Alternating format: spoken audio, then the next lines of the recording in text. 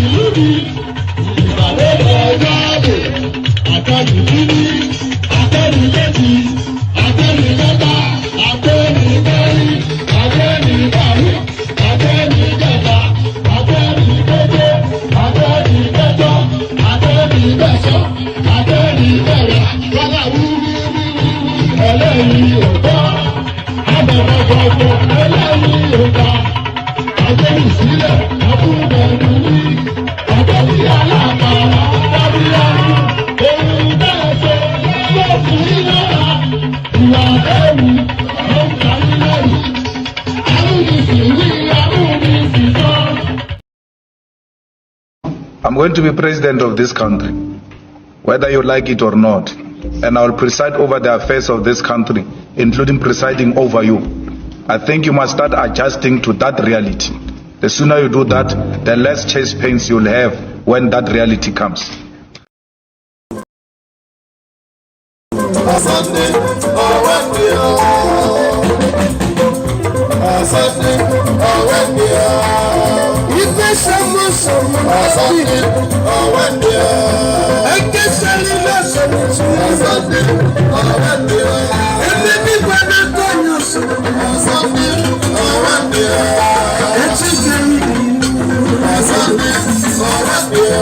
It's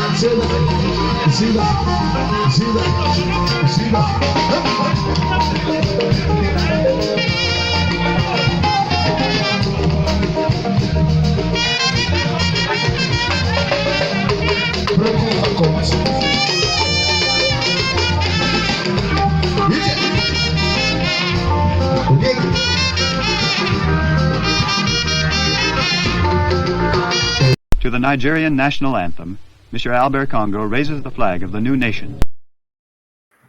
And there it is. Nigeria, we hail thee, and we hail thee indeed. So Nigeria, we hail thee. So we decided to come in with a retinue of our introduction music. So I hope you enjoyed that. Good to see you again there, friends. Always a delight to be in your company. Never taken for granted. With gratitude, you're always received. So we receive you with gratitude. We're even more grateful if you click on the like button. So always depressing viewing when you look at the viewership and the number of people that have clicked on the like button. So please click on the like button. If you have no real objection to it, then you have every reason to do it. Unless, of course, in fact, you have no real reason not to do it because you spend nearly every single day. In fact, most of you spend every single day here.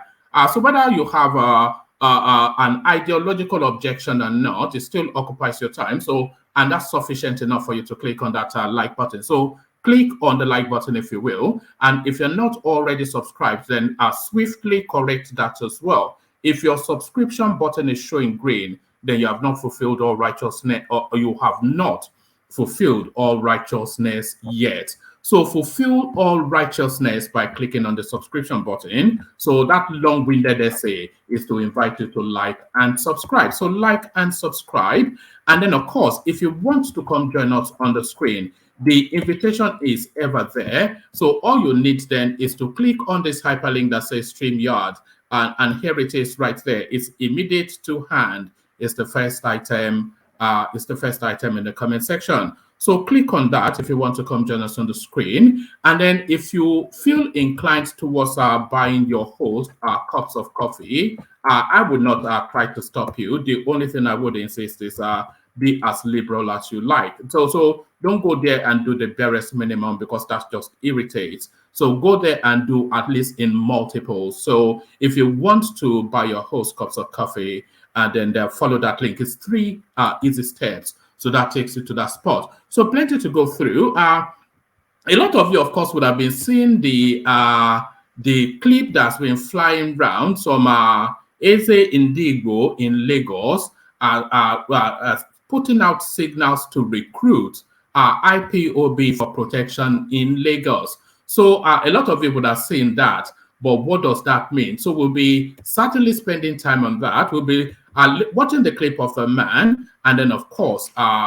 speculating as to how he got to where he got to. So we spent time there, and then actually let me just take you through the headlines. Probably easier that way, isn't it? So let me take you through, pardon me, let me take you through the headlines. So through the headlines, so we're kicking off with this space, and it's all wrapped around actually the goings on in Lagos. MC Oluomo, it is becoming difficult to stop Indigbo from retaliating. Ohaneze sends message to Gani Adams. So these are the ambers of ethnic clash that we're seeing playing out in slow motion within the Nigerian space. The ambers of ethnic clash, and the language needs to be reversed, of course. We've heard from Nwayamu. Now we're going to hear again from a functionary, a senior from that space in Lagos. And then, of course, this headline as well. So what does this mean? It's a sense of foreboding. You know, you read these things, a sense of foreboding. MC Oluomo, it is becoming difficult to stop Indigbo from retaliating. Ohaneze sends message to Gani Adams. So quite what message was being sent and how it is being justified, we go through that. APC governors describe agitation for interim government as treasonable. So this one wraps around the machinations, the moving rounds of now this Mauritanian guy, latterly a Nigerian, of course, Yusuf Datti Alibaba, who has been making some rather funky commentaries within the news space. So I think a lot of that is wrapped around that language. APC governors describe agitation for interim government as treasonable.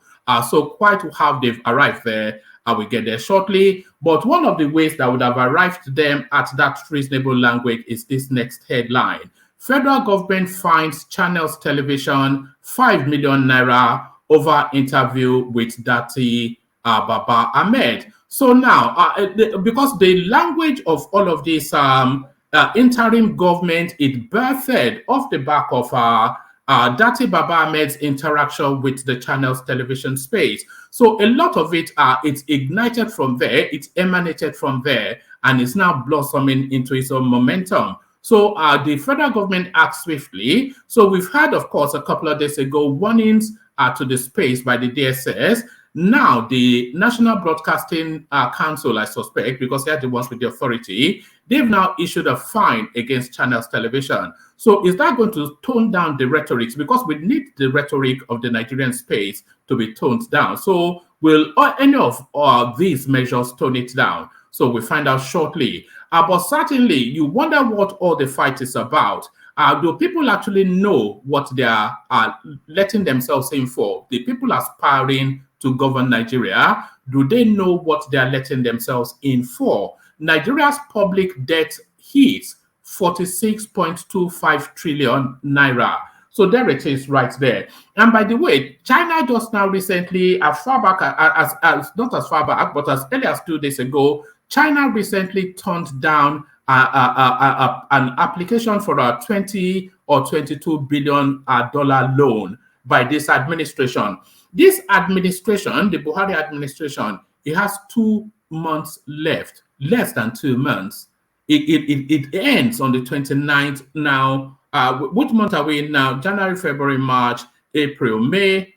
Yes, it ends in under 2 months, and they are applying to borrow 22 billion. What for? Dollars, so not naira. So China turned that down as though they've not looted enough. Nigeria's public debt hits 46.25 trillion. So you wonder sometimes what all the fight is about, and if the people agitating to govern that country, they know what they're letting themselves in for. So a lot of that will probably almost certainly be making a pit stop with the Afenifere space again. Latest developments in that space, Pa Adebanjo has come out into the public space with the intention to clear the air, but of course, Pa Adebanjo, so fiery a character, he never clears anything, he sparks even more. So we see Pa Adebanjo sparking at some point as well. So plenty to go through, always a rich menu. So lean back, kick back, take it easy, relax into it.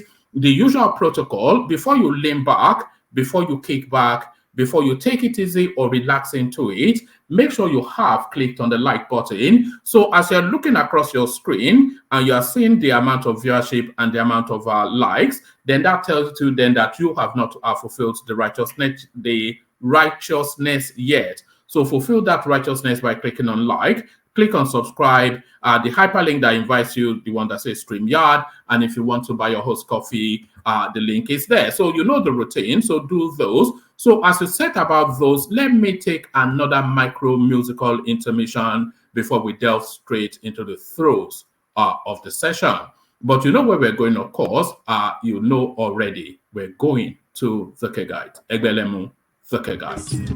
Water, only water, where they see ma. Water, only water, where they see ma.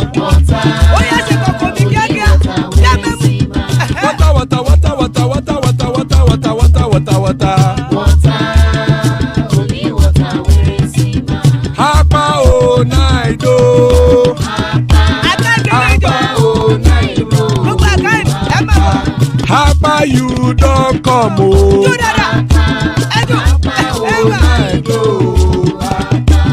Hapa o naido.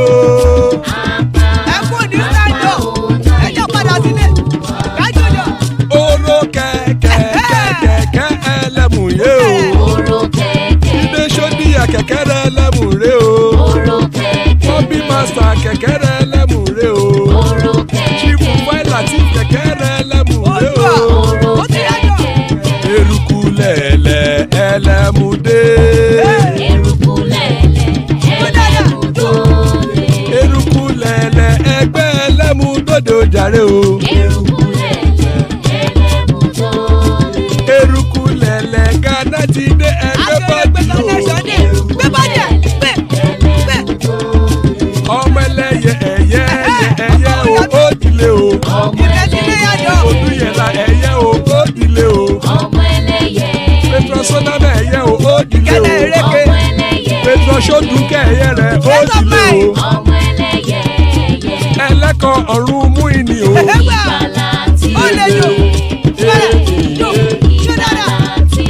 Àkùkọ ọ̀run mẹ́kọ̀.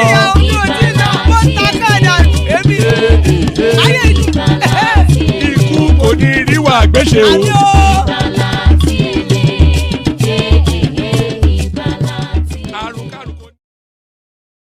And there it is right there. May death have nothing to do with us. I always say there's no prayer more important.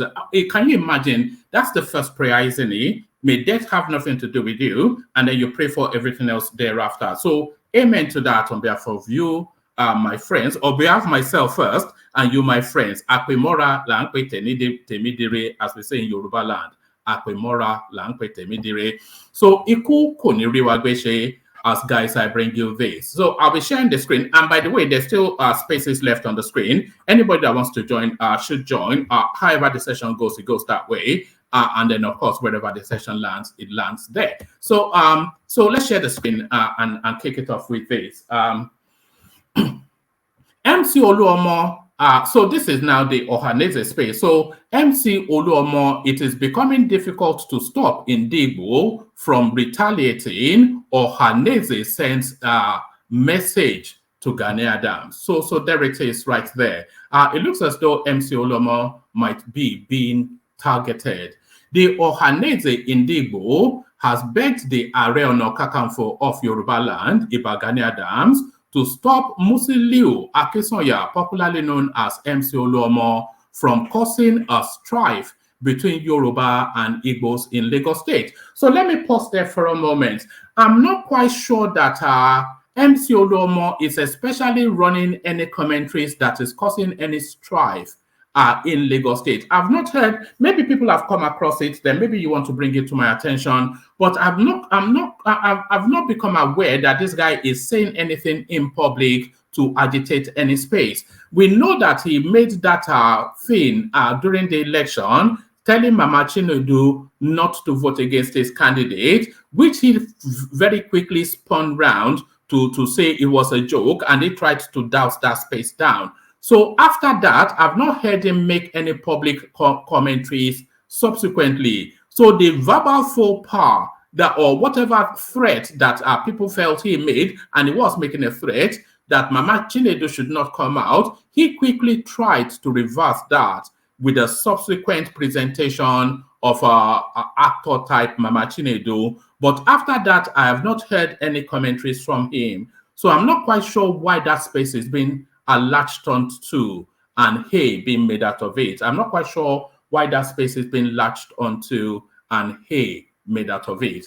The Ohaneze Indigbo has begged the Ààrẹ Ọ̀nà Kakanfò of Yoruba land, Ìbà Gani Adams, to stop Musiliu Akínsànyà, popularly known as MC Olomo, from causing a strife between Yoruba and Igbos in Lagos State.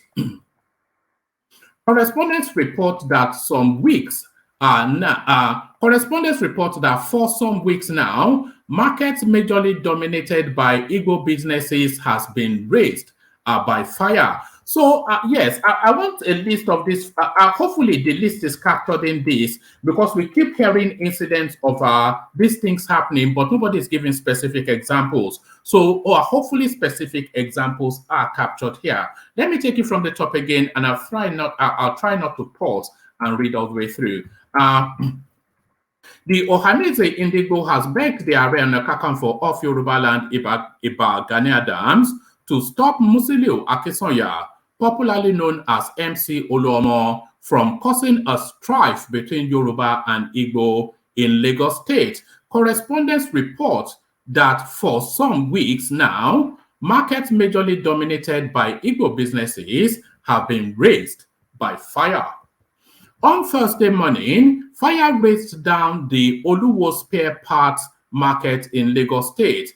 This happened 3 weeks after Akere spare parts market on Kirikiri Road, Olodi Apapa in Ajegunle, went up in flames. Speaking on the constant attack, the Ohaneze Secretary General Okechukwu Iziagozoro explained that it was becoming increasingly difficult to stop the Igbos from retaliating. He noted that the attacks seemed to have motives other than winning the general election. So the attacks having motives other than winning the general election, of course, is a signaling. It's not even a signal. It's a direct interpretation of attempts to drive an ethnic group out of Lagos. So that's the direct interpretation. He noted that the attacks seem to have motives other than winning the general election. The Apex Igbo group lamented that Governor of the state, Babajide Sanwo-Olu, has failed to resolve the crisis. A statement by,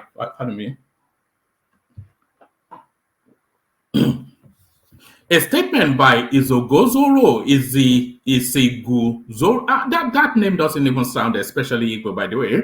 A statement by Isiguzoro reads partly, Ohaneze Indigbo, therefore, call on Ìbà Gani Adams, the Ààrẹ Ọ̀nà Kakanfò of Yoruba nation, to kindly use his revered office in bringing the situation to a halt. Already, it is becoming a Herculean task to hold Indigbo back from retaliating in the face of the stained genocide and crime against humanity being perpetrated against Indigbo in Lagos by some APC thugs under the command of MC Oluomo, with the state government and security agencies watching the horror movie. So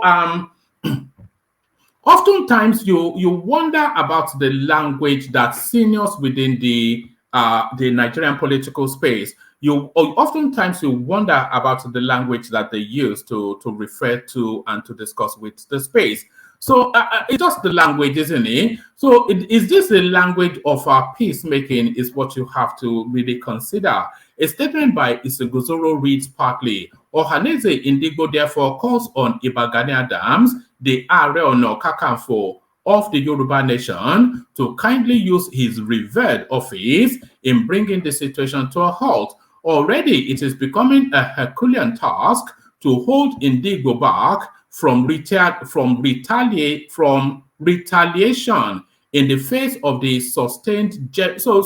Look at it's just the wordings, isn't it? In the face, it is difficult to hold them back in the face of sustained genocide and crimes against humanity being perpetrated against Indigbo in Lagos by some APC thugs under the command of MC Oluomo, with the state government and security agencies watching the horror movie. So I'm not quite sure, but that language is not one that I see as somewhat looking to douse the tension. So it's just the language of the seniors within Nigeria space. Sometimes you wonder.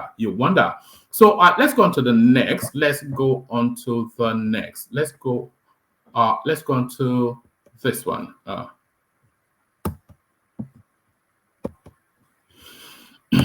So on to the next. APC governors describe agitation for interim government as treasonable. So there it is. Why is that? Let's find out.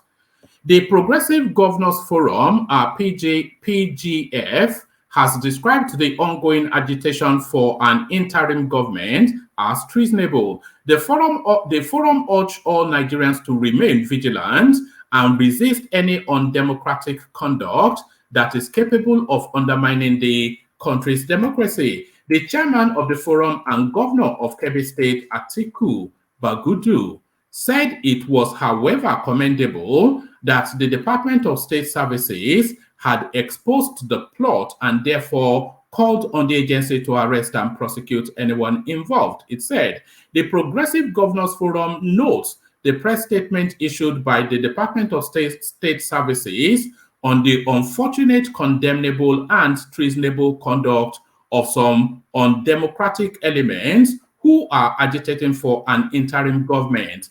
We condemn such agitation. The forum said it was ironic that after the presidential, national, gubernatorial, and state assembly elections, in which all the major parties recorded varying successes and disappointments in different constituencies, some self-serving individuals are unfortunately seeking to sabotage the country's democratic progress.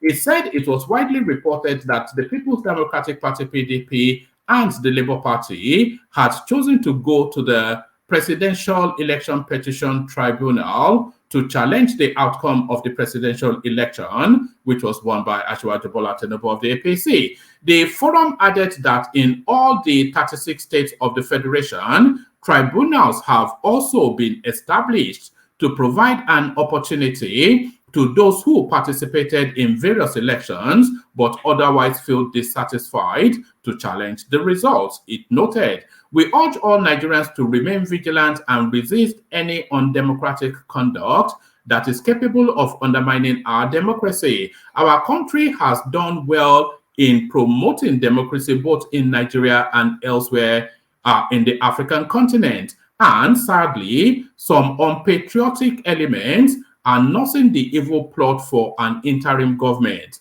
which will amount to subverting our national democratic process. It also commended the secretary to the government of the Federation, Boss Mustafa, who is also the chairman of the Presidential Transition Council, for issuing a statement restating the federal government's commitment towards a successful inauguration of a new president on May the 29th, 2023. So there it is. So I suppose the pushback against that space hopefully will be sufficient enough to calm that space down. But very little, often instances, calms that space down. But hopefully the pushback against that space will be sufficient enough to douse the tension. Let me resend the link and then we'll see how it goes. I have the suspicion this will be a relatively short session, but we'll see how that goes. Let me resend the link. Let me go on to the next one. So this next one now is the Mauritanian guy, Yusuf Datti Ali Baba. Yusuf Datti Ali Baba. So there it is. You can see the headline yourself. Federal government fines Channels Television 5 million naira over interview with Datti Baba-Ahmed. Channels Television has been fined 5 million naira by the National Broadcasting Commission (NBC) over an interview with Datti Baba-Ahmed, Labour Party vice presidential candidate, in a March 27 letter addressed to Channels Chief Executive Officer and obtained on Friday in Abuja. The NBC said the television station violated broadcasting code. Titled broadcast of an inciting interview, a sanction. The letter was signed by Balarabe Elila, the Commission's Director General. So everybody is Danladi, of course, under this administration. I wonder if Tinubu's administration, everybody will be Babatunde. I suspect not, of course. That was in its antecedent in Lagos State. It carries on.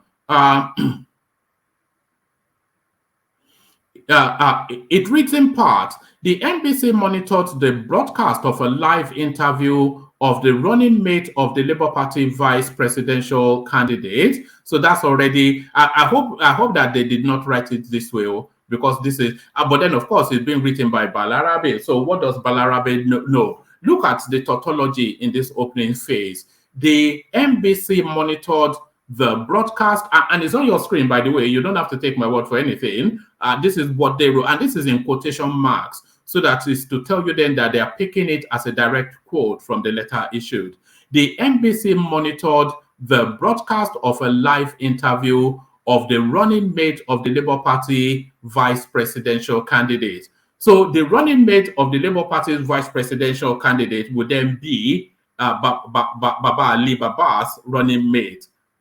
As you see, they can't even get the grammar right, and they are issuing letters. But then, of course, it's Balarabe writing it, isn't it? This is it. And that accounts for the last 8 years that we have had. When you put Danladi in charge, you get letters like this. The NBC monitored the broadcast of a live interview of the running mate of the Labour Party vice presidential candidate, Dr. Datti Baba-Ahmed, by the anchor of Politics Today, Seun Oki Baloye. And Oki Baloye, by the way, is Oki, not Oki Baloye, but then, of course, Danladi again, on Wednesday, March the 22nd. Dr. Baba-Ahmed said it would be unconstitutional to swear in an elected president on May the 29th, 2023, because of election irregularities. Mr. Ilela said in the letter, he noted that the broadcast was volatile and capable of inciting public disorder, and therefore violated some sections of the broadcasting code. So saying that it violated some sections is not really a sanction. So it has to be said, he has to say it violates sections X, Y, Z of the broadcasting code. But in a case, I keep going to it, the letter was written by Danladi. Consequently, on the following infractions, Channels Television is hereby sanctioned and shall pay a penalty of 5 million naira only in the first instance, he said. He added that any further infraction by the television station would attract higher sanctions. You are advised to pay within 2 weeks from the date of receipt of this letter, or the penalty will be graduated, the Director General said. So there it is right there. So I'll be playing you the offending clip just as soon as I finish the readout. But that is now, is that stifling free speech, or is that curtailing excessive speech? So that is where that question is. Is that stifling free speech, or is that curtailing excessive speech? So that is where that question is right there. So that is where that question is. Let me just check this. So quite a few people actually sent that to me for us to have a look at. So let's go on to the next one. This will be the last readout, and then we come into the room. So this now the last readout.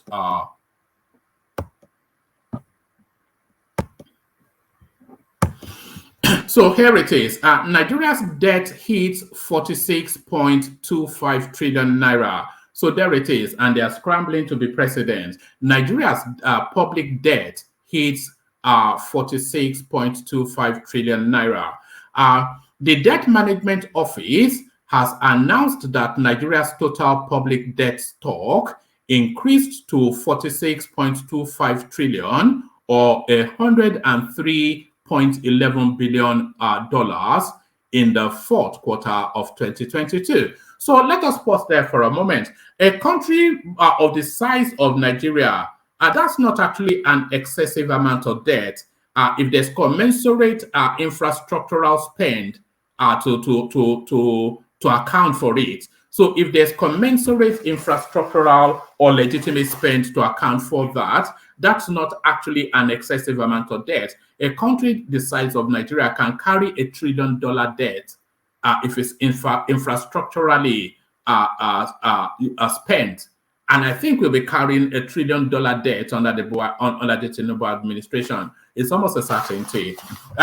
The Debt Management Office has announced that Nigeria's total public debt stock increased to 46.25 trillion naira, or $103.11 billion in the fourth quarter of 2022. So that's the fourth quarter of 2022. But you can be certain that that's going to spike exponentially before this administration comes to an end. That's going to spike exponentially because another quarter, but the fourth quarter, because I think Nigeria runs a calendar year quarter. So the fourth quarter of 2022 would have closed the year off.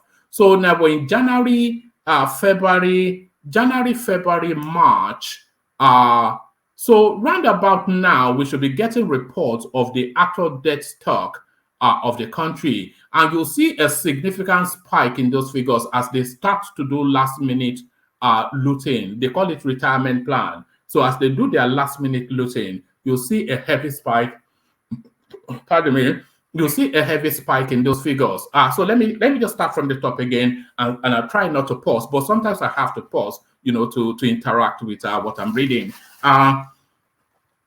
The Debt Management Office has announced that Nigeria's total public debt stock increased to 46.25 trillion naira, or $103.11 billion in the fourth quarter of 2022. As of September 2022, Nigeria's debt figure was 44.06 trillion naira. So it's the DMO said the new figure consists of the domestic and external debt stock of the federal government and the sub-national governments, 36 states, and the Federal Capital Territory. So when they're telling you that this is because a lot of people often conflate this, so let's just give an explanation in rudimentary terms so that people can understand. So when you see the headline figures that Nigeria carries this debt of 46.25 trillion naira, let's use the dollar value. If you read this headline now, that Nigeria carries a debt of $103 billion, approximately $103.11 billion. So if you read that headline, then you immediately look to their books to say that they've looted the whole country dry. But this is actually telling you that this is the national debt comprising of all of the entities within the Nigerian state. So the public debt profile encompasses everything, and it goes on to explain it in the next paragraph. It says, as of September, Nigeria's public debt was 44.06 trillion naira. The DMO said the new figure consists so this is where you pay attention. The DMO, so that's the Debt Management Office, the DMO said the new figures consist of domestic and external debt. So the domestic debts are borrowings from your Fidelity Bank, your Access Bank, your First Bank, etc. Because as you know, the state borrows from the financial sector. I'm sure you don't need me to tell you that. So that's the domestic debt. And then it says, the DMO said the new figures consist of the domestic debt, so that's from the from First Bank, etc., and external debts. So the external debts then are the ones from World Bank, the Chinese Exim Bank, all of those. So the totality of everything from the borrowings of the local government area all the way to the borrowings in Aso Rock. So the totality of everything. And in instances when state governments borrow externally, that is often backed by the federal space, because the federal space signs it off with the state spaces allocation. So let's say, for instance, XYZ state, let's say Ekiti state wants to borrow $100 billion from somewhere. So they go to the external source to borrow $100 million, but that $100 million is then underwritten by the federal space towards their a monthly allocation. So that's how the system works roughly. Unless anybody has a better understanding, and come and expand on that. But that's my understanding of that system. As of September 2022, Nigeria's debt figure was, as of September, actually, I need some water. Let me get some water.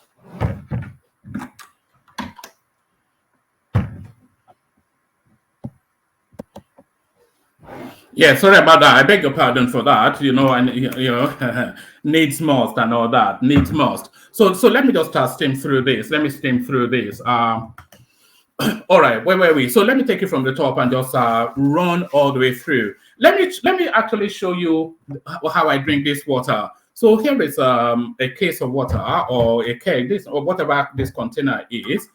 Because I'm now trying to shed some weight. And I now line it up with lime, so that then gives it that cake, so to just like burn off all those. So when I go for my jog or whatever in the morning, which I've never done, then so yes, so that's what I do. So that's what I do. Maybe exercise is really the way to get rid of the weight, but what do I know? But so there it is. So yeah, so a bit of a nonsense there, but let me get back to it. Right, the Debt Management Office has announced that Nigeria's total public debt stock increased to 46.25 or 100. Pardon me, I do beg your pardon. Just give me 1 microsecond.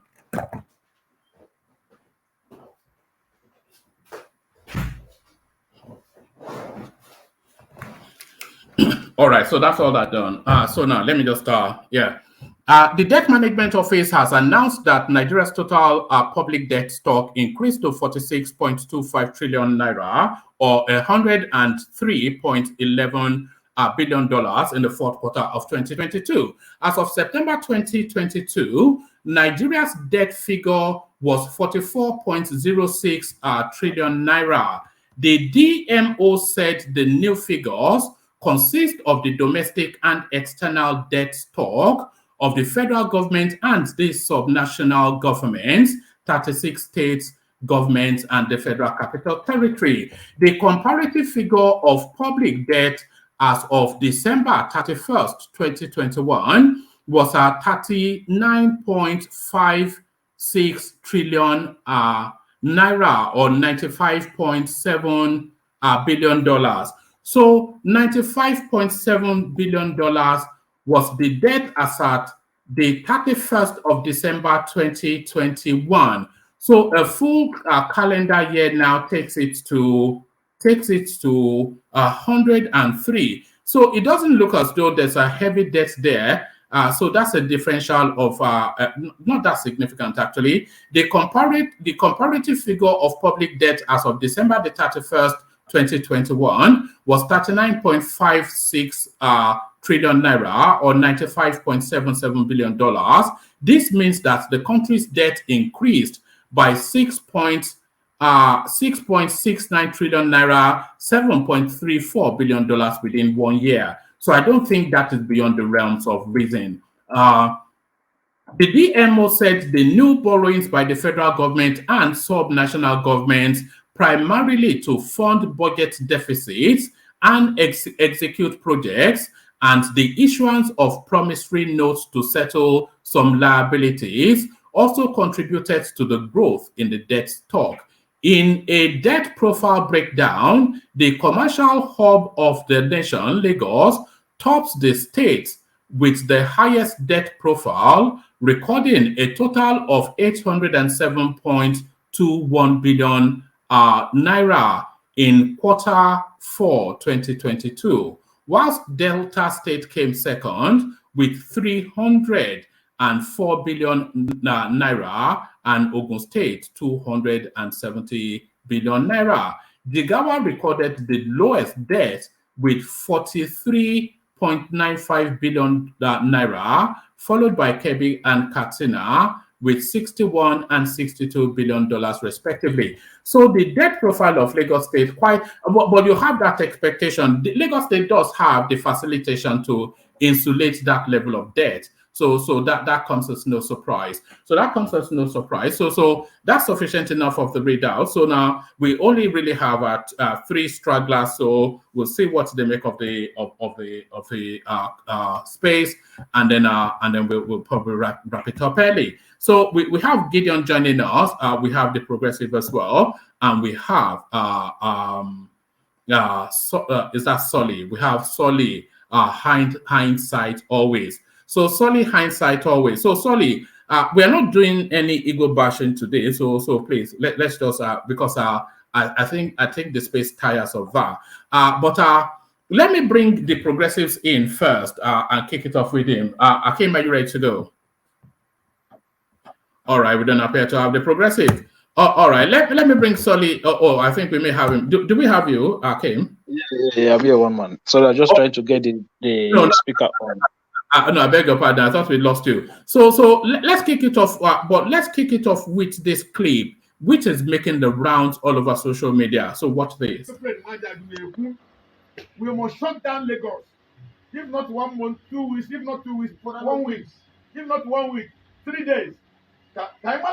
I know see the go down. Can shut go down. Yes. But 1 week, 2 weeks. Yes, what to accord. No going back. On only when it's Christmas, I understand December, but not empty. And then I can't. One at Lagos are busy.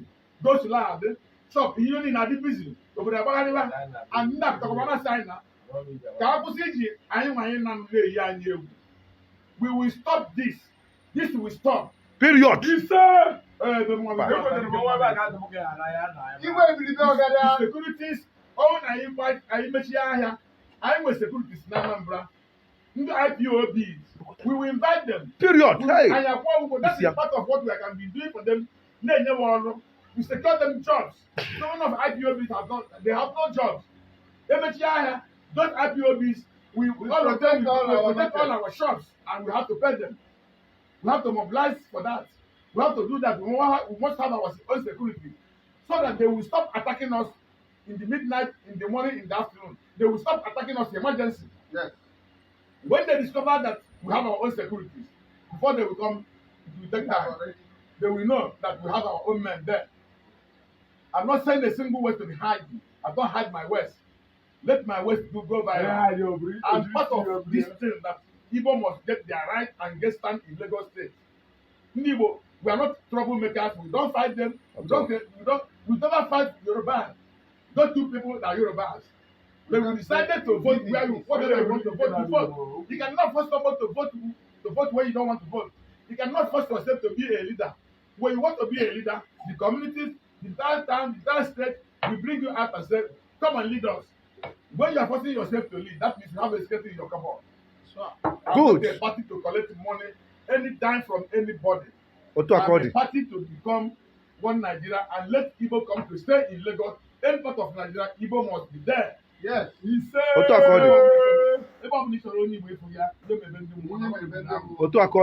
Igbos have come to stay in Lagos.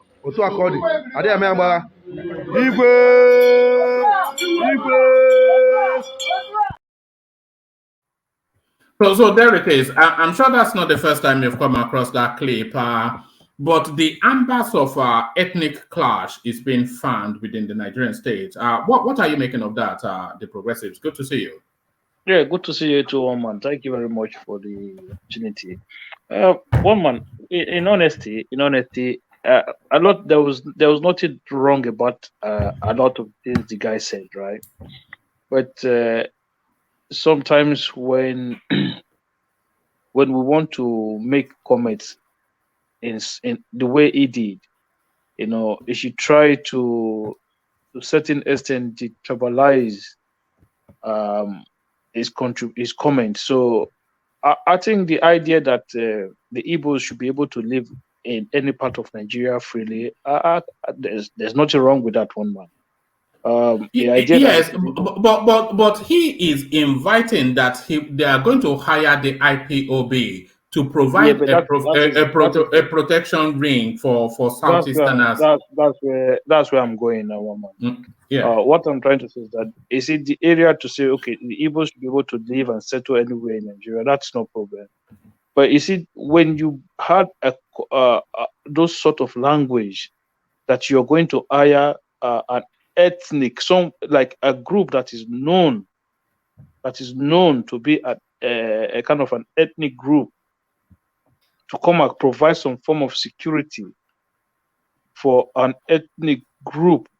So you're already creating this separation, and you're already creating an obstacle, an agenda that is almost going to defeat what you are trying to protect in the first place.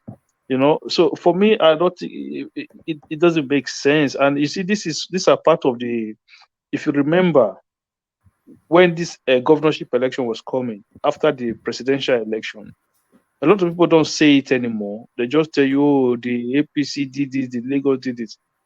After that election, it was this same kind of rhetoric that came out from some certain quarter. Oh, we're going to take Lagos, or Lagos belong to us now. But you're not taking into consideration how a layman will interpret such language. You understand, woman? So when a layman pick up such language, the interpretation will be different from what you mean originally. So for me, people should try as hard as possible to make sure that their statement, whatever utterances they're putting out there, is not going to lead to any form of violence. Because imagine a Yoruba person sitting there listening to this guy saying that he's going to bring IPOB to Lagos. That is not going to sit well. That is not going to sit well. He didn't need to do it. But I just hope that we get past this phase that we are right now, because it's like this side nobody want to like share their sword. Everybody is just throwing punches at 100 miles an hour. I think it needs to get to a point now whereby everybody needs to just calm down, just understand that we are one people, we are one nation, we can live and settle wherever we want, and then people need to forget about and put whatever happened this election, put it past themselves, and then let's try to form an alliance and work together as people. All right, but the language coming out of the space is not anything in the direction of trying to douse the tension, because now this is the Ohaneze Indigbo sending signals to Gani Adams through him, the Yoruba space. They're saying, MC Olomo, it is becoming difficult to stop Indigbo from retaliating. Ohaneze sends message to Gani Adams. So let me just reacquaint. The Ohaneze Indigbo has begged the Are Ona Kakanfo of Yoruba land, Iba Gani Adams, to stop Musiliu Akinsoya, popularly known as MC Olomo, from causing a strife between Yorubas and Igbos in Lagos State. Our correspondents report that for some weeks, markets majorly dominated by Igbo businesses have been razed by fire. So there's been a lot of narratives about Igbo businesses being attacked, but I've never really seen. But now this article is documenting just what has been going on. It says on Thursday morning, fire razed down the Olowu spare parts market in Lagos State. So that's one. This happened 3 weeks after Akere spare parts market in Kirikiri Road, Olodi Apapa in Adegunle went up in flame. Speaking on the constant attacks, the Ohanese Secretary General Okechukwu Izuguzoro explained that it was becoming increasingly difficult to stop the Igbos from retaliating. He noted that the attacks seemed to have motives other than winning elections. The Apex Igbo group lamented that the governor of the state, Babajide Sanwo-Olu, has failed to resolve the crisis. The statement reads, Ohanese Indigbo therefore calls on Iba Gani Adams, the Are Ona Kakanfo of the Yoruba nation, to kindly use his revered office in bringing the situation to a halt. Already it is becoming a Herculean task to hold Indigbo back from retaliation in the face of the sustained genocide and crime against humanity being perpetrated against Indigbo in Lagos by some APC thugs under the command of MC Olomo, with the state government and security agencies are watching the horror movie. We, however, condole. We are, however, consoled by the patriotic position of Afenifere under the vigilant leadership of Pa Ayo Adebanjo, and urge Indigbo to remain law-abiding, but vigilant and on guard. So be law-abiding, but vigilant and on guard. So this sounds like the drum beats of a clash to me, that language. For me, there's too much political tones to that statement. There's just too much politics involved in it. And I don't like it. I don't like it at all. If you have a concern, right? It's just like everything to do with APC was not effective. So you're saying that you're reaching out to Gani Adams to come and do something about it. Okay, first of all, let's put it this way, one man. The fire that raised the market, what are the evidence that it was carried out by a Yoruba person, or by an APC person, or by anybody associated with MC Olomo? You say the influence of what the Ohanese Indigbo is saying is that there's an ethnic push out of the Igbos from Lagos. That's an ethnic push out of the Igbos from Lagos is taking place. And if you look at what is being said, all this because it looks as though specific markets are actually being targeted. So that does lend to that language. Do you not think? No, I don't think so, one man. These things can happen, right? Look, I'm not one of those people who want to just throw accusation out there without any concrete proof. You can want okay. There's this this mindset to want to kind of put one or two together, but it doesn't work like that. At the end of the day, we're just going to be accusing people without having concrete proof. You can just be putting it together. Oh, this one happened, then this one happened, that one happened, then this one happened, this one said this, then this one happened. But we know the system we have in Nigeria. We know how our marketplaces are. Look, there are times where you have, especially when the dry weather season, when fire burn market. That's what happened in Nigeria. You cannot tell me that it's only Lagos State this year that have had that fires are burned at burn market. There will be other markets in other states that have caught fire. So, but those ones will not be they will not be pointed at as some form of pushing anybody out of the system. So for me, I don't think we need to go this direction. If it's a criminal act, let the authority do their investigation. If anyone is caught in the act, let them be dealt with. I don't understand. It's like there are some people who are now sort of obsessed with MC Oluomo. They are obsessed with some certain element in Lagos. I've always said this. This is not going to help. Do you think MC Oluomo is at risk? Do you think they're going to try and target him? I don't know if he's at risk. I don't know if I just feel like it's almost like some people cannot talk anything now without measuring MC Oluomo. I don't know the guy. I don't know him, but I just feel like once the topic is out there, people don't even care to do any research or anything. They just say, okay, MC Oluomo is the father of Agbero, is this, is that, is this. This same thing happened somewhere else. I don't want to mention somebody's name, whereby even people who are not from that place, if they want to say something, they will call the person's name. I don't know this person, right? But sometimes it is very funny when people do these things. For someone you don't even know, you have not met them, but just from what you've heard from others, you're not using it to pass judgment on this person.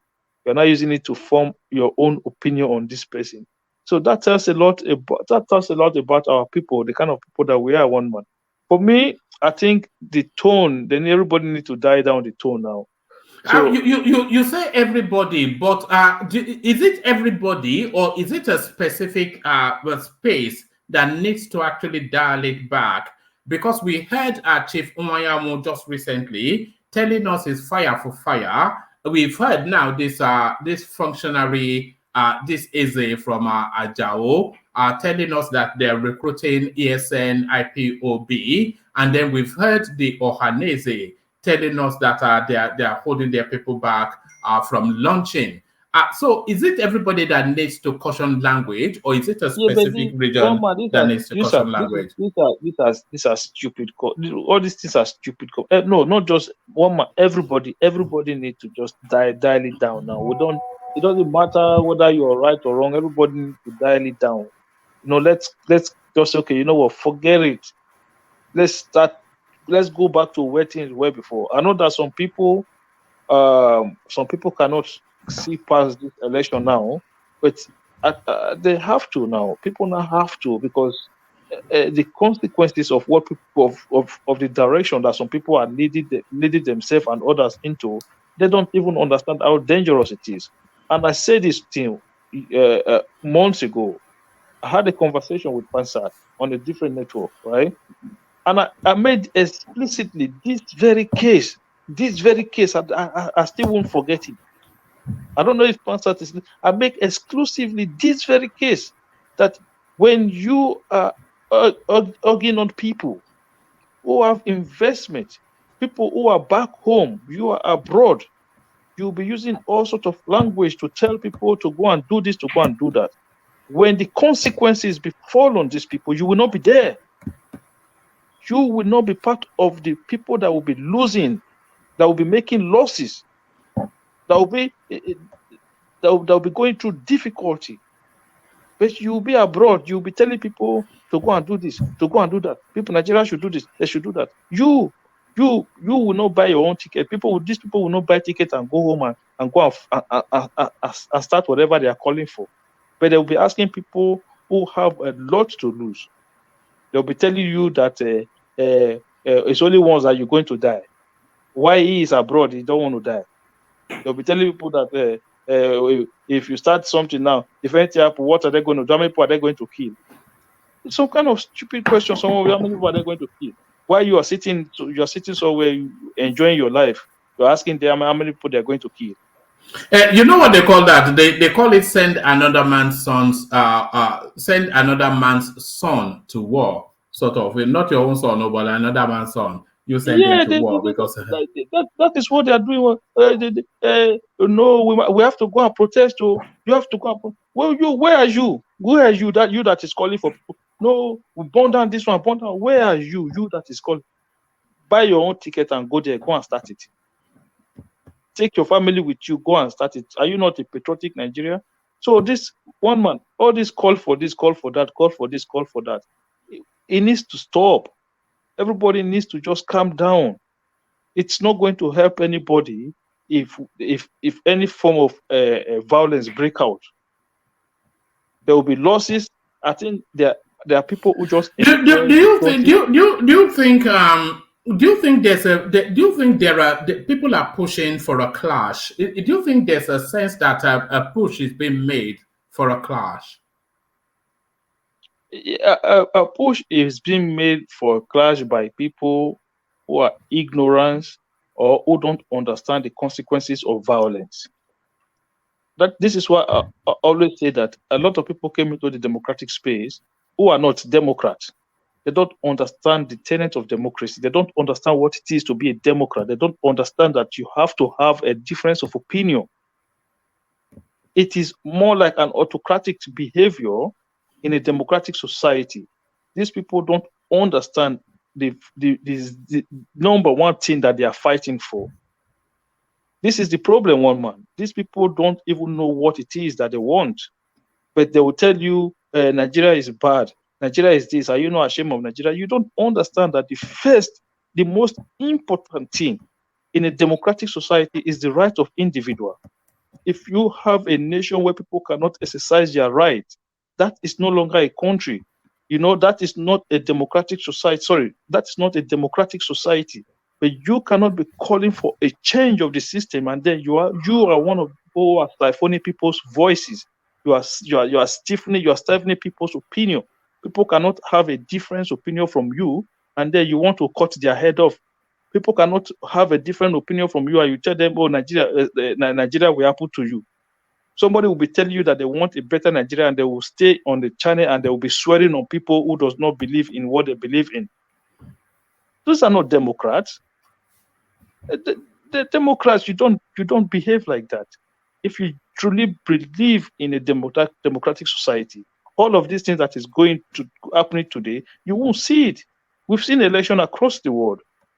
When somebody wins, others will say, okay, fine. They will take their loss. They'll go and work hard. But election just come in Nigeria. The result didn't go in some people's way, and they just want to destroy the whole thing. It doesn't work like that. At the end of the day, everybody is going to lose. So we have to find a way to get past this time and put everything back in order. Hold on. We're getting a lot of woofing sound from you, Patrick. So unless you want to interject, then mute yourself. Yeah, I just want to interject. All right, go on. My challenge is this. I think this problem is coming from people like Datti, people like Obi. Most of these young kids, if you subtract 1999 till now, it's 24 years. If you subtract 24 years from Mr. Macaroni's age, how old do you think he will be? He'll probably be 9 or 8 years old. If you subtract 24 years from Fast age, Fast will probably be 6 or 7 years old. These are small boys who they are just experiencing democracy for the first time. And these people that are supposed to lead them and let them know that this is how things work, they are misleading them. They are creating a generation of very dangerous and terrible people. And they should be held responsible for it. Their followers should be told that when you lose in an election, you look at how you lost and then you work on it and pursue it next time. You can't bully people into making your guy president now. Who does Obi think he is? He can force everybody to make him president. What kind of a person is that? It's just a pretending. You'll be talking as he's talking I'm harmless. That guy is a very dangerous man.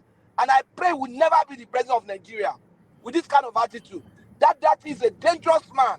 And God knows him. That's why he failed to win this election. He will never be the president of Nigeria. What kind of a human being is that? Well, one man, you see where all right.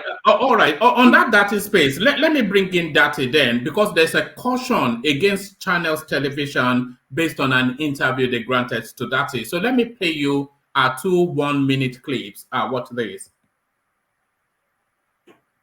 In an unconstitutional act, Mr. President, do not. Nigeria, I believe in this document. That is why I'm so lawful. That is why I'm so confident.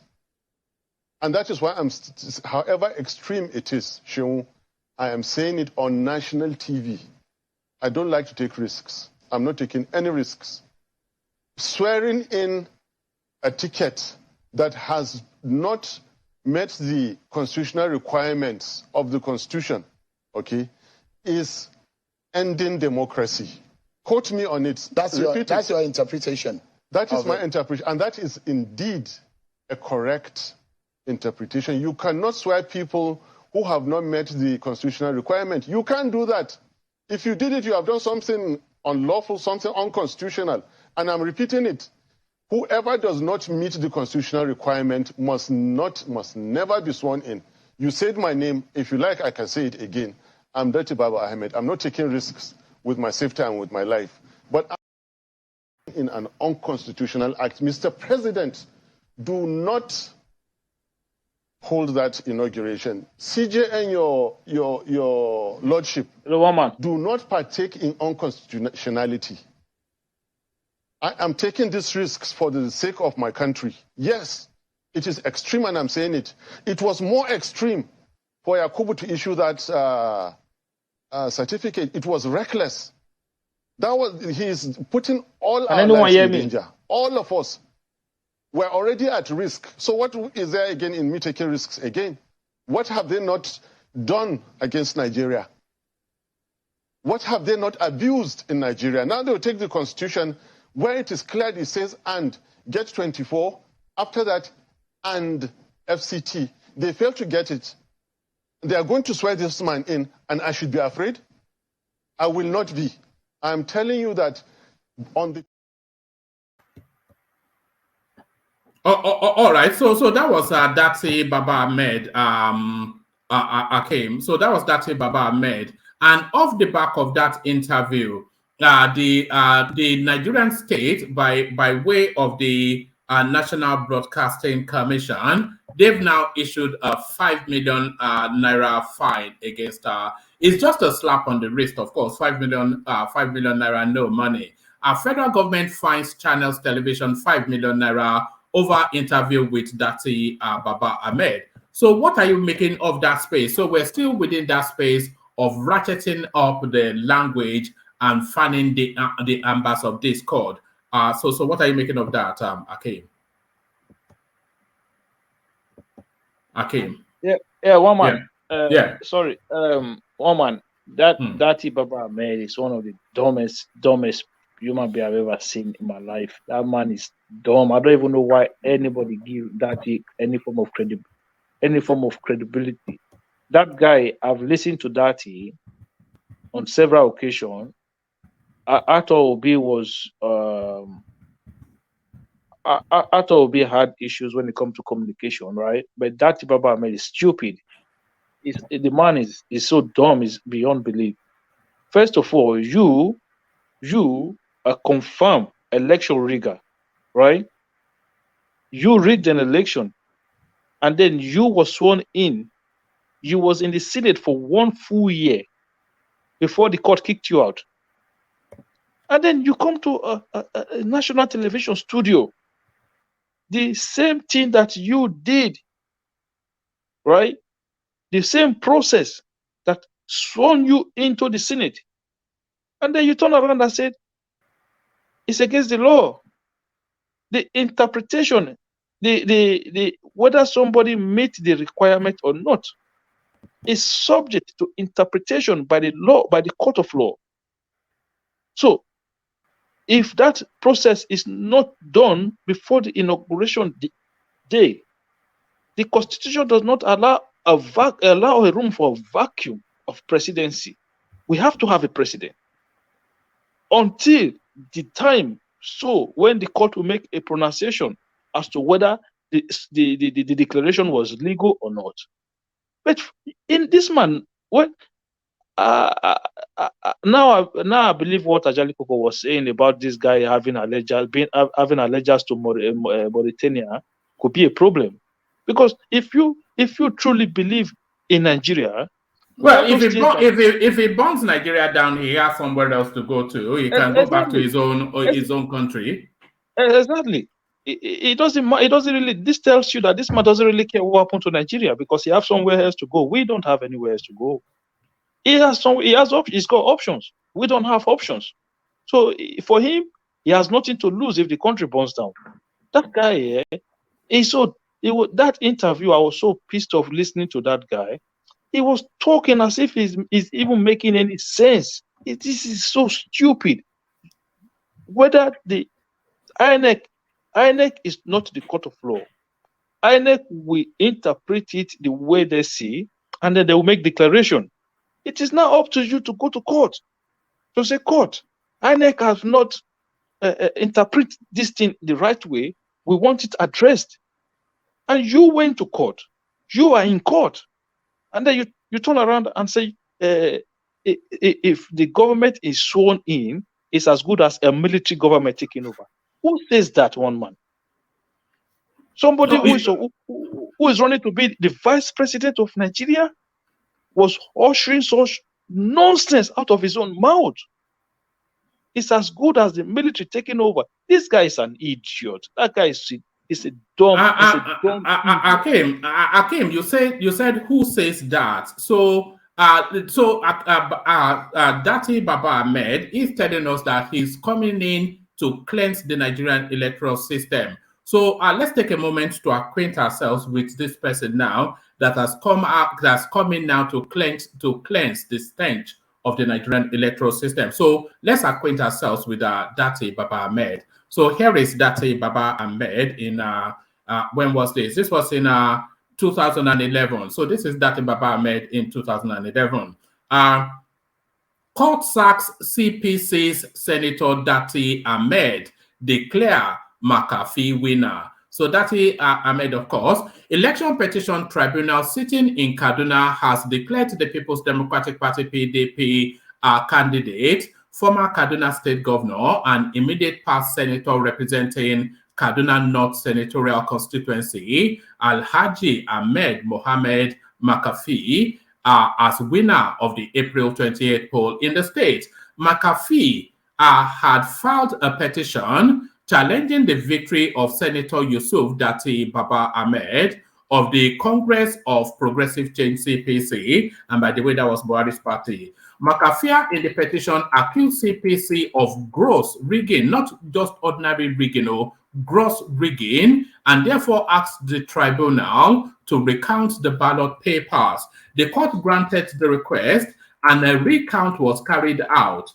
After sorting of the ballot papers and final counting, McAfee polled 364,801, whilst Datti polled 356,579 votes. It was against this background that the court declared McAfee the PDP candidate as the winner. The presiding judge, Daniel Kalio, whilst reading the judgment at Kawo Court, said the tribunal has the power to deduct from the collated result as the ballot paper used in the recount were genuine papers from the Independent National Electoral Commission, INEC.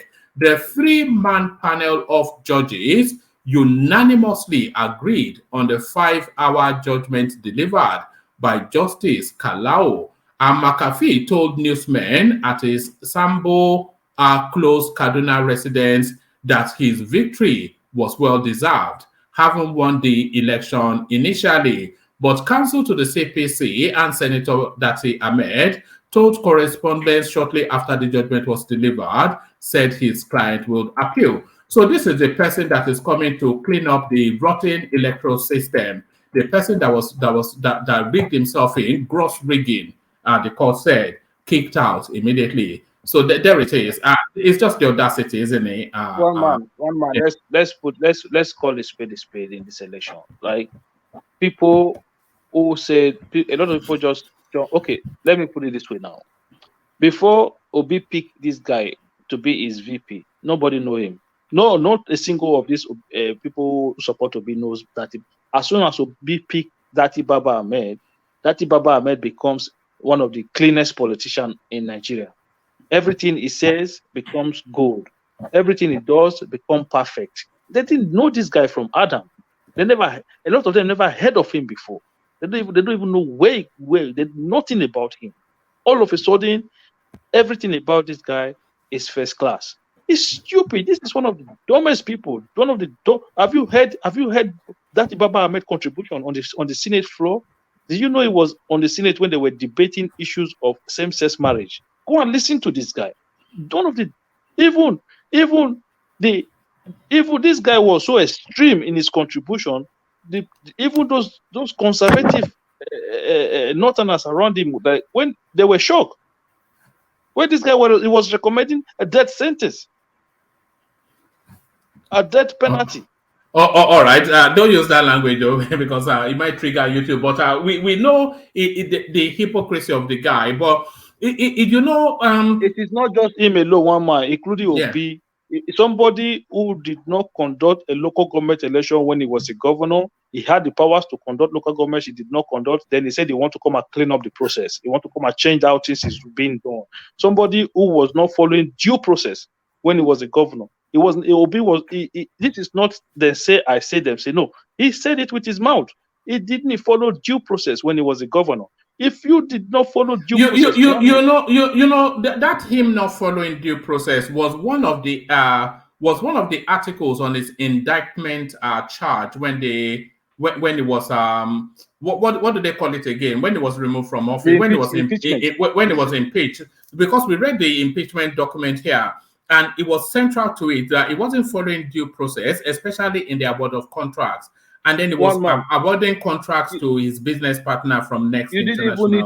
You didn't even need to go and read the impeachment article. Just listen to Obi's interviews, where he think he was praising himself, not knowing that he was actually indicting himself, saying, they said they told us it was 400 million. I said, no, we cannot spend 400 million to build this. Then I said, go and call me the man that says cement in Oka. You can't do that. You can't do that. You have to follow due process. So by his own admission, he was breaking the law. And please, can I come in, please? And we have to do things differently. Can I come in, please? Oh, you can come in, but I was about to move from the big space, but you can come in. Good to see you, Joel. Thank you very, very much. Akeem, please. Clip all that. All of a sudden, elections in Nigeria are something that we're going to hang on to. We all know how elections are conducted in the past. So there is no way you can take whatever they are saying then as gospel, knowing full well that election riggers were abound in Nigeria in the past. So I think you're being a little bit hard on Datti-Ahmed. No, I'm not hard on him. That was the court. The court pronounced it. Hold on. Let me finish, please. His pronouncement on the Senate floor about the letter genders maybe extreme, but when you consider what is going on in the West today, you wouldn't want any of that to happen in Nigeria. So sometimes we try to be woke. Sometimes I see good in everybody. That is the essence of life, being objective. You might say that his views were a little bit extreme, but at least you wouldn't say that he wasn't against it. You know, for you, you're castigating him. We don't know where you stand on the issue. So that's the point. Do not just throw away the baby with the bathwater. Elections are over. If someone makes a mistake, we correct the person. But trying to make the person look like a demon all of a sudden, I think that is quite unfortunate. So please, as we are going forward, the issue of what he said in the Senate, and one man, I don't know if I can send you something. I would have just for your private view, or any person on the platform, I will send you. I have an account with them on Daily Wire. You can see where this country is. This country called America. We've gone bonkers. We've gone bonkers. 3 days ago, there was a shooting in my state. You know, I'm scared for you guys in that country. You know, it's unbelievable. Yes. And one man. It is. Look, let me tell you. What is going on here is reverse civilization. That's the only way I can explain it. one man that I can just. Joel, let's not just push it. Let's not push this America reverse this No, I'm civilization. telling you. I'm just telling you. I'm just telling you this. See, let me tell you. I'm just telling you that if you have seen something happen in somewhere in some other places, do not wish it upon yourself. It does not matter who carries the message. There are certain things we have to come together and protect. One is our culture, our identity. Joel, this is what I'm trying to explain to you. This is what I'm trying to explain to you. We're talking about what Uganda did the other day. All right. Let's just focus on what. Yeah, let's not go too deeply into America. So, but one more, I don't want to go into America, but I want to quickly make a point. At this point that the conservative part of the United States public always make. Whatever issues people have in the United States, whether you want to call it mental health issue, whether you want to call it sexual orientation or whatever, or sexual ascension issues, they have it everywhere in Europe. Do you know what they don't have in Europe? They don't have shops where you walk into and just buy guns. That is what they don't have in Europe. So in America, when people have issues, they have access to guns. In Europe, when people have issues, they don't have access to guns. That is why you see the problem you have there, we don't have it over here. That is the difference. Okay, Akim, please, sorry, where are you based? I live in Ireland. Oh, you live in Ireland. Okay, so I am telling you what is going on in the United States. Our kids are being indoctrinated. That is how far it has gone. They teach these things into in our Nigerian side, we say primary 2, primary 3, primary 4. That is the point. It is bigger than this gun violence you're talking about. So one man, I don't want to make any much deviations. Let's just all right, thank you. But that's a space that we're going to have to touch on at some point. The gun violence in America is getting to an epidemic proportion. Exactly. You know, all you ever hear is just random shooting. We have more guns. We have more guns than people. You have more guns than people. I think I was reading somewhere that it's about 3-point-something gun per person. Just the amount of guns in circulation. We have over 300. We have at least over 300 million guns on the streets. That is how bad it is, and do you own yourself? No, I don't own one. Maybe you should. Maybe you should. You know. No. It depends, because you see, one other thing there is that the mental health situation in this country has been given a backbone. You know, so even if you're sick, you're not allowed to be told that you're sick. You get that kind of thing. So you can't tell anybody the truth. There's no truth now. You know, if you say what is a fact, it's being called your own truth. So nobody wants to deal with the facts. So everybody just run around it. So it's a huge mental case situation in the United States, and it will only get worse. Get out whilst you can. But back to Akim, and let me take you to this space then. Nigeria's debt profile. So all these people then agitating to be president, I hope they know what they are letting themselves in for. So I hope they know what they're letting themselves in for.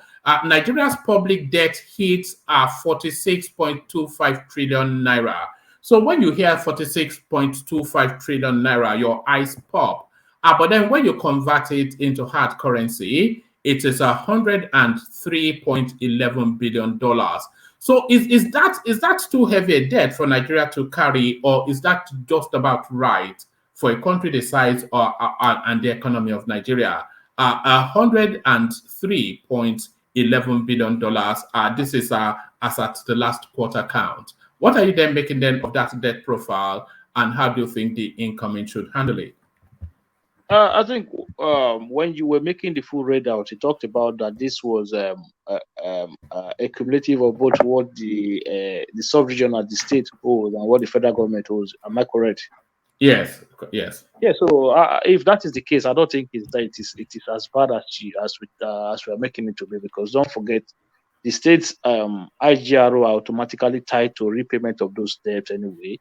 So it would be nice to know what proportion of the debt is actually to the federal government. I think that would be the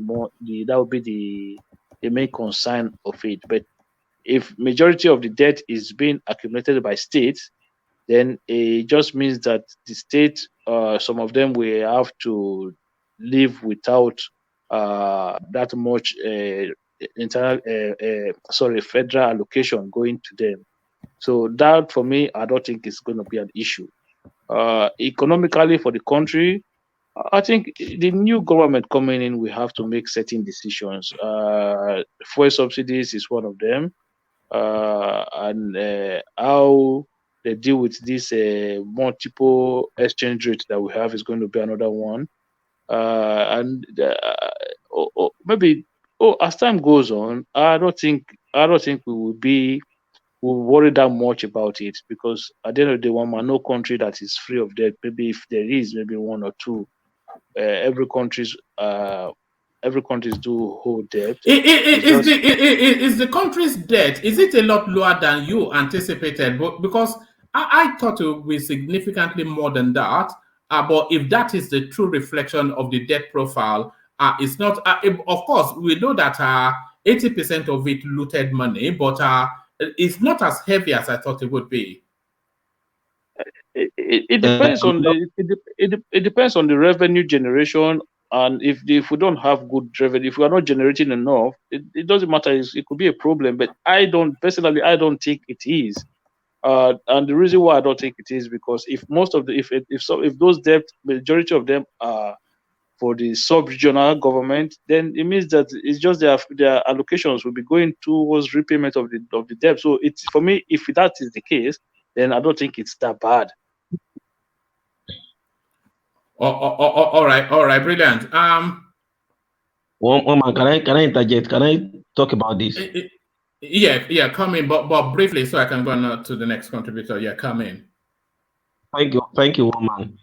You see, the issue of the debt profile of Nigeria, it's a very big issue. But the way people look at it, Nigeria is a very funny country in the sense that we have they told us that we have a revenue problem that is generating more in the revenue. Then here comes capital expenditure. How do we fund all these things? Look at the infrastructure that has been built by this government. I used to tell people talk about China is doing this, China is doing that, China is doing this, and then I challenge them. Come, if this economy is going to transform into a globalized one, then we need some backbone. We need infrastructure, communication, to road, to bridges, to rail, to a whole lot of things, aviation. You need to put in a whole lot of things. Now, how do we get this money? Then we have to what? We have to go bomb. But the problem I have with the government is that they are not as transparent as they ought to be. Then it gives a kind of trust deficit on the part of the people, thinking most of this money you're borrowing, you're going to definitely siphon it. Now, there is one debt that I so much, at least I can say that it trickled down to the normal people on the street. At least we can see what they are using it for, and that's the Chinese debt. The Chinese debt has its own black side, the dark side of it. But at least it has been able to help the Chinese debt is usually tied to an infrastructure, isn't it? And they will not give you a dime. They will not give you one kobo. They will not give you one kobo. You are the one that will pay your counterpart funding. Then they will bring their own part of the deal. Then they bring expertise. You will also bring your expertise. You join it together. You get the job done, and we move on. We continue paying your money. Unlike the ones that are given by Western countries, and especially as small as and many multilateral agencies all over the world. They are those ones are the ones that our politicians feast on to do a lot of their partying all around the globe. So if you look at it, at least, but if you still look at it, do you also know that Nigeria has one of the lowest GDP to debt ratio in Africa and in the world? In fact, you will be shocked. No, At the point, I said here once before that Nigeria is under borrowed and people were throwing stones at me. they let them throw stones. You know what, sir? In Africa, there was a point that Nigeria was on 20. In fact, as of 2017, 2018, Nigeria was on 20-30% GDP to debt ratio. Whereas the likes of Japan, even America itself, has already over 100. Do you know Ghana just behind us there. They are already on almost 80 something. But by now they should be 100 or no. Ghana is bankrupt now. The economy. I think they are officially bankrupt. Are they not?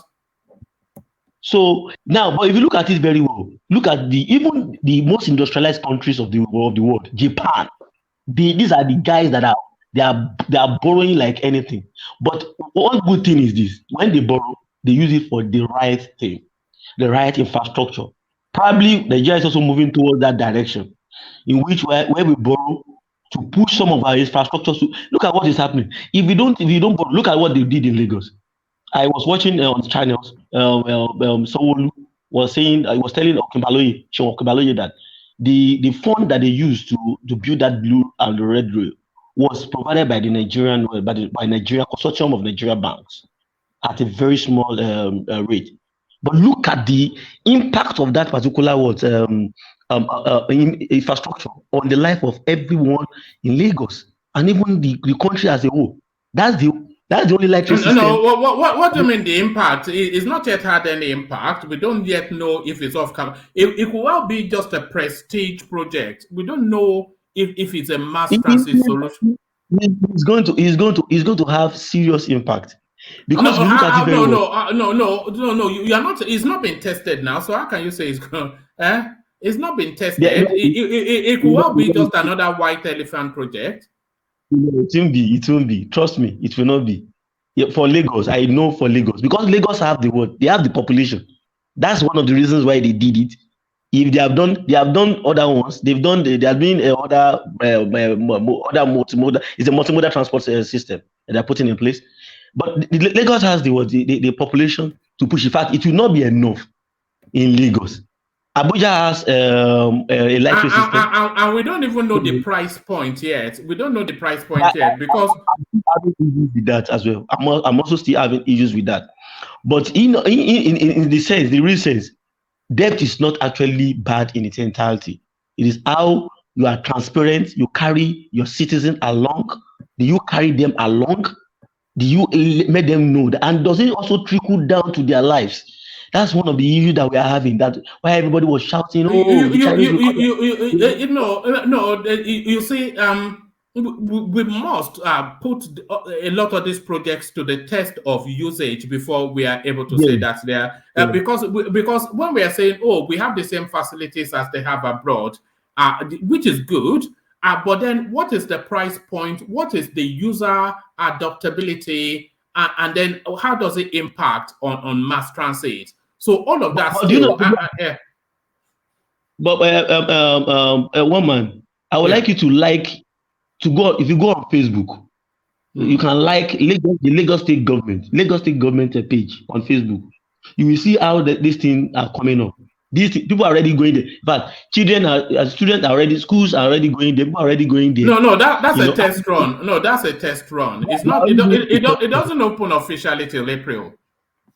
Yeah, it's going to open later. We all know that it's coming on board. But I can tell you, the red line is coming up, and with the blue line, and it's going to be add value, serious value. Do you know the kind of hold up traffic that normally occur around that corridor? So going with the rail line, I mean, you know why I'm pushing back a bit. We had all of this. We had all of this excitement for the Lagos-Ibadan rail service, which has been running for over a year now, and it's not really had any significant impact on mass transit, as far as I'm aware. Who told you that? Okay, let me shock you, sir. That particular mass transit that run from Lagos, it has been linked with the Apapa airport. In fact, it ended in the local government where I live. I live most of my life. Do you know the impact? Number one, People that had land in that area, because it's linking Akinyele Monia, and from that place is moving to Abuja to go and join the standard gauge line that Jonathan almost finished before Buhari came up to finish it up. It's going from Ibadan to that place. Because of that alone, real estate prices are already gone up. Everything is going. And now, do you now know what? Because of that alone, development is going to that area. People are citing businesses in that area now. What they call it, Uber.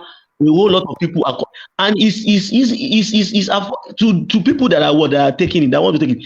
Go on the YouTube, you see a whole lot of people really enjoyed it, and it's fine. We expect it to be a bit in terms of a price to come down a bit, at least probably 1,005 or so. That's at that time before these issues of economic issues all over the world came on board.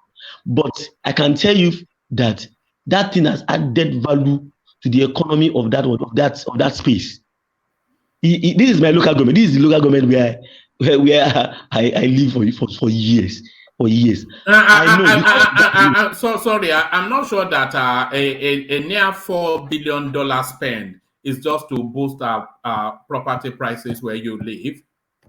Not only that, people are moving goods from Lagos right now.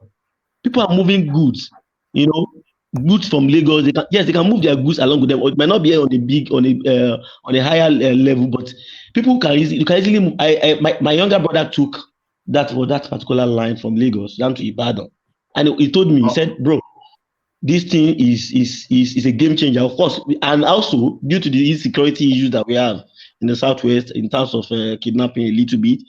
More people, top caliber people, people in the world, in the industrial sphere, they are also taking it. Their driver will come there. You have a lot of the Uber and what do you call it? All these taxi hauling companies. There is a taxi hauling company that sprang up in Oyo State because of that, probably because of that, and they are picking up people. People are patronizing it. I can tell you for free. People are patronizing that particular area, and don't forget that it spans through Abeokuta as well. It spans through Abeokuta going to Lagos. The real essence is that, do you know that there's a dry port in Monia? There is a dry container port in Monia. That is what they really designed it for. Now the port, Apapa port, you mount your container at the Apapa port. Then it takes it down to Lagos, from Lagos down to Ibadan. So from Ibadan, all northern bound cargoes faces Kano, Ilorin, all this area, Abuja, they face it. That is actually the main, the strategic gain from it. You can move goods easily from every of our port down to Ibadan, to the interland. So that's the major strategy of that particular project. All right, brilliant. Thank you. So it looks as though progress has been made. So Akeem, an excellent delivery by Datti. Just how this heavy debt that we thought, how it's been, and it's not really the debt now, is what is spent on. Because if it expands the economic base of the country, then it's not even really a debt; it's an asset. So $103 billion. In debt to pass on to the incoming administration. If all this infrastructure is being described by Datti, then of course money well spent. Akeem. Yeah, it will be money well spent, but the major thing is that they have to try and tackle the insecurity issues, because that one is a big problem as well.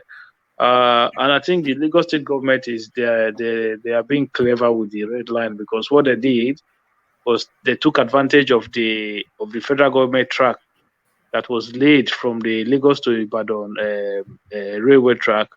That line goes through Lagos. A big section of it went through Lagos. So what the Lagos State government is doing is just attach some of their own to it and just build a station across along the track.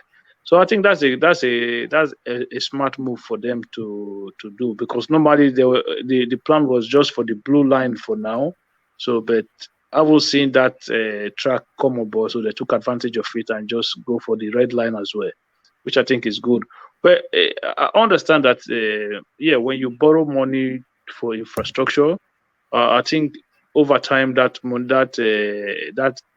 infrastructure will more than pay for the loan. Another one is that second Niger bridge as well. I heard they will be told on. I'm not surprised they were told that anything that Fashola is involved in, trust me, that thing have to be paid for one way or the other by the public. So I heard that that is going to be told. I think they'll make money from that as well. So do you think somebody should challenge these tollings in court? Because I've often wondered if all these tolls, if there is a form of double taxation, because of course you're heavily taxed by the government, especially in Lagos State. You can't draw breath, you can't breathe in Lagos State without being taxed. So you are heavily taxed in the state, and that tax, of course, is to provide then social infrastructures for you to be able to live a civilized life. But then when those social infrastructures are provided, you are taxed again by way of tolling. Should somebody challenge that in court? Where is Femi Falana? Yeah, I think the it's not like it is double taxation, and I've kicked against it here before that it doesn't make sense.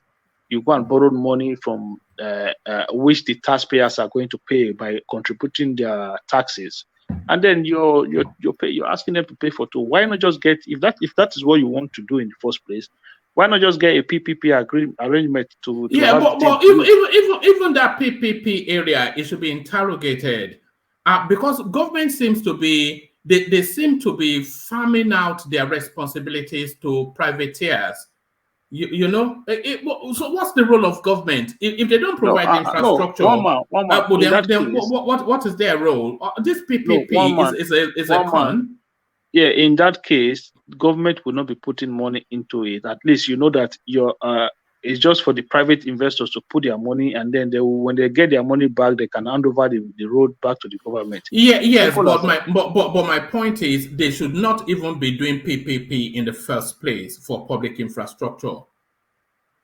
Because it's a con. No, one man. In honesty, I think there are countries that have done it successfully. Even where I live here, there's a road I use sometimes when I'm traveling into Dublin. We have 2 tolls. What I heard, I know that road was done with the PPP program, and we have 2 tolls on that road. And I heard that the agreement, as in the handover back date, is coming soon. So they will still be handing it over back to the government. So it's now up to the government to decide if they are going to keep the toll or if they are going to take it off. So, but at least you know that the road was not built by government loan. So those were private people who brought their money in. It's more like a long term. They invest for the long term. So. It's not that bad. It's not a bad idea having private people come in to invest in infrastructure. But when the government go and borrow money and then they start putting tolls on the road, that I don't understand. I'm still trying to make sense out of it. I don't know what's going on with that. Mama, can I speak to that space? No. I want to move on. I want to move on from. So let Akim round off his thoughts. I wanted to move on to Solly, but Akim round off that space, and then I'll move on to Solly. No, what my Solly is fine. You can go to Solly. I'm good, but I've just round up on that area anyway. All right, brilliant. Well, so thank you. So Akim kicks off the session with his excellent delivery. So let's go on to Solly, who is also with us. Solly, are you there? No. All right, let's go to Joel of Nashville. So Joel of Nashville, are you there? Yeah, I'm here, one man. All right, brilliant. Always a delight in your company, and I'm glad you are here because you are in the best position to explain this. So watch and explain this, Joel. We must shut down Lagos. If not 1 month, 2 weeks, if not 2 weeks, 1 week. If not 1 week, 3 days. I know see the go down. Can you shut go down? Yes. But 1 week, 2 weeks. Yes, what to accord? No going back. On a only when it's Christmas, I understand December, but not empty. And they try Canada. One at Lagos are busy. Go to lab, shop, union are busy. Over the Bahariva, and not the Corona China. Kapusi, I am we will stop this. This will stop. Period. Yes, sir. The securities, oh, I invite, I here. I'm with securities, Namambra. IPOBs. We will invite them. Period. Hey. That is part of what we can be doing for them. We secure them jobs. Some of IPOBs have not, they have no jobs. Those IPOBs, we all of them, we protect all our shops and we have to pay them. We have to mobilize for that. We have to do that. We must have our own security so that they will stop attacking us in the midnight, in the morning, in the afternoon. They will stop attacking us in emergency. Yes. When they discover that we have our own securities, before they will come, it will take time. They will know that we have our own men there. I'm not saying a single word to be hiding. I don't hide my words. Let my words go viral. And part of this thing that Igbo must get their right and get stand in Lagos State. Igbo, we are not troublemakers. We don't fight them. We never fight Yorubas. Those two people that are Yorubas. When we decided to vote where you want to vote, you cannot force someone to vote where you don't want to vote. You cannot force yourself to be a leader. When you want to be a leader, the communities, the entire town, the entire state will bring you out and say, come and lead us. When you are forcing yourself to lead, that means you have a skeleton in your cupboard. Good. A party to collect money anytime from anybody. A party to become one Nigeria and let Igbo come to stay in Lagos. Any part of Nigeria, Igbo must be there. Yes. He said.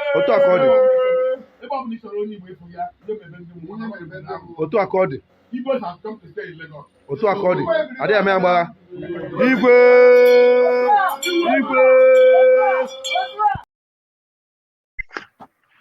All right. So, Joel, at least 7 people sent me that clip asking us to react to it. So there it is. The embers of ethnic clash is being stoked quite aggressively within the Nigerian space. And rather than dousing the language and tension of the space, some of the senior voices within the Nigerian space, they are actually ratcheting it up. So the latest incarnation of that ratcheting up was this character now that was preening and peacocking. So is it now time that voices like this guy should be brought to heel and the preening and peacocking just simmered down? Joel of Nashville. Good evening, everybody, Nigerians, panelists, woman, and everybody listening to this show, wherever you may be around the world. This man was very on point. He did not say anything wrong. You see, when you make a peaceful existence impossible, violence becomes the only option. We saw it coming up. Everybody was talking this, was talking it. And by the way, carry on, but be mindful of the language so you don't trigger YouTube, but carry on. Okay, no problem. Yeah. Okay, so the problem is this. Wherever you have injustice and the paraphernalia of states seem to be adamant on making sure that any person that is breaking the law is brought to book, then you allow people to defend themselves. It is part of your constitution, self-defense. You have to be safe wherever you are. I have said this thing in the past. When in 1967, when we fought the Civil War, the interpretation of that Civil War is that you want to leave Nigeria. And we are saying, no, you cannot leave Nigeria. Nigeria has something to offer to you. If you say, stay back in Nigeria, what it means is that we are going to build a nation. But you cannot tell me when I wanted to leave to come back so that you will continue to do what? Oppress me. Then you are now shifting the ground. Those people out there, I kept talking about it, and so many of us here on this panel kept dousing this tension. I have asked every one of you to show me one or two places where somebody from the southeastern part of Nigeria told you or came out to say Lagos is a no man's land. We stopped this propaganda. We blew this propaganda up. Every one of us that spoke on this issue. Because I was like, where is it that they are saying this Lagos is no man's land? All of a sudden, in the past 4 years, nobody was talking about it. All of a sudden, prior to election, these things started going up. Then from there, it was like, oh, the Igbos will not vote. All of a sudden, if you vote LP. So when you say don't vote LP, it means that you just use the Igbos as a mark, as a front. The main agenda was that you did not want any person, because they were Yorubas, they were Labour Party, Edo-likes, they were Labour Party. Every part of the country, even northern people living in Lagos, they were Labour Party members. But you use the Igbos as a front. Then when you say Igbos will not vote, all of a sudden it now extended, do not vote for Labour Party. But not just only that, even after the election, when you watch Channels television, you will see it. They did a documentary on it. They still go out and people attack them. Any car coming into their area, they charge them. This is not tax from the government. This is tax from people that just so that they can just run you out. And they are saying, you cannot do it. And true, you cannot do it. What that man is saying is not different from the thinking of every normal human being. Even the Yorubas will do it wherever they are. And he is saying, it's simple. He said that they are going to shut down for a minute. Let them shut down their businesses and let them rethink and rejig what they are trying to do. Then, if they won't provide them security, they will call IPOB members so that after they are done with their market, the IPOB members will help them secure their businesses. What is wrong with that? It's like anytime you hire IPOB, everybody starts getting jittery. Nobody's taking you to Lagos. What we are saying is that if I have a business, if I'm staying in an area and I'm paying taxes, and people are attacking my business, and the government of the place is acting like nothing is happening, acting like he is dumb, acting like he is deaf, acting like he is not seeing, I have the right to protect myself. Whichever means I use to protect myself shouldn't be your problem. So you are for the importing of a subnational militia group from the southeast into Lagos, a subnational militia group. One man. The issue there is this. Let me just tell you this. There are members of the Yoruba what's his name, Sunday Igboho, that are part of what they call this security outfits in Lagos. Nobody is coming to take anybody's land, but I will feel free to bring up all these boys. If there was a time we used the Bakassi boys. Bakassi was from most of them were from Calabar, I say from Bakassi from Cameroon. How do you think Lagos would respond to it if southeastern ESN, unknown gunmen, etc., were imported to Alaba market to stand? The people they are bringing in will not be kidnappers or all that you just mentioned.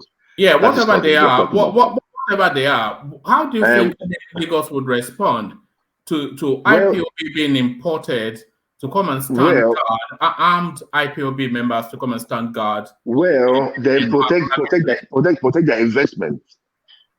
Let's stop the nonsense already. Right. They are killing these people Hold on, please. They are killing Yeah, these but people. that's the Who's who's you are not responsible? protecting them. Hold And they on. are telling you that this Who's is what they're going to responsible? do. They are going to do. Yeah.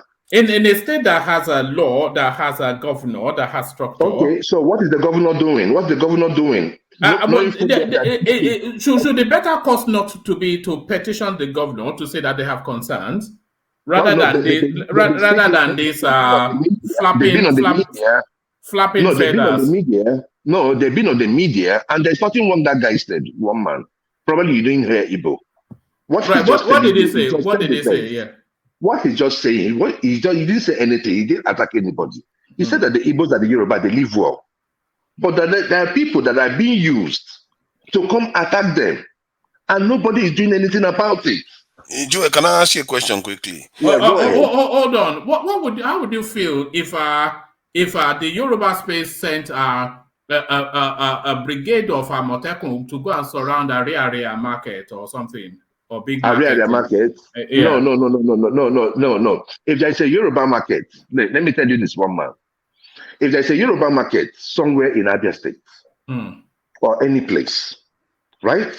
And there is an election, and the Yorubas were trying to vote for who they wanted to vote for, and the indigenes started burning their market, and they decide to call. You're calling Amoteku. Amoteku is small. What is this OPC?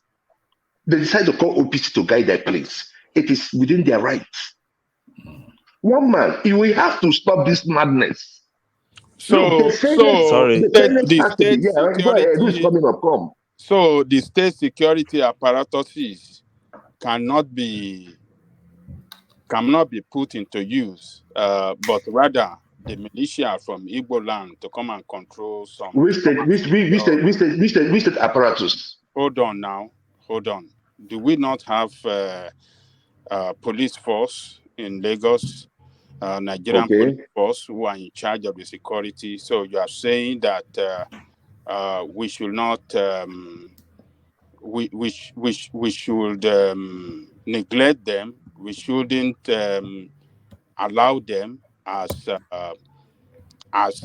we know today that they are the one in charge of the security.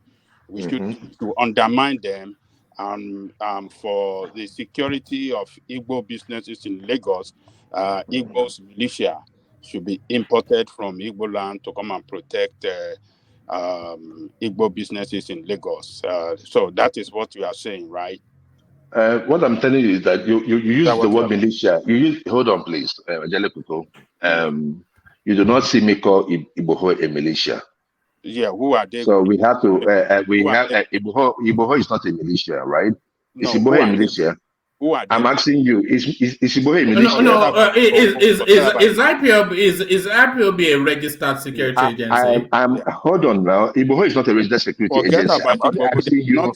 I asked you a question now. It is the same. No, it is the same thing they are looking for. So I'm asking you, Ajelekuko. Yes. You know, Ajelekuko. You know, one thing about me is this. I like it. You see me. I am straight. One man asked me a question about if Yoruba had a business in the southeast and they want to bring Amoteku. I said bring OPC. I am a straightforward person. I am asking you a question, Ajelekuko. Yeah.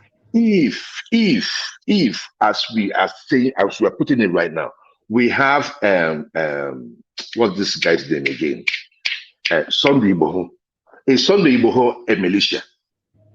Look, what the issue on the ground is just yes or no. It's a yes or no. I'm asking you a question. Sunday Iboho has nothing to do with what is. I'm asking you a question. Is Sunday Iboho a militia? Because Sunday Iboho, that question did not even come up at all. Because it's coming up because they are no. Because it is hard time. It is hard time. Look, let me tell you. I am not a supporter of IPOB, but the way we try to criminalize these people is so bad, and that's the reason why we are getting the kind of result we are getting with them. You cannot sit out here and see a people that is marginalized, and you come out and you tell them how to cry. Marginalized? I am asking you, hold on, please. Hold on, please. What I'm just telling you is who are the people marginalized? The South is marginalized. In Lagos? What yes, in Lagos? No. In Are you Southeast. marginalized in Lagos? I mean, Joel. In Southeast. They are marginalized in Southeast. They are marginalized even in Nigeria, in the Nigerian state. Oh, okay. Even in this Buhari government. So what I'm just saying is this. See, I'm this kind of person that will tell you to your face. I ask you a question and you are still running around. You do not want to answer the question. Let us concentrate on Lagos. In Igbo land, that's what we call Okenyaruala. Do not be an Okenyaruala. Obiaruala, okay. Okenyaruala. Say the truth. No, hold on. Is Sunday Igboho a militia? Because the same thing Sunday Igboho is looking for is the same thing Nnamdi Kanu is looking for. That is and not, the two of them is true. What two of them are saying is that they want to leave Nigeria. The way they are going about it are quite different. Sunday Igboho is not using arm. He's not carrying arm. He's not setting up. No, I know he has arms. He has arms. It's not. It doesn't have a security network to fight the state. Well, but yours. No, he does. Angelico, he does. He does. We saw everything that happened when he was arrested. Don't let us digress. I am not digressing, but the thing there is that you refuse to say the truth. Baba Angelico, please, can I quickly say something to Joel of Nashville? Go ahead. Joel of Nashville, I want you to realize something. Just like Baba Angelico just said. Please, IPOB is an organization, right? Who's talking? Which is a game changer. Game changer. Which is headed by maybe Kanu or whatever created them. So this is an organization, militia organization. Now, Sunday Igboho doesn't have any militia group. They've never carried any harm. They have never created any security, whatever, or they're going to get. The only thing Sunday Igboho was saying that, okay, we want this, we want a Yoruba nation. Kanu was saying that he wants Biafra. But Kanu forged ahead to create a security network, a militia network, just like Masob or whatever in the Niger Delta, all those ones before. So any organization that carries arm, they are militia. And again, remember this organization, IPOB, they are branded as terrorist organization. They tend deadliest according to exactly. All right. I think the point is made. But before you respond to it, Joel, take a comment from to Niger as well. And then I thought you'll be unanimous with everybody in condemnation of that clip. But take a comment from to Niger and then wrap them all up. Yeah, thanks, one man, and greetings to everyone. I just wanted to, because this stuff is basically the reason why most people criticize is because of the tribal nature of the situation and the tribal nature of the attacks in the first place. So the solution shouldn't necessarily be that. Why are they not looking at detribalizing it by employing neutral private security organization instead of, because I heard him say he's going to pay the IPOB. Why not just pay private security organization to protect them, instead of risking potential flashes of tribal violence in Lagos? Okay, can I answer? I'll take the last. I'll take you, to Baba, and nice to talk to you. The issue there is this, right? When I went to Nigeria, I tried to do something on security, like security outfit, and I found out how hard it is, to have a security outfit that can have guns, right? That so they are limited. It is not like we are in the United States where you have every Dick and Harry have a gun, right? Any security guy can have a gun, but in Nigeria it's different. So most of those guys you're talking about will not do that business you're talking about. Now, the people you're going to talk about now is the police. Where are you going to see the police?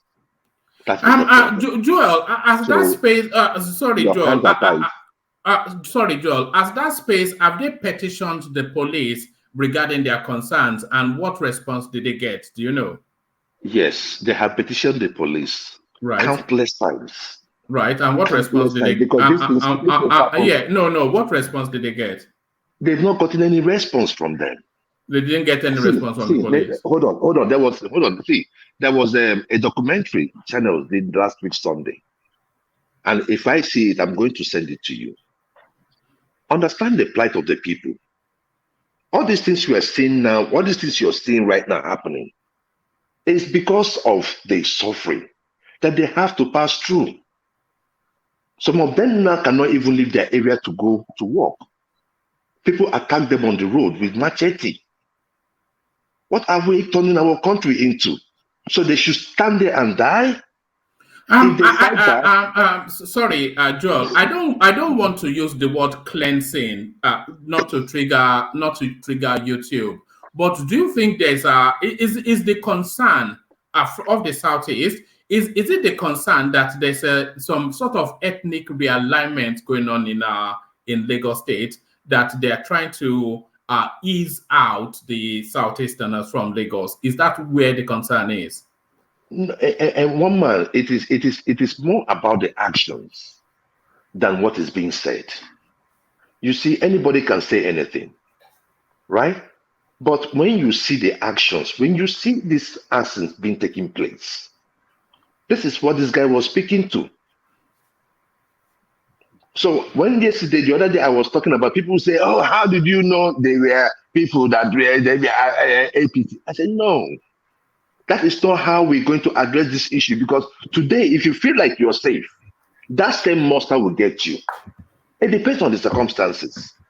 They will eat you alive. So if we're going to speak against thuggery, we're going to speak against these people, we come out and we talk about them. We saw the interview, what's his name? The deputy governor granted and channels. You saw the Chinese people saying it. All of us here now are saying, "Oh, it is no more what M. Solomon said." These things happened. We cannot allow stuff like that to go on, because if today M. Solomon has the guts to say that, tomorrow, why do you think an Abdul will not have the guts to say it tomorrow? Because today you will feel like you are okay, but whenever you are creating a monster, that monster will come back to get you. And Abdul tomorrow can wake up tomorrow in 2027 and rise up and say, "This is what is going to happen." We cannot create a country where people cannot go about to do their business in a normal way. A country where rule of law is respected. Whenever you have injustices, people will fight back. People will react. It is not just here. Okay, let me ask everywhere. You. So I keep asking you this question, but you still don't want to answer. We have security challenges in Nigeria. In Lagos, do we have the same insecurity? Is Lagos one of the worst insecure states in Nigeria? No. No. But the issue, okay, go ahead. So Lagos is not one of them. Lagos is most secured state in Nigeria. No, it's not the most secure state in Nigeria. Tell me most. That's true. No, it cannot be the most secure state. You cannot have assets going on in your state and say the most secure state. Yeah. If I look it up now, I will still tell you it's not the most secure state. But let's move on. Not the most secured. Lagos is not the most secure state. Mention the one secured. Is Abuja not more secure than Lagos? I would say Abuja will probably be more secure. It's okay. I mean that is even common sense. But so, let's just leave it. Tomorrow, if I appear on the program, I will tell you the most secure state in Nigeria. Lagos is the most secured. Lagos remain the best place where Igbo people run their businesses without any fear of anything whatsoever. I beg to disagree. Hold on, Joel. Let Ajanle Koko land, then respond to him and round up that space. Then I'll take you to Nigeria's debt. Yeah. Okay. If Igbo people in Lagos, particularly the business leaders, Igbo business leaders in Lagos, are not talking to the press that we are not secured, we are a business, we can't run our business, or we are being molested, or we are being terrorized, then we can start to listen to them, say, okay, let us, but somebody cannot see it. Where is that man? That man that we watched the video now, where is he speaking from? Is it not from It's Ajao. Ajao is in Ajao Estate. Ajao Estate? Okay. He's talking in Ajao on behalf of who? Is he the leader? Is he a leader of the Igbo business group in Lagos? Or what is on what capacity is he addressing the security matters in Lagos? In what capacity? And when people come to social media and talk like this, what are they inviting? It's inviting anarchy. We have to condemn him. We have how do I call it? We have a functioning security services in Lagos. The Nigerian police force is the only recognized security service in Lagos that protect anybody.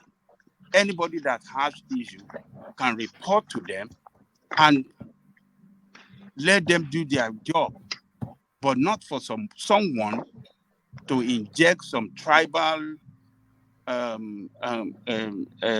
do I say it?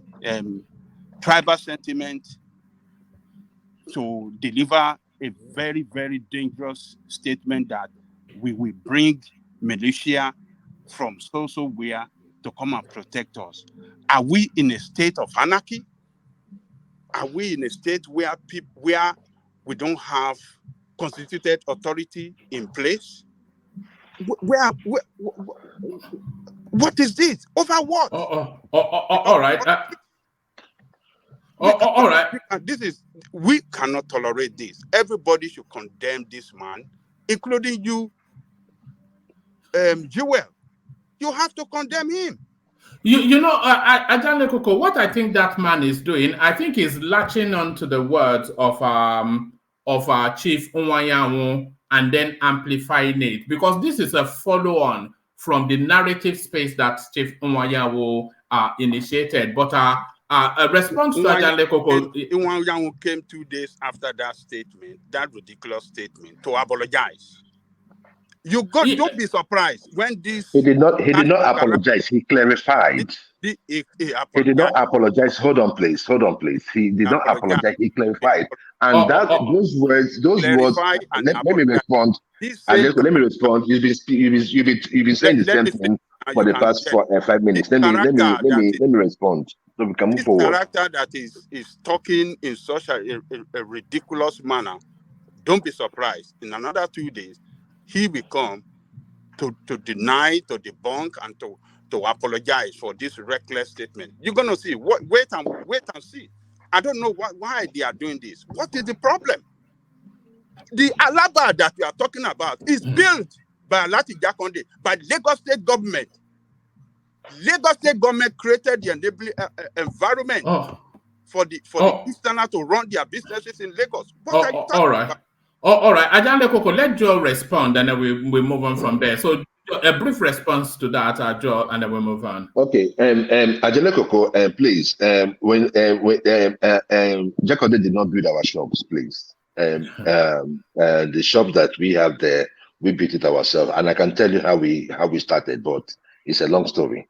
Because we know how they started pushing the land. Who provided the land? Oh, sorry, Ajane Koko, please let him respond. Let me just respond to you. Let me just respond to you, right? So this land or whatever wasn't given to us for free.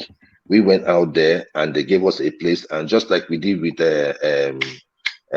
this place that is after Festac, so they give us this land. We go out there, they tax us for money.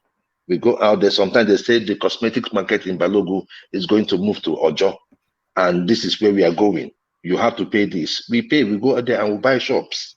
So it's not like they're giving it to us for free. So that is by the way. Secondly, the issue of the guy speaking about now, we might disagree with the process, but what you cannot take away from him is that is a man that is also afraid of his life, and many people have that same fear because these things are happening. You said call the police. The police has been intimated, has been talked to. They have filed countless reports to the police. The police is not doing anything about it. I have said it on this show, but you refuse to listen. I told you there is a documentary that was done by Channels last week Sunday, and they were talking about these things. You see them, they go outside. If they don't give them money, they cut them with machete. You see them with machete cut on their head, on their legs. So are you going to die before you're going to so that what will happen? Is the guiding of the Yoruba heritage more important than human lives? It's going to be human, no matter what culture you have, no matter what you have. It's still the humans that are going to run it. Why kill the people? If the elections are over, why are you still burning their businesses? And you say they shouldn't cry. They have talked to the security agencies. I have said it on this show. It's hard for you to get any security outfit that uses any assault rifle or even pistol to do their jobs. They only go with what they call it, with sticks and all that. And are those people the ones going to face this and these thugs? They're not going to do that kind of job. So if you take it to the police and you give it to the police, and they still come and burn the place up with the police even being contracted, and you say they shouldn't react. Come on, that is the point. Whenever you create an institution of injustice, people will react. So the way people will react might be different. Hold on. So for them to take law into their hand, that is the best solution to the problem. That is not. They are not taking laws into their hands. What they are only doing is to defend their businesses. They are not going to attack anybody. They are just to defend their businesses. And you're saying they are not there to attack you. They are saying pay these people to protect our business, so that people will stop attacking it. No, Joel, I want to move on from Blast Space. It's getting a bit let me move you to the Lagos State debt, not the Lagos State debt, to the Nigerian debt thing itself. Nigeria's public debt hits 46.25 trillion. So that's $103.11 billion. So does that figure alarm you, or did you actually think it was is that what do you make of the figure, $103.11 billion dollars? And do you think that there is there's sufficient enough commensurate to justify that level of debt? Nigeria, the incoming, the space that they are fighting for, is only ready to come and tackle that debt. But that's the culmination of all of the debts in the country, states to federal. Okay, so this is the issue, one man. The issue of debt in Nigeria has been known. We have borrowed to pay salaries in that country. We have borrowed for the wrong reasons. And that is the reason why we are having these problems. There's nothing wrong with borrowing. What do we do with it? The time we borrow for power, if we have followed under OBJ, if we have followed that through, and we kept up in that trajectory, maybe by today, even if we don't achieve 24-hour power supply, we might get to probably like 50 or 60%. That is the problem, one man. The thing that we borrow to do, what do we borrow for? Part of that borrowing is also the rail line that we built from Nigeria to Niger. That is part of the borrowing. You see, we borrow for the wrong reasons, one man.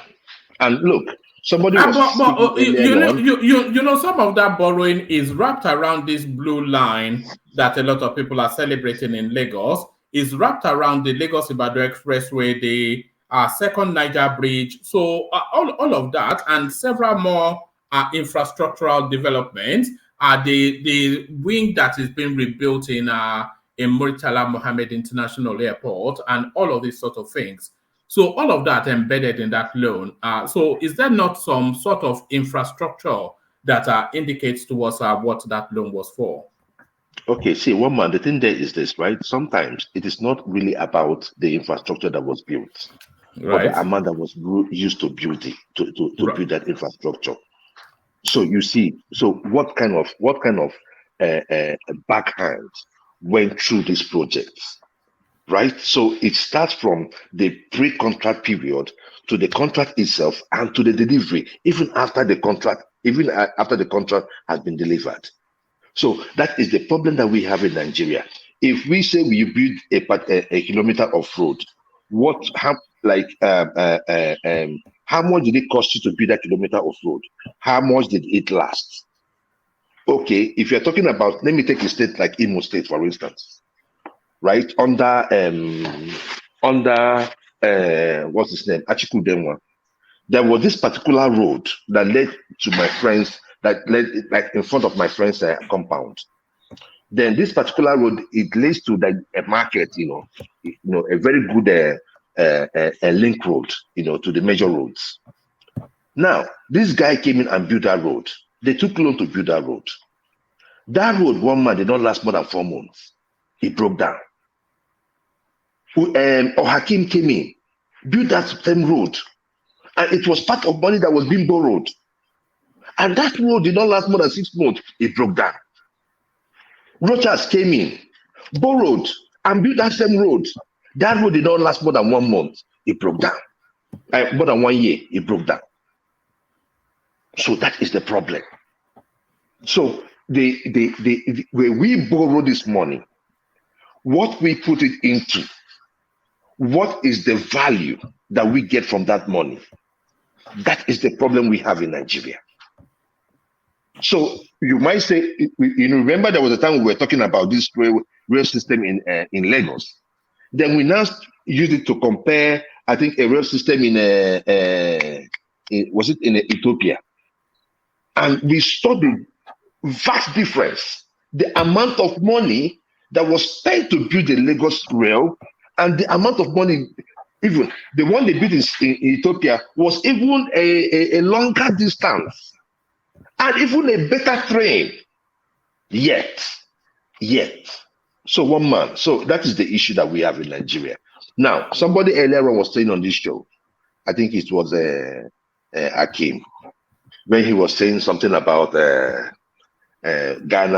trying to give references. Ghana was once where we are today. They didn't just start borrowing like yesterday. The borrowing started at some point.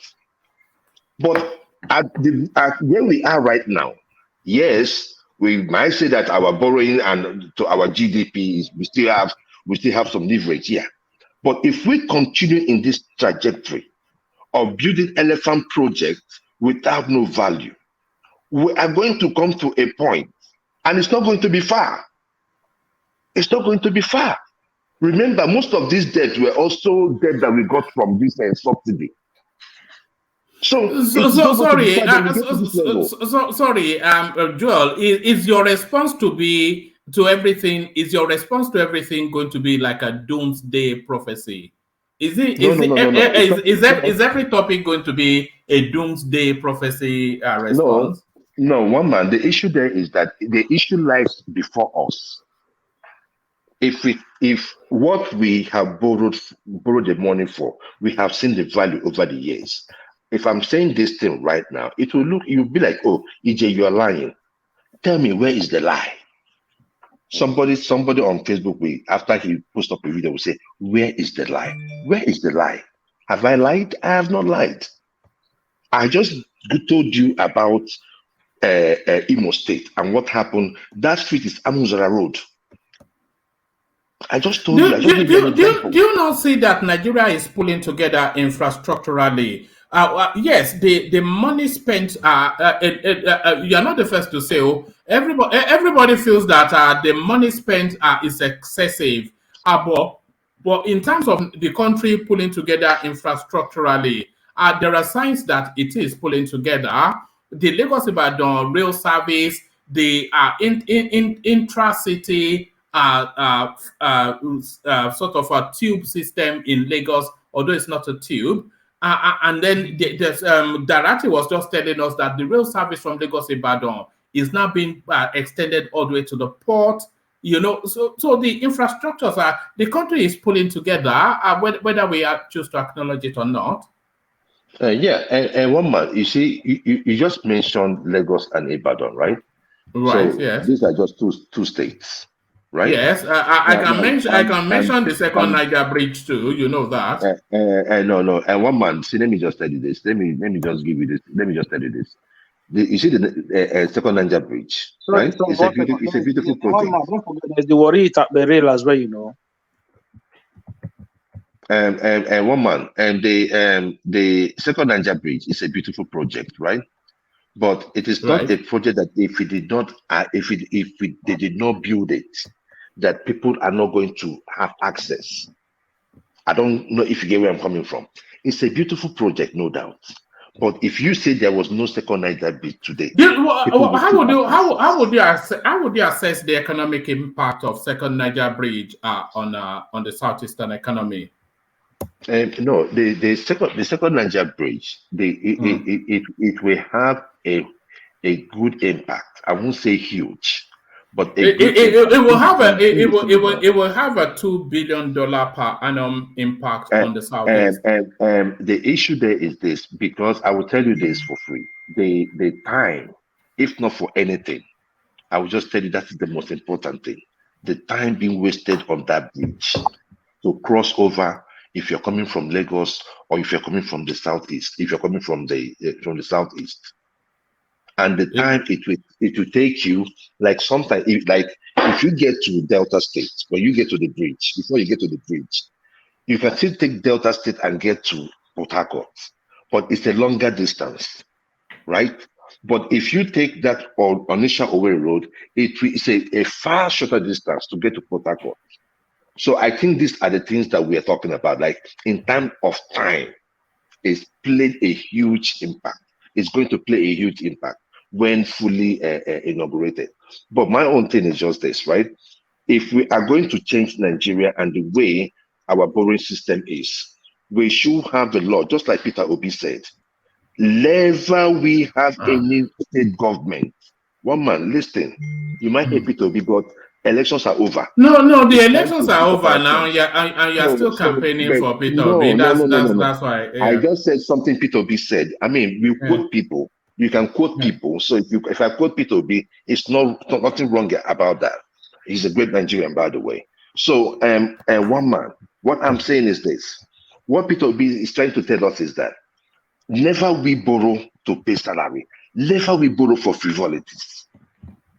Let us have a control system on how we borrow money in that country. All right. I wasn't really inviting a Peter Obi narrative, but there we are. You seem so pained when I mentioned Peter Obi. Because the elections are over now. So why are we still campaigning? Why are we still campaigning? I just okay. One man, if I said Biden said something, you wouldn't have had this. Take it easy. He's a Nigerian like you. I'm with you. Don't feel pain. Come on. It's not right. All right, brilliant. All right. I did say stay away from Peter Obi, but almost impossible to stay away from Peter Obi. Hopefully, we will be able to over the next 3 months or so. But Peter Obi very much still in play, and this time around via the conduit of his lieutenant. So watch this. Nigeria, I believe in this document. That is why I'm so lawful. That is why I'm so confident. And that is why however extreme it is, Sheung, I am saying it on national TV. I don't like to take risks. I'm not taking any risks. Swearing in a ticket that has not met the constitutional requirements of the Constitution, okay, is ending democracy. Quote me on it. That's your interpretation. That is my interpretation, and that is indeed a correct interpretation. You cannot swear people who have not met the constitutional requirement. You can't do that. If you did it, you have done something unlawful, something unconstitutional. And I'm repeating it. Whoever does not meet the constitutional requirement must never be sworn in. You said my name. If you like, I can say it again. I'm Datti Baba-Ahmed. I'm not taking risks with my safety and with my life. But all right. So off the back of that, Joel, the federal government have taken swift action. Federal government fines Channels TV 5 million naira over interview with Datti Baba-Ahmed. So off the back of that, because it was making a lot of wild statements in that space, inviting, there's a second clip, but I know you've already seen what he has to say, so I'll just save you the time. So he was inviting that it was describing as illegitimate an election that was conducted by a constituted authority, and inviting that it would be unconstitutional for the elected president to be sworn in, and all of this high-octane language that is almost guaranteed to charge up the polity. So the federal government moved swiftly to find the platform that facilitated that. So is it time? We're back again, almost like we were that narrative from the Eze, from Ajao. So is it now time? And I think this language is coming especially from the obedience space. So is it now time for the obedience space to shift their swords and let the legal process take its course? Because they seem to be heightening up the polity, Joel. Yeah, one man. I think I will still align what happened in the case of Datti-Ahmed to what happened to the guy that was talking about the IPOP thing. It is still about the injustices when people think that they have been changed, and you see it has so many emotions and that comes with it. I think he spoke with a little bit of emotion. Regardless what happens, the swearing in must go on. The government cannot operate in a vacuum, and I wouldn't want to see anything interim government. So I think probably he was a little bit emotional. I would say. I'm hopeful that the courts will give us justice, and then the right mandate will be given. The mandate will be given to the rightful owner. But for now, I think we just have to trust the courts and let it ride out. All right, brilliant. Thank you, Joel. So thank you, Joel. So Joel, let me play you this clip that is viral all over social media. So I'll play you the clip, invite a very short response to it, and then from there we go on to the next contributor. So Joel, watch this. You want to keep this plane down? I am. You embarrassed His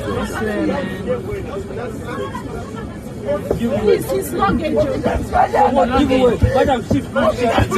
Hold this up.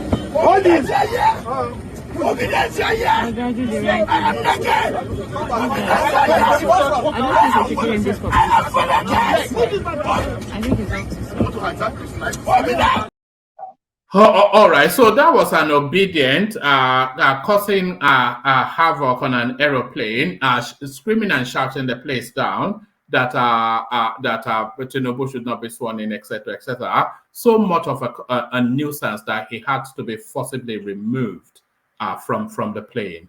So that video is that clip is gone round and round and round again. Everybody is responding to it, so respond to it. And one man, good evening. Well, yeah, he even said he has something in his bag, so they thought maybe he wants to blow down the plane.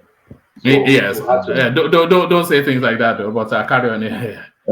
Anyway, that is it's an action. Is the action of a guy. It does not represent the whole obedience. It's just someone out there feeling I don't know, feeling so emotional, passionate about his cause or what he believes in. Was he speaking Yoruba? I wasn't. I was speaking pidgin, I suspect. Okay, so speaking pidgin. Okay, so it doesn't really matter, one man. That's just someone just showcasing his emotions and passion. He did it in the wrong way. Well, the way he was removed, I don't know the reason why. It has to be that forceful. But if he was, like Thomas said, if he's threatening that he has something in his pocket, I can see the reason why such force could be used, even though I still don't condone it. I think it still looks dirty. The whole thing looks dirty. I mean, if you say he has something in his pocket, I mean, yeah, you're able to be in close distance. You can still able to search him. So using that means to pull him out of the plane didn't really look right.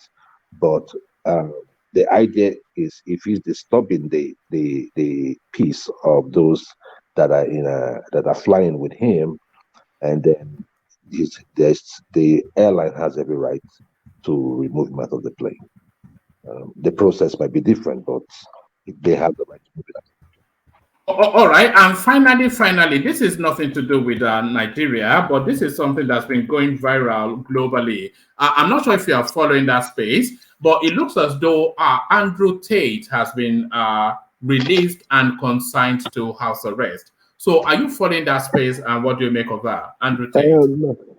Andrew Tate is one of those stories. One man, when I spoke earlier about the conspiracies going on in the West, it seems that there's this harsh moment. There are people that you cannot talk about, and there are people that can talk about you, and no consequences. So it is out there, and the way I am, I'm going to say it the way it is. The later gender people can say anything they want to say about you, they can threaten your job, they can do anything they want, and there is no consequences. If now even the females in the United States, they can say anything they want on TV, they can say anything racist on TV, especially black women and the colored women, and no consequences, no punishment, no nothing. So this is what is brewing into the internet space.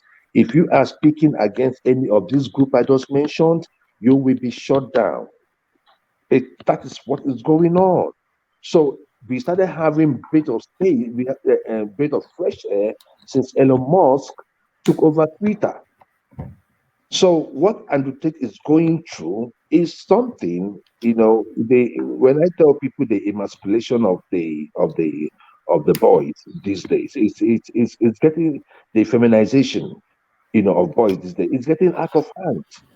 So Andrew Tate is just going Do through. you think it's an do you think it's an inevitability, this emasculation of traditional male roles? Is it an inevitability because the traditional male norm as we know it, the world has developed so much that the need for it is not really there anymore? You don't really need a man to be a breadwinner. You don't really need a man to protect anything because, especially in the Western space, it's so secure.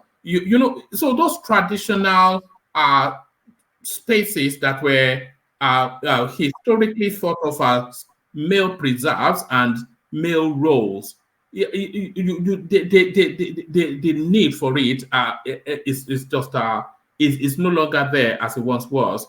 So is it an emasculation or is it an evolution? Actually, what we're seeing, are men emasculated, or we're just we're growing? The world is developing and traditional roles are being realigned. Now, what is going on right now is even deeper than what you just said, one man. Right. No matter how you look at it, the man will always be needed. The woman will always be needed. The family will. Yeah, but not in the way they once were. It's really what the world is saying. No, but the thing there is this, that recently we have seen, how the society has turned out to be. We have had situations where we see people that are from a two-parent home and the single-parent home. We have seen the dangers that is associated with both of them. We have seen how the society also when they talk about the Jim Crow law in the United States, we have seen how the government purposely divided families. And the issue there is that we have to look at it from that period. If you look at it from the angle of, oh, it's evolution, the evolution you're talking about is just human made.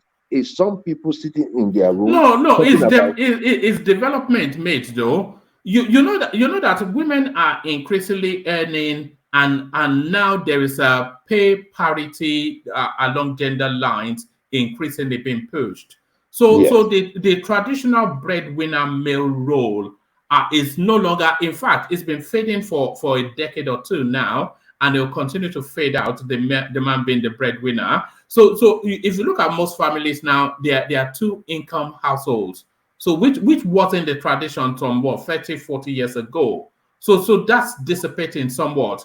And then you don't really need a man to fight for you in most instances in the Western space. I'm not talking about military wars.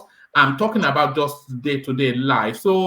And women are increasingly more educated and more so than men. Women are high income earners, and some women, even by choice, are deciding to discard the traditional norm of familyhood. So all of this is how the world is evolving. So those traditional roles, those traditional male roles, a lot of them will just hemorrhage to development. Okay, one man, the thing there is that it goes beyond the money that the man brings in the house. That's the point I'm trying to make you understand.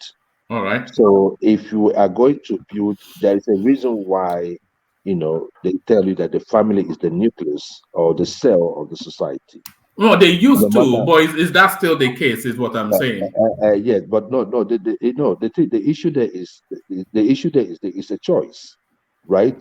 We have seen societies where families are intact that are progressing. We have seen societies where families are breaking down. Look, the effect of what we are seeing in the United States today will be felt in the next 20, 30 years. One man, it is really, really bad here. I am just telling you what is going on here. Like the act of even responsibility, accountability is leaving the senses of people. People are not even thinking right. So my point is this: the man being in a home, the woman in the home, the role of the man, the role of the woman goes beyond the amount they bring into the house.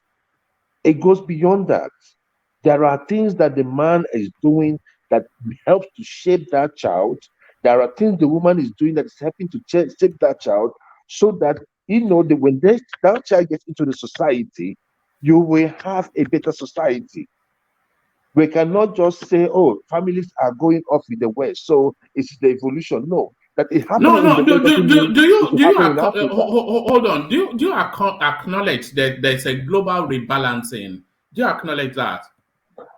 One man, there is a global rebalancing, but yes. The issue is this rebalancing is still going on in some countries, and their families are intact.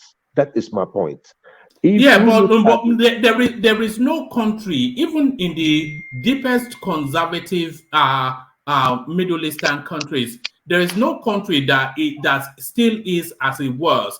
Women are driving in Saudi Arabia now, something that we thought was an impossibility till the war comes to an end. So the world is just developing, I think is what we're saying, Joel. Yeah, I know that the world is developing, right? But all I'm just saying is that no matter how the world is developing, we have to keep our fundamentals right. And in order to keep our fundamentals right, certain sacrifices have to be made in order to maintain that family structure.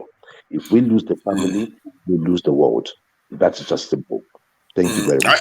I think Joel is correct, because regarding because human is always the man's primary role is protection and provision. And those things are still needed no matter when. What the West is doing is an experiment, and many of them are already No, tracking themselves. who told you that the man's traditional role? Where was that at? Where's that defined? Protection and protection and provision of food. That is our main role. Is there anything else? What are you talking about? What are you talking about? Are we not the ones that fight the wars? Are we not the ones that go hunting? Where are you going hunting? Who goes hunting where? But that's what I'm saying now. But we still have who goes threats. hunting where? Do you when you go to Tesco, do you take a bow and arrow? No, but if you look at the war in Ukraine, you notice how they said everybody should leave other than the men. So the trick is that the protection is still needed. And even if not from other tribes or other nations, there is still things that want to destroy society.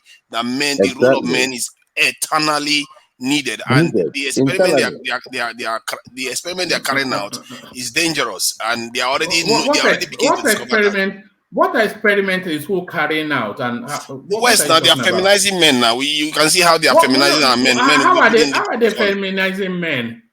When a man starts you mean empowering women equals feminizing men? Oh no, you see, I'm not even talking about the women. I'm saying are you saying women should be subjugated?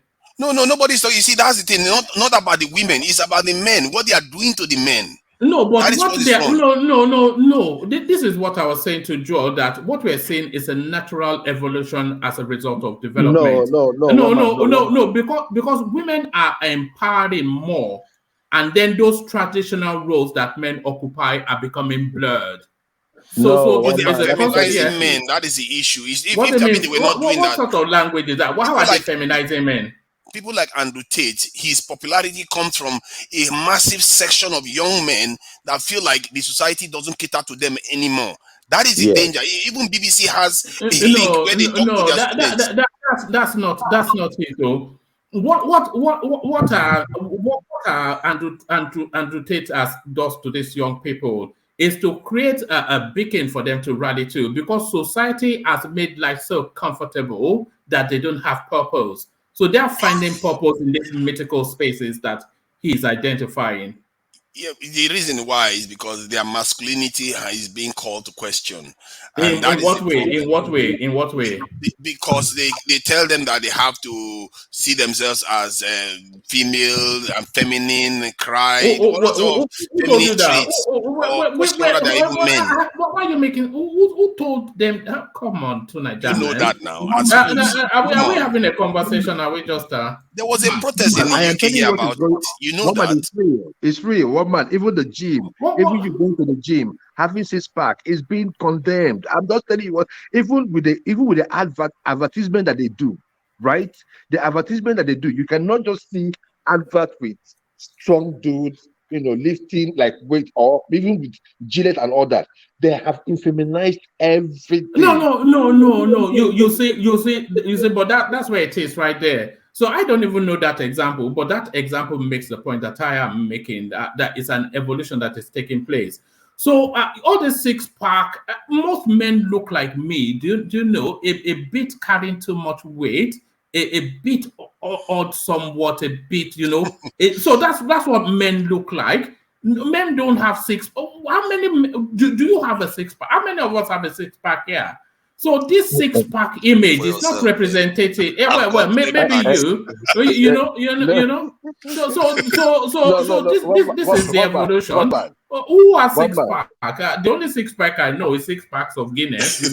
Don't worry about that. This is the issue, right? Like, we live in this society, right? There are many things that you do right now, right? That society frowns at, right? You cannot just, like, anything you say right now, they just look at it, they have every word to make you feel like what you're saying is bad. Like, if you go out now here and you talk something like about polygamy, they just think, now you want to come with your misogynist. They don't want to see any reason. They don't want to see any reason with you, right? So everything that has to do with guys, right, it has to be tapered down. And that is the reason why I had the same experience just today, not very long ago. I said somebody, instead of me to tell them to shut up, I say, contain yourself. And she saw it as being chauvinistic or something like that. It's crazy. You can't say anything anymore. You can't have argument. No. There's no argument. Like immediately you say something, immediately like they have tagged you. So for the guys now, it's like one man. You're working on an eggshell. You're working on eggshells. So that is the society we live in right now. So. Leave one man now. When they will come and carry him, that's when he will know. I'm for female empowerment, or I think women should be empowered. Pick up on this topic. All right. That's Joel telling of somebody. But sorry, no, it's fine. Thank you, Joel. So stay with us, Joel. Let's see if Ajale Koko is still with us. Because Ajale Koko joins us in the middle of activity, so sometimes he might have to attend to more important matters. So Ajale Koko, are you still there? Yeah, I'm here. All right, brilliant. So brilliant. So Ajale Koko, then we started off with MC Oluomo. It is becoming difficult to stop Ndigbo from retaliating. This is Ohaneze Ndigbo sending a message to Gani Adams to cage MC Oluomo. So let me just give you their direct quotation.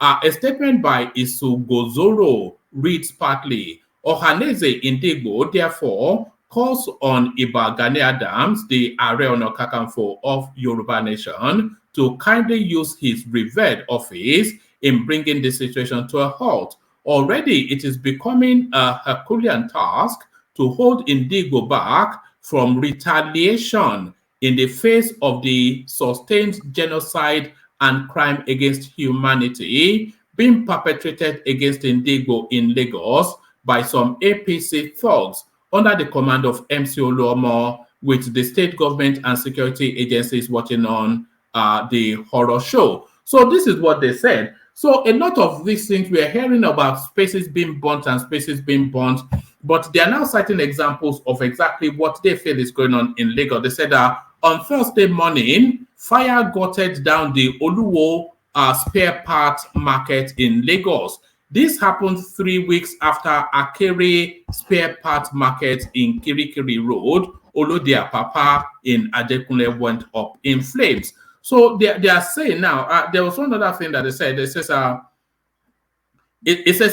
he noted that the attack seems to, so this is what really struck me. It says he noted that the attacks seem to have motives other than winning the general election. So that speaks to that's a cleansing language right there, which is telling you then that they're trying to move his ethnic group out of Lagos. He noted that the attacks seem to have motives other than winning the general election. So this language now, because when you hear a lot of these languages, sometimes you worry that the way this language will crescendo will be something that will be dark for Lagos State. So what are you then making then of the Ohaneze letter to Gani Adams?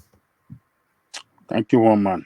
To our listeners around the world, please click on the like button, share, and subscribe if you haven't done so. That letter is unnecessary. Gani Adams does not represent the security. He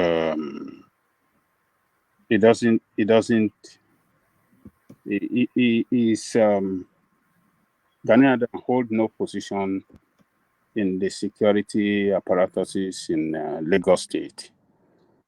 The constituted authority is there that they can write their letter to or their petition. And as an organization that is well respected in Nigeria, I think they should have done better. The motives behind them writing, them writing this letter to Gani Adams, I don't understand it. Listening to the words and statements they use there is constitute what I can describe as fallacy and mischievous. They are using the word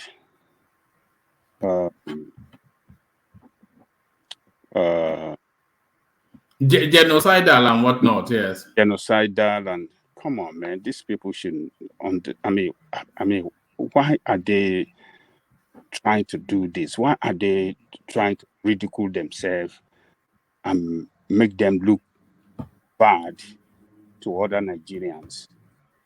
I mean, they are not helping the matter at all when they write this kind of statement, because there's no iota of truth in everything they mention there.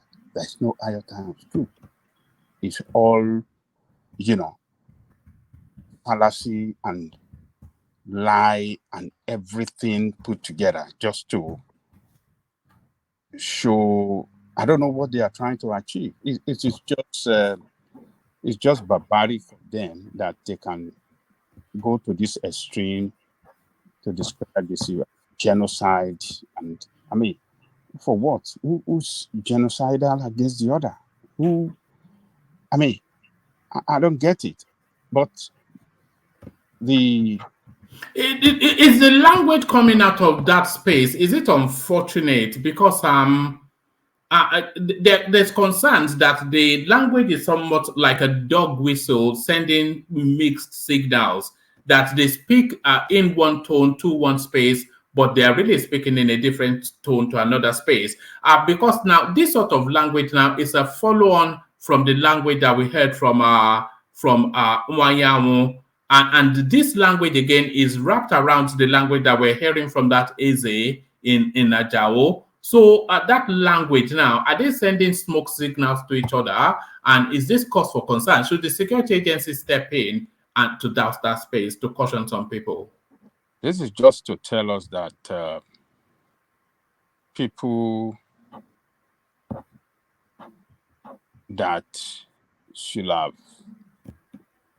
acted well, acted better, people seen in the position of leadership of the Igbos lack,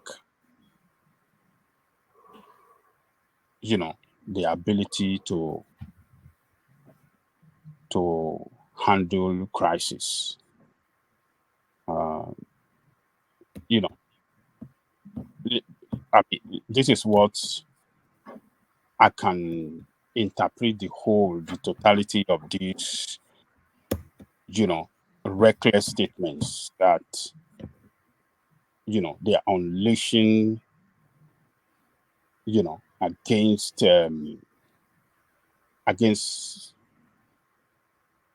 I don't get it. Wanyawu makes a ridiculous statement. We heard from that Eze mention, and we're hearing it from the Naneze as well. All these people, put them together, they represent,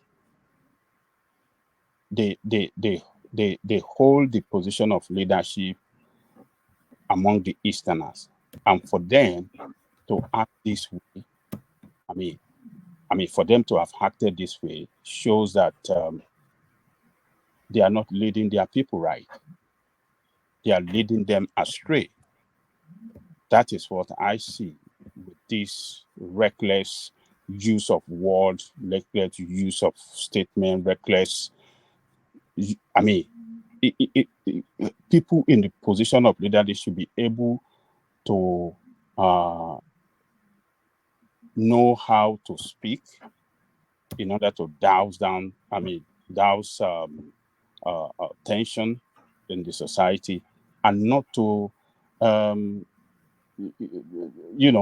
set it. And not to add fire to the, petrol to the burning fire. They should be able to handle it well in a more matured way, in line with the law of the land, and not to make reckless statements that can push unnecessary outbursts of violence. Because this statement is capable of inflaming the situation. And what are we going to get out of it? violence and destruction of life and property. So these people should be cautioned, and they should be checked as well. If they couldn't know the right thing to do, I mean, it is just, I don't know what to say, because they should know the right thing to do. They should have acted better. They know the police. They know how to. They should be able to lay. They have stakeholder in the government of Lagos State. They have Igbo that are in the cabinet. They have Igbo holding, position of power in Lagos as well. They should be able to influence. When you have, a problem in a society, there's a way you can influence the government. There's a way you can push the government to come in and do the right thing. But instead of them to do that, to talk to the government, to see how they can influence, how they can, get closer to the government, so that we can all together come together and resolve whatever is going on among us as people. We live together. There is no way we're not going to, at one time or the other, there's not going to be a crisis, a problem one way or the other. But in the time of problem, leaders should be able to act right, manage, the crisis well, in such a way that it won't get out of hand. But the way they are doing it is just like they have an ulterior motive, an agenda to set Lagos ablaze. An agenda to set Lagos ablaze.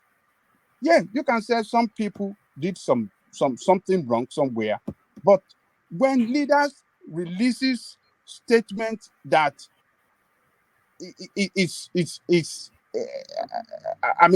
releases statement like this, it's not going to. We are not going to find solution to the problem. Do you think Tinubu will be able to handle the Southeasterners when he becomes president? Well, I will expect. You know, he can't use the Buhari approach, so I wonder if he will have the capacity to handle the Southeasterners. I will expect him to lead Nigeria and give everybody sense of belonging. Lead Nigeria in such a way that nobody is left behind, including Southeastern. What is due for Southeastern in terms of appointment should be given to them. In terms of leadership and appointment at the national level should be given to them, as well to other ethnic groups in Nigeria. And it should be able to consult wide with all the leaders. The Ohanese should be able to consult with them, the Afenifere, all the, socio-cultural and political group across the country should be able to engage with, bring their leaders closer, give them some sense of belonging. That is what I will expect from him. He shouldn't want to do it the way Buhari did it, calling the Southeast as dot in the circle and making a reckless statement that I won't give people that gave me 5% of vote the same opportunity with those that give me 70%. So everybody, if you see the entire Nigerian space as a constituency, and as such, it should be able to deliver to every part of Nigeria. You know that two spaces will test him almost immediately. The insurgent space in the south, in the northeast, or is it northwest? That ISWAP type of people, they will test him very, very quickly. They will test him, and definitely the southeast will test him as well. But he doesn't have that military cachet, and he doesn't have the single-mindedness of Buhari and the ruthlessness, we have to say, to respond in the Buhari manner. So I'm not sure that he can negotiate his way through that space. Do you think he will have to adopt a military stance to tackle these spaces? You see, if Tinubu have competent people around him, particularly in the areas of security in Nigeria, people that can advise him well, not people that have ulterior motive or people that have an ethnic agenda to fulfill. If you have competent people in the security, as the headship of security apparatuses across the board in Nigeria, he will manage the security of that country well. It is not that we are incapable of, solving our internal security issue. But when you don't have the right people in the right position, they cannot deliver well. So that is what Tinubu should work hard on. It should be able to get the competent people that he will hire based on merit, not on the basis of ethnicity, not on the basis that I want to balance things. If an Igbo officer is the man that is capable of leading Nigerian armed forces, you should have that Igbo man to lead. If he Yoruba man that is capable of leading the, what do you call it? The you just said something. You just said something there, Jan Lekoko, which struck me, because I was also of the thought that it will have to be strategic on who he picks as the chief security person, and I am somewhat not far from the thought that, because I expect that the greatest pushback against his administration will come from the southeast, I think he should pick a southeasterner as the chief security person. Sort of a thing. Do you see what I mean? I got what you mean, but I just want him to have the right people in the right position. And right people in the right position mean competent people with track record, people that can deliver. We have paid too much politics with our security in Nigeria, and it is time to stop it. Security matter does not accommodate politics. When you inject politics into security matter in any country, the security of that country will fail. And that is what I can tell you, one man, that has been responsible to the security failure in Nigeria. We play too much politics. You see a situation where Buhari, have his own people of his ethnic group, to dominate the security apparatuses in Nigeria, the headship. And most of these people are not competent. That is the problem. If they are competent, it's a different thing. They are not competent. It's the time to do away with politics, get the right people there to handle it, support them with all the resources needed for them to succeed, and give them a target to achieve results. That is what we have to do. We cannot play politics with our security anymore. Tinubu should be able to recognize that. Tinubu should know that he is coming in as a president that must not fail. If Tinubu should fail, Nigeria might fail in totality. That might be the end of Nigeria.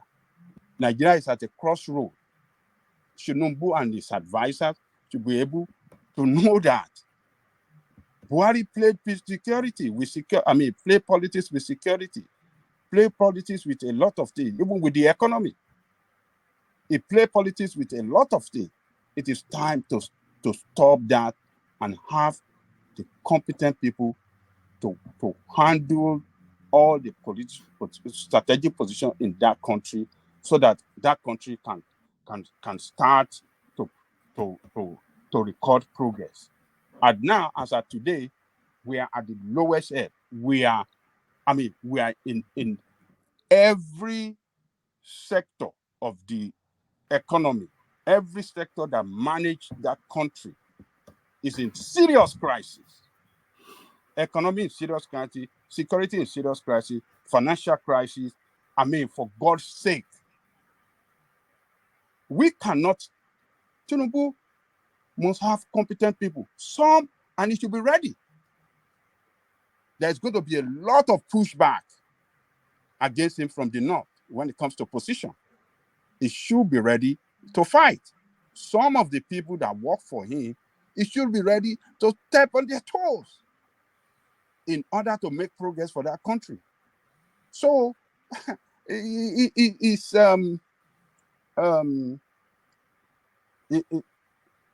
I believe that if Tinubu really want to really do well, if Tinubu should not see himself there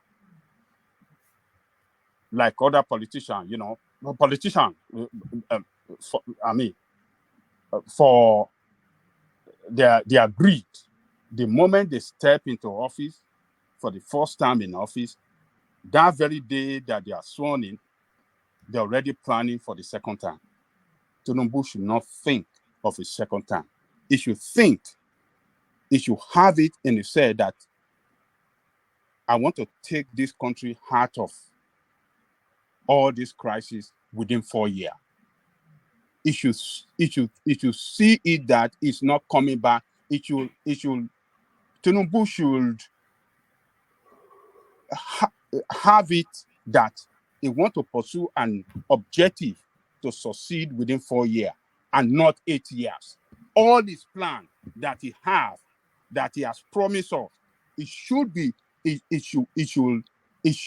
able to come in and ready to start the work and have a target that within 4 years, I want to deliver for Nigeria. I want to save Nigeria within 4 years and not be thinking of, after 4 years, I'm going for second term. No, it should not play politics. It should just do the right thing in every way that it can save this country, because this country cannot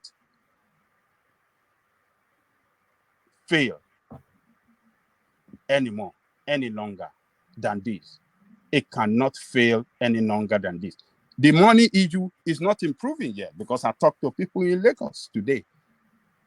Though it's better, are they still buying money? Yeah, but it's better, but it's not. It's not back to the way it used to before the crisis started. They are still struggling with the money. So you go to bank, according to person I talked to, you say if you go to bank today, they could give you some money. You can't still get, a maximum of your request, as the way banking system run, where you go to bank, you just request for 100,000 or 200,000, you can get it at a go and move. We are not back to that stage yet. We are still, a sharing formula. You requested for 200,000. They said, we can only give you 50,000, or we can only give you 20,000. That's the way they're still doing it in Lagos. So the situation is not getting better. So Tinubu presidency should be ready to fight, to step on toes in order to do the right thing for Nigerian people, and they must have competent people in right places to manage that country well. It is not time, it is no more for politics. Politics have failed us in that country, and it is time to stop this reckless politics. That's where I see it, one man.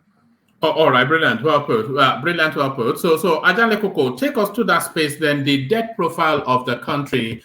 When I first saw it, at first I reacted to it that in the usual manner that these people are just looting us dry. But then when I reflected again, I wondered if $103 billion is excessive for a country the size of Nigeria. So this is the latest account of the debt that the country is carrying, 46.25 trillion naira, which in the exchange is $103.11 billion. So do you think, even with the traditional looting, do you think there is sufficient, or do you think there is significant accounts for how this money was spent in terms of infrastructure? And do you think the size of that debt is too heavy for a state the size of Nigeria? Look, it's we're in a debt trap already.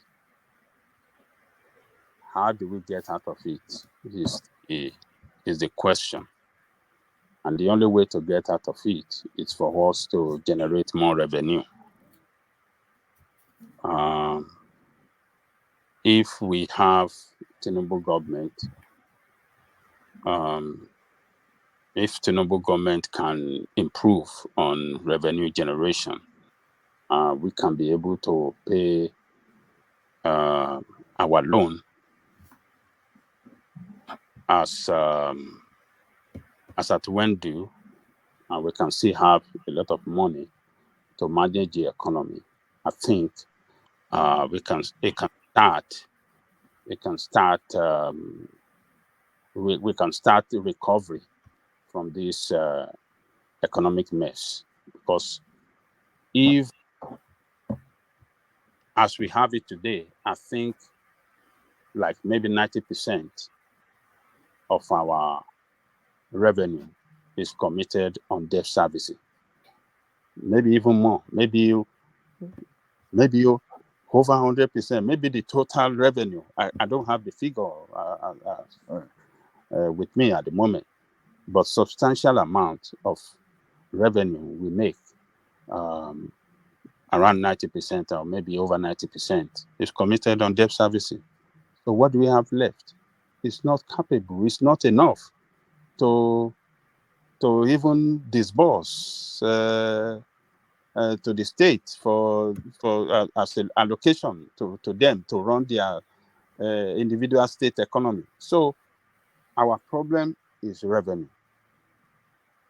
We have so much debt around our neck, and if we can make revenue, enough revenue to pay our, and then have enough to spend within the economy, then it's going to be very, very tough. And as a matter of fact, Nigerians should be ready for economic hardship for the next 2 years.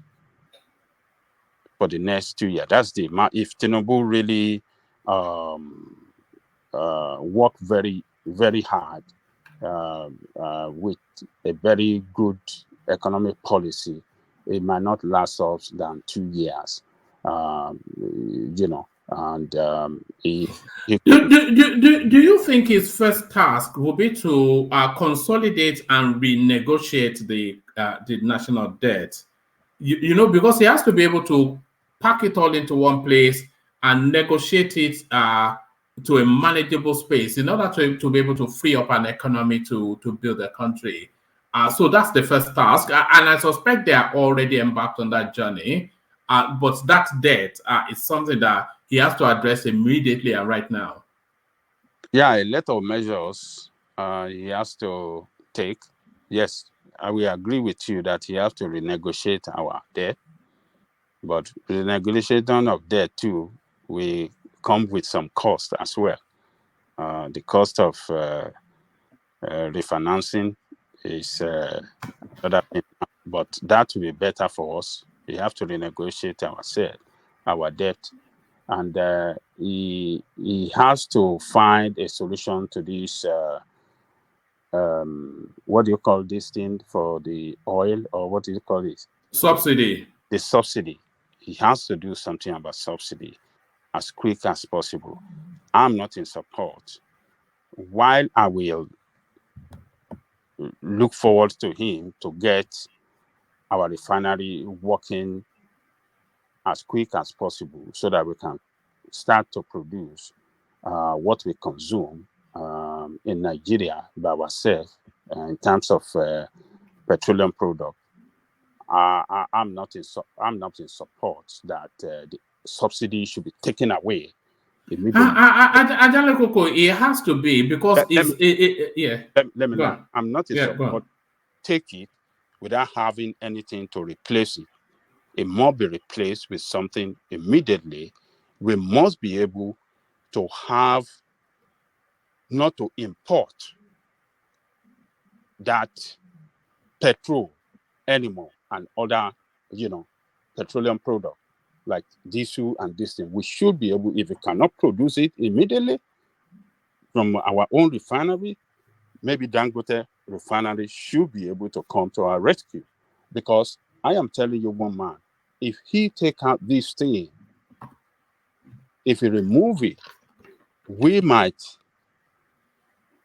compound the economic problem, because we are going to run into a situation where the price of this thing might triple than the price we are buying it now. Even though the price we are buying it now is not a good price, it's higher than the official price.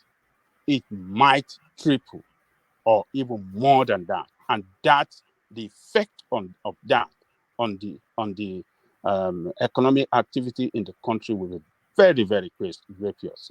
It will bring hardship, and it will bring pain, and businesses will suffer, and it's going to be horrible, and they might not be able to manage the economy well by then. So you have to replace it. You have to take it out, that subsidy. We have to take it out and replace it with something. If we cannot, because we don't have sufficient money, we don't have that money to continue to import this thing. We don't have the money. The economy is not generating. The oil production, I don't know whether today, I don't know how many barrel of oil that we produce today. I learned that it has improved since they started with that Niger data guy that is guiding the pipeline. I learned that it has improved, but I'm not current with how much improvement they are making in terms of production capacity today. But, removal of oil subsidy, as good as it is, yes, something must be replaced so that the hardship, it will not inflict hardship on the people. We know what that energy represents in the world. Here in America, the moment that the gas price, the pump price is up, people suffer pains. It is automatic. This is not, there's no remedy to it. It is automatic. It will spread. And that is the same manner it happened around the world. Nigeria is not exceptional. So, Tinubu, I mean, on this revenue is our problem. So if we can renegotiate our debt, all subsidy, if we can take it out and get something to replace it as quick as possible, and if we can, all the work on, if we can start the program, a promise, the soft loan to businesses, small businesses, yeah, that could stimulate the economy, and you must have a competent hand to run our central bank. We need competent hand to run the central bank. We need a single exchange. How do you call it? Our exchange rate must be a single and identifiable one, that this is our exchange rate. This is not the way it is now, where you have about 4 different exchange rates, some for religious reasons. Some people want to travel to Mecca. The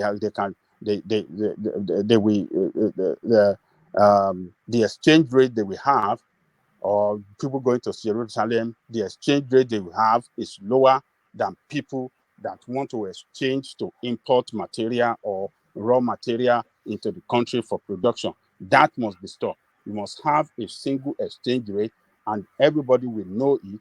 And the government should be able to run on a transparent manner, where every Nigerian can monitor their progress, and every Nigerian can have that sense of belonging. So the debt services, I think, it can be managed well if Tinubu can tackle the problem we have in our oil and gas sector. The moment something can be done in that sector, our economy will boom. We can produce more oil, or what do you call it, to export, to generate more revenue, and then we can renegotiate our renegotiate our loan, and we can kick into the what do you call it, this what is it? I'm trying to remember. I can't even remember. So, but he have to do something on our oil and gas sector. The oil subsidy must go, but he have to replace it with something. Central bank must have a competent man to replace this guy at the central bank, and that one must be able to come out with a monetary policy to stimulate the economy.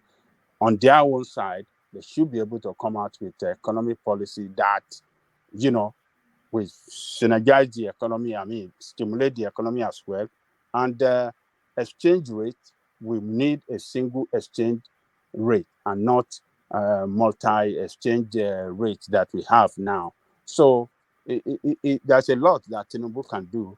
And I believe that as a man who have that experience on how economy works, I believe he will be able to deliver well if he have the right people to manage the economy for him.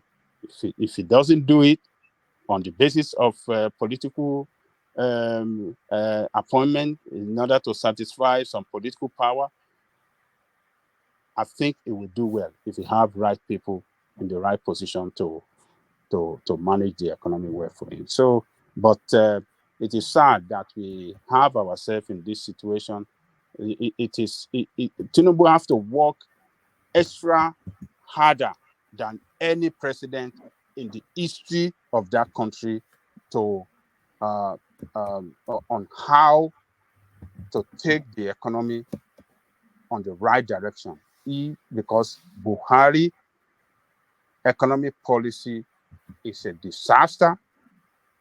Buhari economic policy he has set us backward, 40 years backward. So for Tinubu to bring it back on track, he has to work extra harder than any president in the history. It's a tough time for Nigeria, and a tough time as well. It's going to be a president that will not have a breathing space. It's going to be very tough for him. So that's where I see it, one man. All right, brilliant. Let me take you to this space then. The Yusuf Baba-Ahmed, Datti Baba-Ahmed. So off the back of his controversial pronouncements on Channels Television that the swearing in of Tinubu will be unconstitutional. The National Broadcasting Council has moved very swiftly to fine Channels Television 5 million naira, and then they've given them 2 weeks to pay it, and they've bound them over to good conduct. So now the wild pronouncements now, because the space seems to be running wild and all manners of platforms just opening up their spaces to all manners of wild commentaries, especially spaces like Arise TV. So do you agree then that the National Broadcasting Commission should have made this move to impose this fine on Channels Television? You may say 5 million naira is just a tokenism, is nothing, but really the signal to the space that languages needs to be cautioned. So is it a right move on the part of the government, or are you with the narrative that they are stifling free speech and political discourse? Yeah, one man is it's a reckless approach by the Nigerian Broadcasting Corporation.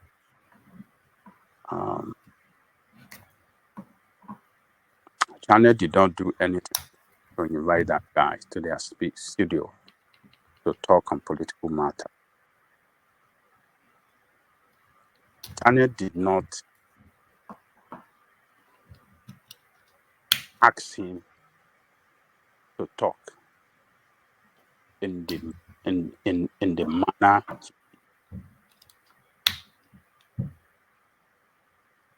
I don't know why they are going after Channel. It is the channels do enough to correct and address what is said in the moment. Shewan did that immediately. If you listen to that video, Shewan tried to correct him. Shewan tried to, but that guy insisted, showing his face and said, I mean what I said. There's nothing they can do. They cannot stop him while the interview was on and kick him out of their studio. So Shewan pushed back when he made that statement that, we have considered authority. What are you saying? That is not right. That is wrong. He said it. So, but you see, you can't stifle the press in a democratic arrangement like ours. That should be press freedom. But when you see the government using their agency to go after the media houses and punish them whenever they invite anybody with a contrary opinion or contrary view or voices of strong opposition against the position of the state, then you have to be, that is not good. That is a total recklessness. It should be condemned. The security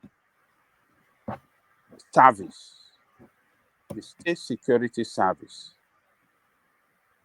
if Baba-Ahmed have said something wrong, they perceive it is wrong against the state or illegal use of word against the state or capable of setting the state ablaze, they should invite him to their office for questioning and not the channel.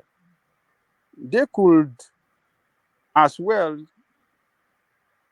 just, they shouldn't go after the media houses. So they want channels now to cherry pick on who to come and talk on their feet. It's just really to moderate the language better. So Yes. they want only pro-government, people that can praise the government, people that cannot attack the government to come to the studio. That is what they are trying to do.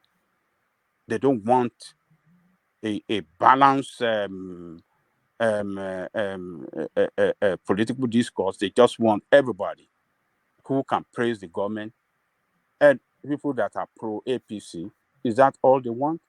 It is wrong. You can't run a democracy like this. There's going to be problem. There's going to be problem. The freedom of speech is well enshrined in the Constitution, and anybody that at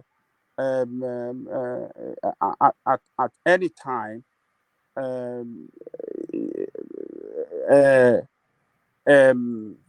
at any time couldn't, use some excessive word as a result of using, exercising his freedom of speech. The state, it is left for the state security to invite that person for questioning and not to go after the media houses. We can't operate democracy like this. This is a draconian rule, draconian practice by. Oga Ajalekoko, sorry if I may interject. Why is it that it's only the Satanan media houses or a Satanan make such statement? The Nigeria authority, whatever media authority will find them, or the Nigeria DSS will invite them. I never seen when they invite the Northern or Northern media be fine. Why is it so? I don't know cases where the Northerner have made. I don't know cases, but For example, like Shegumi, when he was going around local media, international media, saying all sorts of nonsense, there was never a day they were found, the station was found, or another DSS was after Shegumi, and several other ones like that. Or Erufai too, that defied the president. Yeah, when the final kind of day, FFK said something about coup. Now they're saying interim government. When he said something about coup, in less than 1 hour, it was with DSS in Abuja. They grilled the poor man for nothing. Now we are hearing there's interim government coming up. People want to stop the swearing, but never a time the DSS have invited anybody. This guy came to channels. Why can't they arrest Datti? Why can't they call Datti for questioning? He said it. There's nothing they can do, but they're showing channels. It's a show of force that these northern people are showing to us in the south all the time. Oh yeah, I think you are right with what you just said now. When Panikade makes such a reckless, he was invited by the state security service, and this guy, we don't know. Maybe tomorrow they will invite him, but should have been invited, and not the media house that is suffer for what he said. And as a matter of fact, should we say that NBC is acting in compliance to the call of Tinubu camp? You remember you brought us an article yesterday where they wrote a petition, one man. Yes. APC, Bayo Nonuga. Yeah. Are they acting in compliance to their call? Or on what ground are they acting? It seems almost certain that that's the case. They wrote the petition yesterday and already the fine comes in today. That is not good. That is to tell us that we should be prepared for the wars under the administration of Tinubu. Is this the way they're going to govern? Though he's not the person in power now. But yesterday, for them to petition that they should go after, they call on their petition. They call on they mention it in their petition that channels should be sanctioned, and that is what exactly what NBC did. So, are we getting a signal of how Tinubu administration will run that country? Is it the way they're going to run it? They've been saying it on Twitter that they are not going to tolerate nonsense. I think What have they been saying on Twitter? That the Buhari doesn't know how to wield power, and they are not going to be like him. They are going to clamp down on people that come after them. But I've not seen that, but you know. Yeah, this is dangerous. This is very, very dangerous. It is not good at all. You are not going after the person that makes statement, but you want to go after the media house to punish the media house. And the reason for that, punishing the media house, is to send a signal to media houses around the country: do not invite all this rascal or anybody that's going to make any statement against the government or any opposition statement on your dissent. You will suffer the consequence of that statement. It is bad. It is very, very bad. It is not good for our country, and it's not good for democracy. They want to kill democracy if this is the way they want to practice it. So I mean, this is what Yoruba call Ajekela no Mokeleni. They wrote a petition yesterday, and NBC quickly swung into action and effect what they meant. And effect the demand in their petition. This is horrible. This is horrible. All right, I'm a bit conflicted somewhat because I somewhat agree that that fine should be imposed, but not at the request of Tinubu's camp, certainly not. But I think the language that we're hearing from politics at the moment, especially from the obedience space, it has to be curtailed because they are almost now beating the drum beat of some sort of ethnic clash. This is the language we're hearing from the obedience space. So I think that language should be contained and curtailed, but not from Bayon or Nuga. The state should just act as it should. Do you know what I mean? Well, the state has been absent for a very long time. Even before the election, with all that tension going on, they were so quiet, including DSS leaders. It's just been a mess. And now, when somebody starts making a little bit of complaint, immediately, suddenly they exist. And I'm not sympathetic to the way they are behaving, really. Yeah, but the state should act, though. Do you not feel that the language coming from that obedience space, it has to be curtailed because it's spiraling out of control? I think it was excessive what he said, but what he was saying was something I was expecting. That's in terms of some of the noise I was hearing even before the election.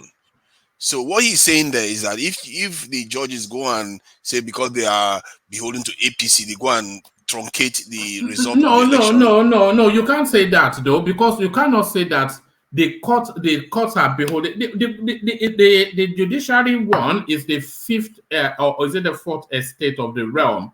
So it's an independent judiciary one, and you cannot say and also what it's doing is illegal because it's trying to prejudice the judiciary by trying to somewhat intimidate them, and you cannot then say that if verdicts don't go in, because that is what is prepping, isn't it? If verdicts don't go your way, then you are already prepping a storyline to continue to agitate against the state. So all of that is wrong language, and they should really call him in. I'm not sure it's such a wrong language if he's saying that if there is clear evidence of malpractice, that the judges have to act appropriately in accordance with the Constitution. And what he's warning is what is he warning? Who is it to warn? And who is it to tell the Supreme Court that if there is clear evidence? What is the contrary? What is the meaning of it? Worried now. You see, that's the thing. Most people, when they hear that, they don't even know the danger of what he's spelling out. Somebody sent him to say that it wasn't Peter Obi.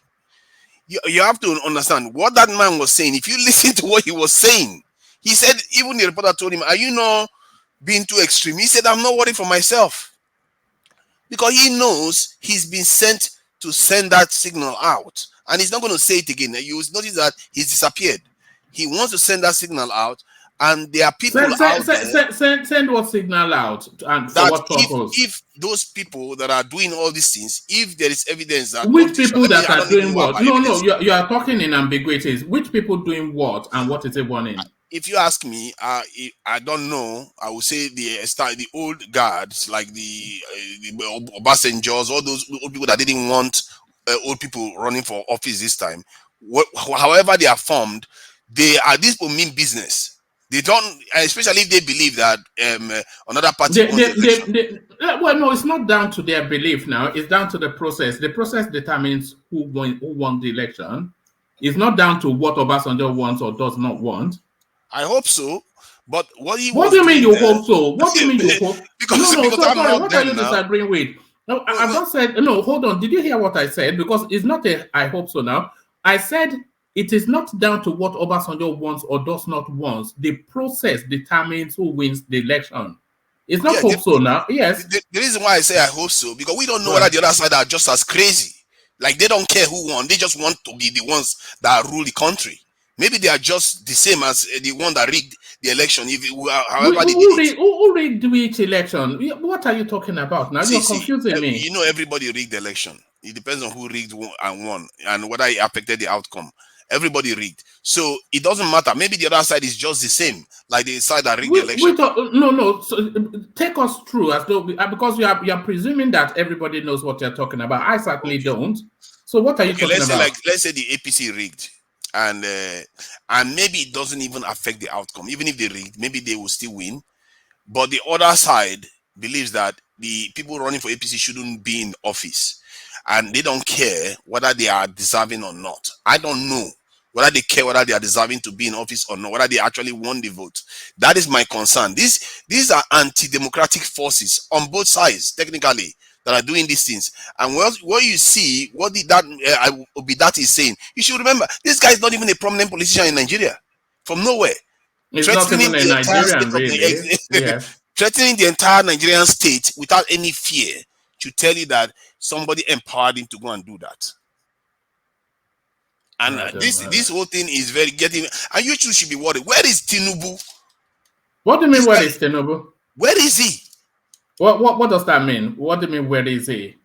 It's very simple. Where is the president-elect as we know today? He's missing in action.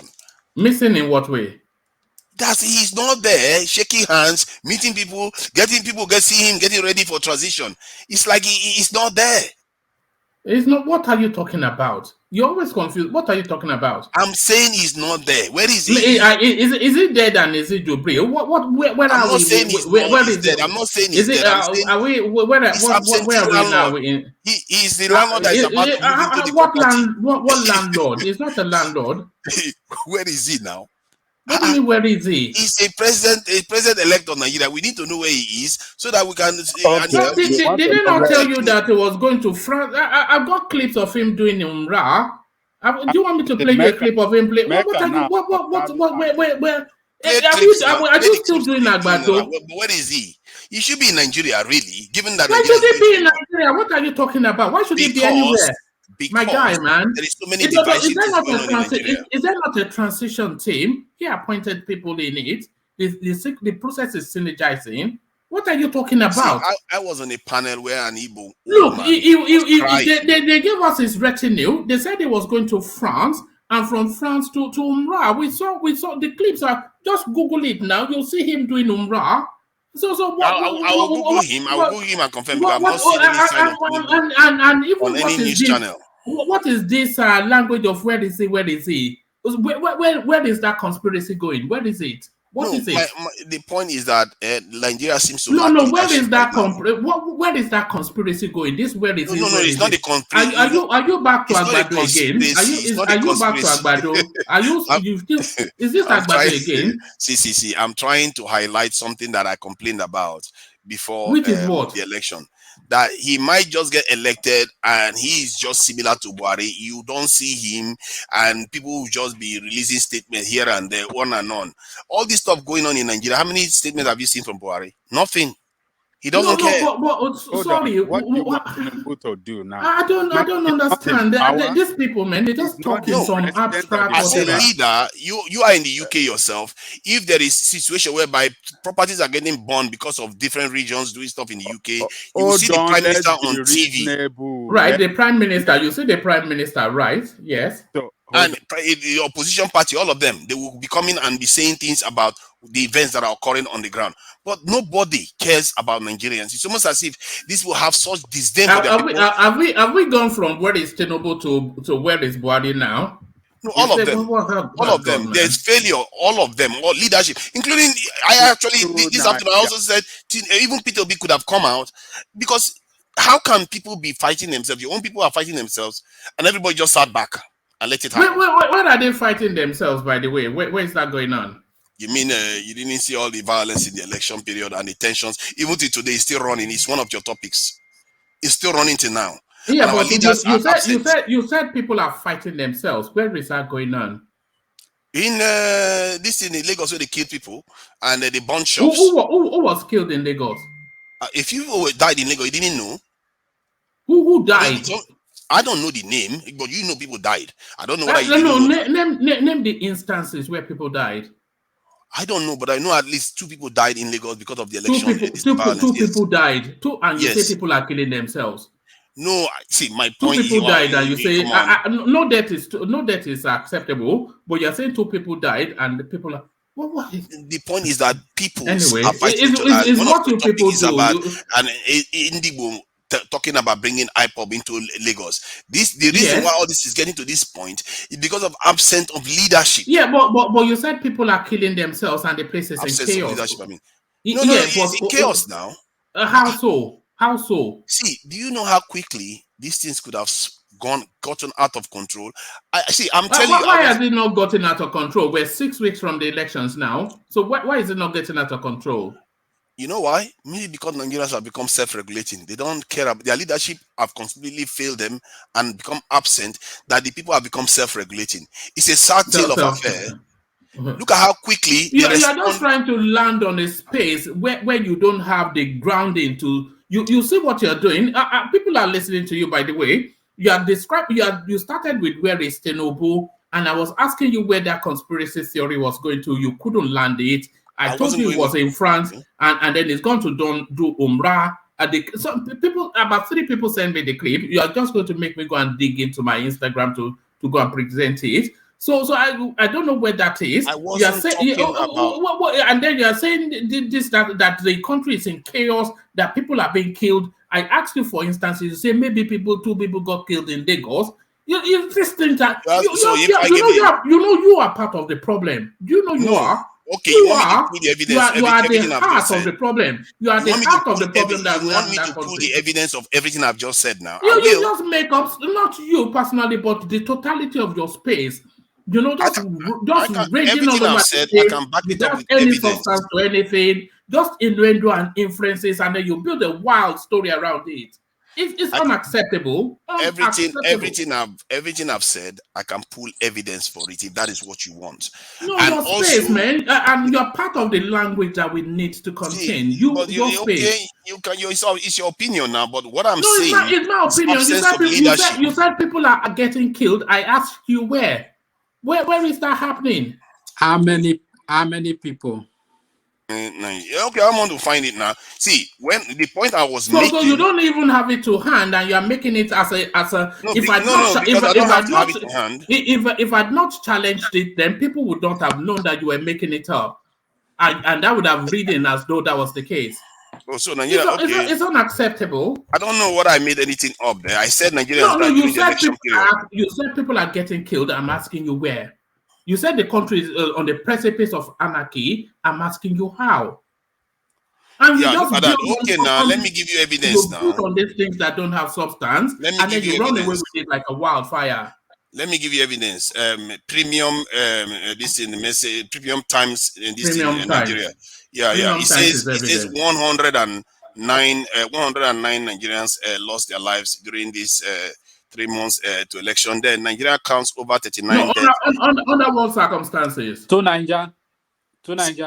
They died in their sleep at home. And they died because of the election. That's what do you expect me to say? They died at their bedroom. It's because of the election. 39 dead from another news channel. This was just 8 days ago. So when I say people died, there is evidence of what I'm saying. And when people are dying because of this electoral process, you would expect your leaders to be saying, you know what, this shouldn't be happening, but they are absent. That is my point. That is why I was asking about Tinubu. It's not because I was trying to start another conspiracy. Why are you not asking about Buhari? Can you hold on, Michael, please? They did not release a statement on it, Tinubu. Oh, God. Release a statement. I saw one statement after the elections, all the elections. Yes. Not the tension when the tension was building up in Lagos, when they were talking about Igbo people wanted to own Lagos or whatever, who doesn't own Lagos. All that tension is going on. They let it carry on. Who's they? Who's they? And our leaders. In what? Don't forget our leaders. In what capacities are you inviting Tinubu to make a statement as the president of Nigeria or the governor of Lagos State? In what capacity? No, I said a leadership citizen. Not only him, to be fair. I'm not picking on only him. No, forget. Don't run away and stay where you are. You know. So who is capacitated and obliged? The governor of Lagos State is capacitated and obliged. The president of Nigeria is capacitated and obliged. So what is Tinubu's obligation that you are putting him at the epicenter of it? Any citizen, Nigerian Forget any citizen. It's capacity, isn't it? No. Who is answer the question now. Who is capacitated to address the your now fabled insecurity in Lagos State? Who is capacitated? Yes, who is capacitated to address it? The governor of the state, the president of the country, or a citizen that doesn't have to any deal with the problem. Yes, they have the right to deal with the problem, but so why are you not parking it? Why are you not parking it at their doorstep? Why is Tinubu at the epicenter of it? Not only Tinubu. I don't know why you're making it this only this. But this is what you. I'm making it about Tinubu. You brought it up. Because I am saying that it's a general trend of our leaders not doing anything for their people. My guy, man. See, come on, you are trying to make it only about Tinubu, and you try to say that I am making it about Tinubu. You brought Tinubu into the conversation. Nigeria, you are the one that brought. So when Ajale called Tinubu out just now, you didn't question him. No. Why is he bringing Tinubu into it? Hold on. Look. You are the one that started asking, where is Tinubu? Yes. We cannot even see him speak. We don't even know his whereabouts. And one man started asking you, why for the call of Tinubu? What do you want Tinubu to? You say, as a president-elect, he should be speaking to people. He should be moving from state to state, meeting people, and so and so. And then you started this narrative that people are getting killed all over Lagos, and people are being killed, and the country is burning up, you know. And we don't see him doing anything, and that is why one man asked you, in what capacity do you want Tinubu to do anything? In what capacity? As a leader. We know Tinubu is he in government? Hold on. You know now, you're not a small boy. You know how government function.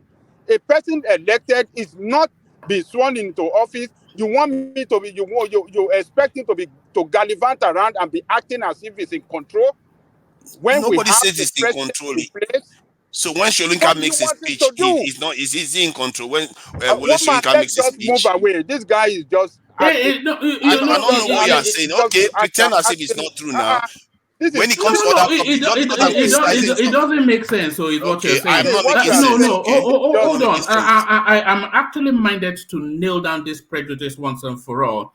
Because you came in with innuendo, where is it, which is what you do in those spaces, not you personally, but where the watering holes where they gather the gnashers of the teeth and the long fangs, where they do the jabba jabba jabba, where they do the jabba jabba jabba. That's what they do there. Where is you know what I mean? You know, you go there, you know them. The I don't want to run. You know who they are. You know this. I know what you are referring to. All those they do all over the and those monkey heads. You know, so that's what they. That's no. That's what they. You know them now. And that is why I pay it to be. So that's not what you know. You can't just use innuendos to infer. You know, you have to come with substance. You know, that's what we do here. You know that. So you mean when Ajan Lekoko said that, is that what they are going to be doing when they get into office and all that? That's not innuendo. When other people do it, just because it's not openly hostile, it's okay.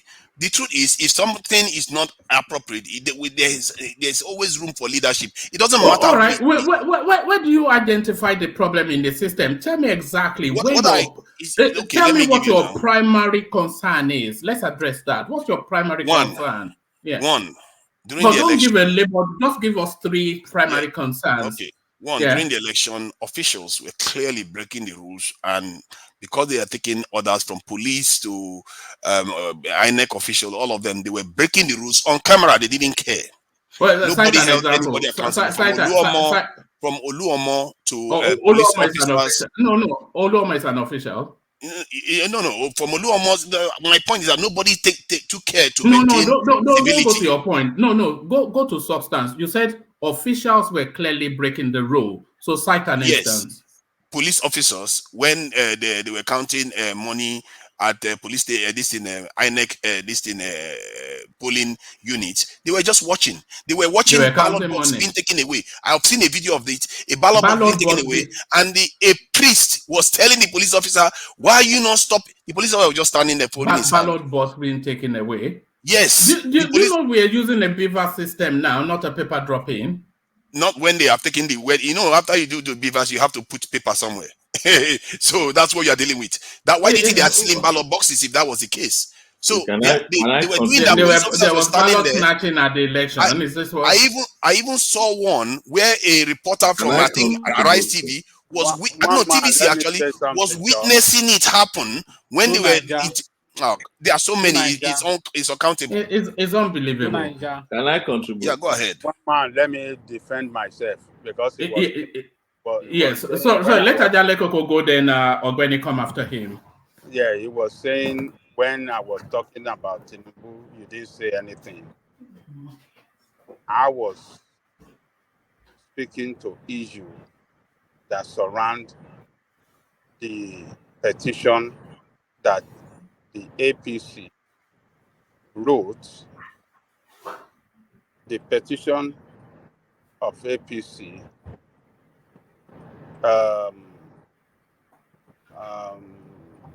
to NBC against, calling for channel to be sanctioned.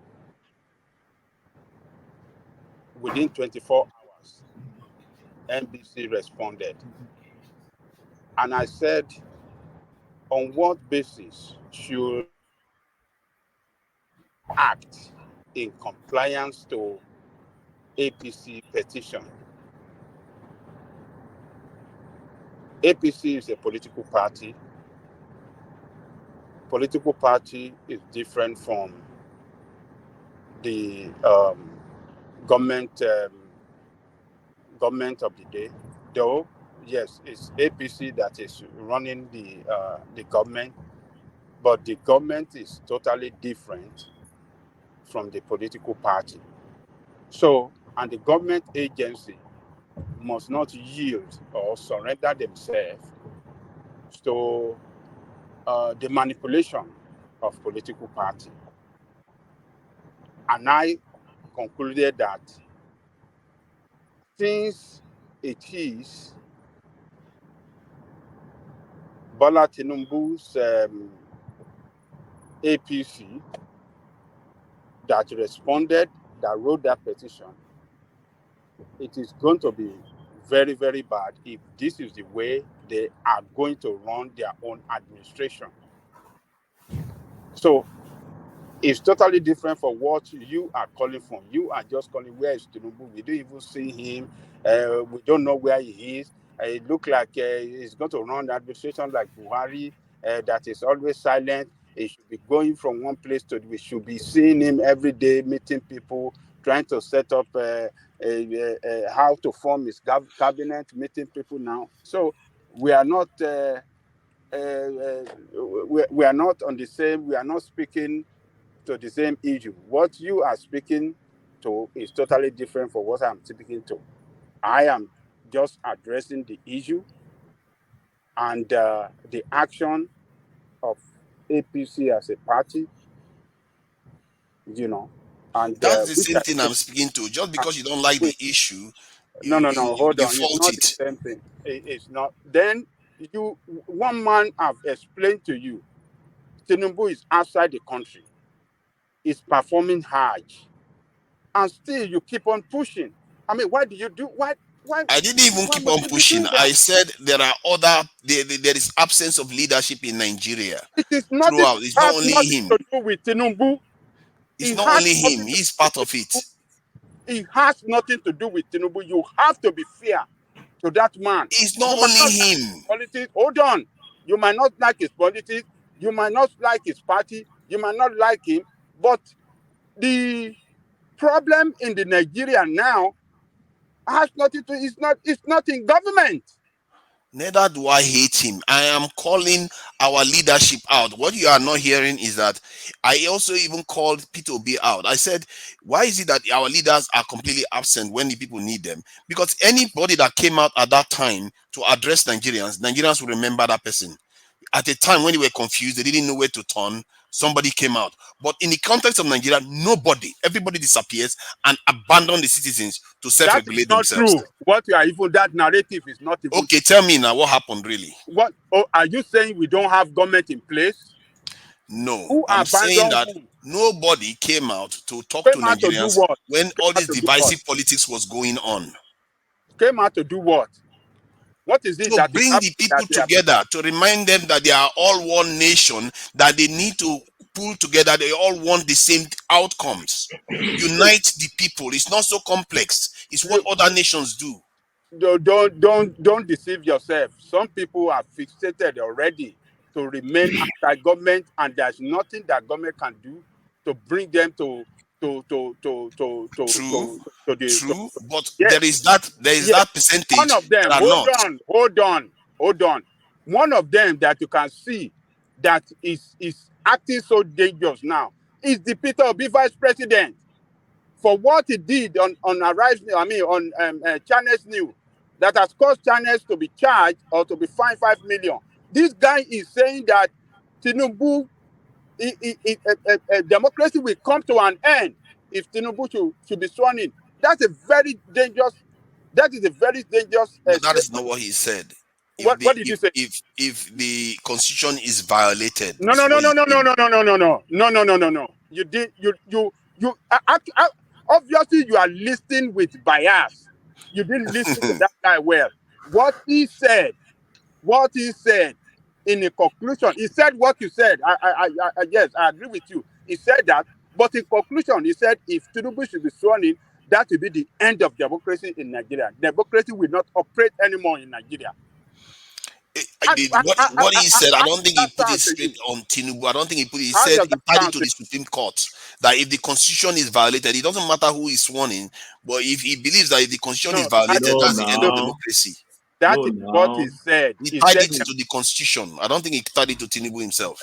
To Niger, please, let's He not be too he keen. said democracy We will all come to listen an end. to That is what what he said. Datti-Ahmed said. What Datti-Ahmed said is very clear. Datti-Ahmed said, Baba uh, Agba, if he did not say any statement that was, I mean, that is too dangerous, that is capable of setting the country ablaze, why did they find Channels News? Oh Because yeah, we are because saying he said inflammatory thing, but it doesn't mean he said it to no, Tinubu. that is But he what he said said. it's like bringing the Team is military what I'm in. telling you. He said democracy will come to an end. He Baba said Jale Koko, yes. please, can I contribute to Thank this you, space? Jare. Let me contribute to this space. To Niger, you see, for me, it will be very uncharitable of us and prejudicial, and I think also disloyalty to our dear country when we build a strong man's argument and we peddle it on the public media. And not because of people who are highly exposed like us that can discern so quickly and understand what bare parlor talk from a real issue that's affecting Nigeria and the question we should be asking now. But because of the uninformed public that are outside there, they are listening to this platform. They are listening to every platform you find yourself, and people find themselves to talk and express opinion. And from all these spaces is where they pick their opinion. So we should at least be truthful to the country. If you are calling out our leaders, let it start from us. Be truthful. What Datti-Ahmed did, everybody should condemn it. And what Datti-Ahmed said was directly on Tinubu. Don't say it's not tired. He caught Tinubu draw Byron more than 5 times in that program. I know about that. And, And I don't subscribe to that too. And from there, he said this such a drug baron is declared the president and made the president of Nigeria that it is unconstitutional. And that if they swear in Tinubu, he warned INEC. No, not court, leave court. There's another space he's talking about. But he said one INEC that because that would be the end of democracy in Nigeria. If they swear in Tinubu, you can go back and check that record. It is on YouTube. We all watch it. And he also went further to talk about. Sorry, see, I know he said about that drug listener, and personally, I don't believe that our leaders should be judged by things they did overseas, as long as it's not to Nigerians that they did it to. Because I don't think, for me, that one is uncalled for. I don't even know why they brought that one up. And the issue about condemning this in Tinubu that they should not swear in, almost all the time he said that, he was tying it to this in the rule of this in the law and the constitution. And yes, he did say that. I think I can see that he actually said that he should not inaugurate Tinubu. The question is whether he tied it to the constitution. If he just said, oh, don't inaugurate Tinubu, I believe that, in short, however way he puts it, they are always going to find something to say is very, very inflammatory. But for me, he repeated it multiple times for it to mean a threat. To Nigeria, whichever way we want to twist this, what that man simply said on that day was that if you swear in Tinubu, you are swearing in an unconstitutional government, that Tinubu is not the president-elect. Let all condemn that, because that's an attack on democracy. You can't go to the US or UK to go and say that and say Rishi Sunak is not properly, and you are a contender, a major contender. Did he tie to the outcome of the court, or did he not? No, it's another area. When they asked me about court, that's when he even said he doesn't have faith in court, which is even an attack on the judiciary on its own. No, he made 2 statements that seem contradictory. He said he doesn't have faith, but he actually believes in the court, or something like that. He made 2 contradictory statements like that. He said he doesn't have faith in the court. So then what the other second one he said? What is the second one? He said 2 things like that. Let's see this time around. Maybe something good will come out from there. You already, you see, if you are somebody who watches human psychology very well, you understand where it's going. They know that petition will fail, and I keep saying it on this platform. They know that petition. If it fails based on the merits, everybody will know. What is merit? The merit is if there is no evidence, then it will fail. Obviously, let me tell you. I'm a lawyer. Let me tell you. You see, when they say something is based on the merit, the petition itself is 80% hinged on technicality. So, which merit are you talking about? So, if today they said, oh, Tinubu is not convicted of drug, is that a judgment on merit? If no. I don't believe in that one. Okay, but it's what they are peddling. But that one they can cry on that one. I don't care. I don't think Nigeria should care about that. If today they say Shettima is not properly nominated, they will tell you, oh, there is no judgment on merit, and those are technical points. They are just technical points. If today the court say, oh, your petition as it stands is so vague, because there is nothing, they are not like all these legal things you are talking about now. It's not in the petition. Go and read the petition. They are not alleging. To be fair, Shettima one is something that has got many governors. Something, not governors per se, like when there is some kind of discrepancy between the vice VP and the president. Like the Bayelsa one was removed because they forged secondary school. What happened to Ahmed Lawan? What happened to Ahmed Lawan? I don't know about the Lawan case, sorry. Bayelsa one is not the same. Bayelsa one is not even close to Shettima Home. All right. And personally, I don't even think he should lose the election. Personally, I don't believe in that one. The one I look out for is the votes. If there is evidence of votes rigging, that is violating the will of the Nigerian people itself. That's the one I have an issue with. I don't care too much about technicalities, really. Tuma, do you have that obese petition? I saw it. Have you read it? Yes. Okay. Some of it. Do you see okay, if you haven't, say I haven't. Have you read it? Say I haven't if you have not. Have you read no, I haven't read it. Okay, I surrender. Okay. Oh no, fair enough. No, yeah, no, that's fair enough. I have a copy. I can send it to you, but carry on. Yeah. You need to go back and read that. When you go and read, when you go back and read, you will drop some points that you come to maybe space like us to push, like what happened in Lagos.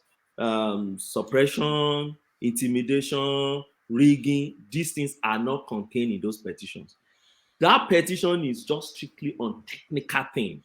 Okay, so I wonder sometimes when people come out and say, "Oh, if it is but that's not accurate, though. There is argument for vote this thing change in numbers. How many states? How many states? You see, those are placeholders. Remember, INEC did not give them placeholders. So yes, are you saying they're going to bring more evidence. They are going to vary. They are going to vary their petition, which is already no. The petition remains the same. It's just more evidence to be provided because they have to. All right. So to Nigeria. A copy of the petition is in private chat if you want to go and read it. It's 100 pages long. I saw most of it regarding the River State number. They presented the River State number as an example of manipulation of results. There's going to be more. There's going to be more because INEC didn't give them all the data they needed. My brother, let me tell you, election petition is sui generis. Election petition is very unique and very strict. Election petition is not a place where you file a witness statement. There are only 3 witnesses that are coming to court.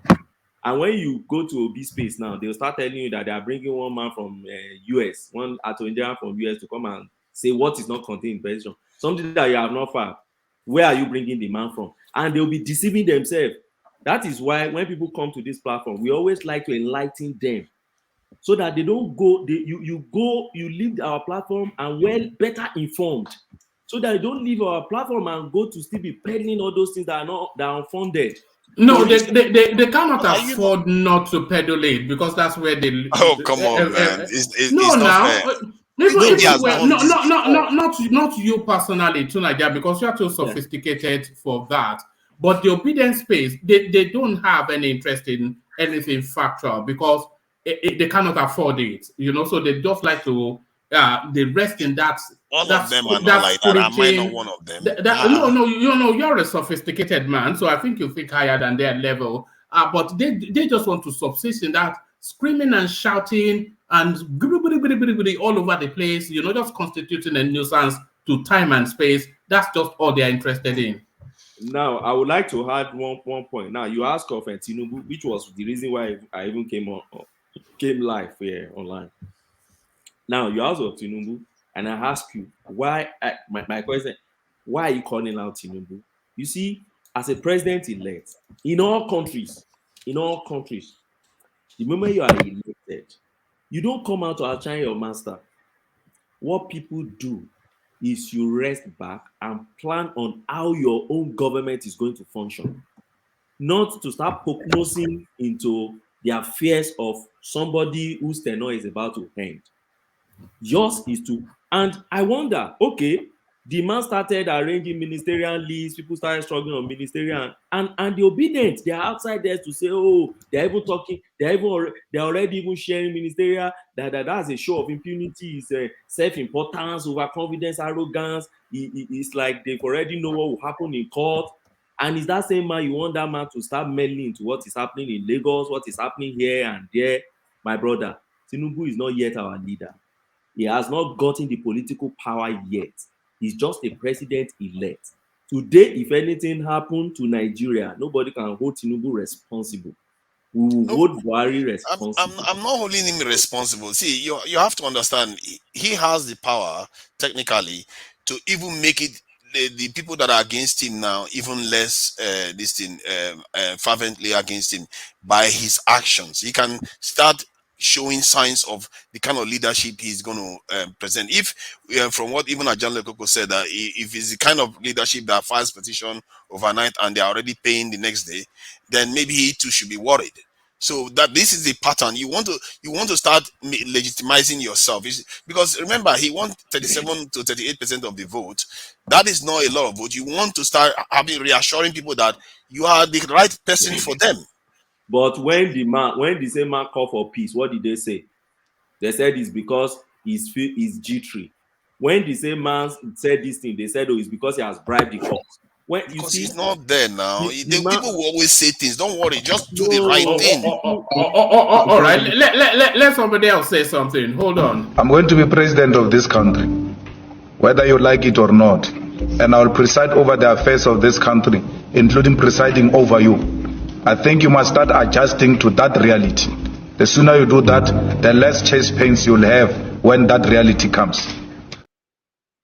Sorry, I couldn't help it. You just have to do that one now.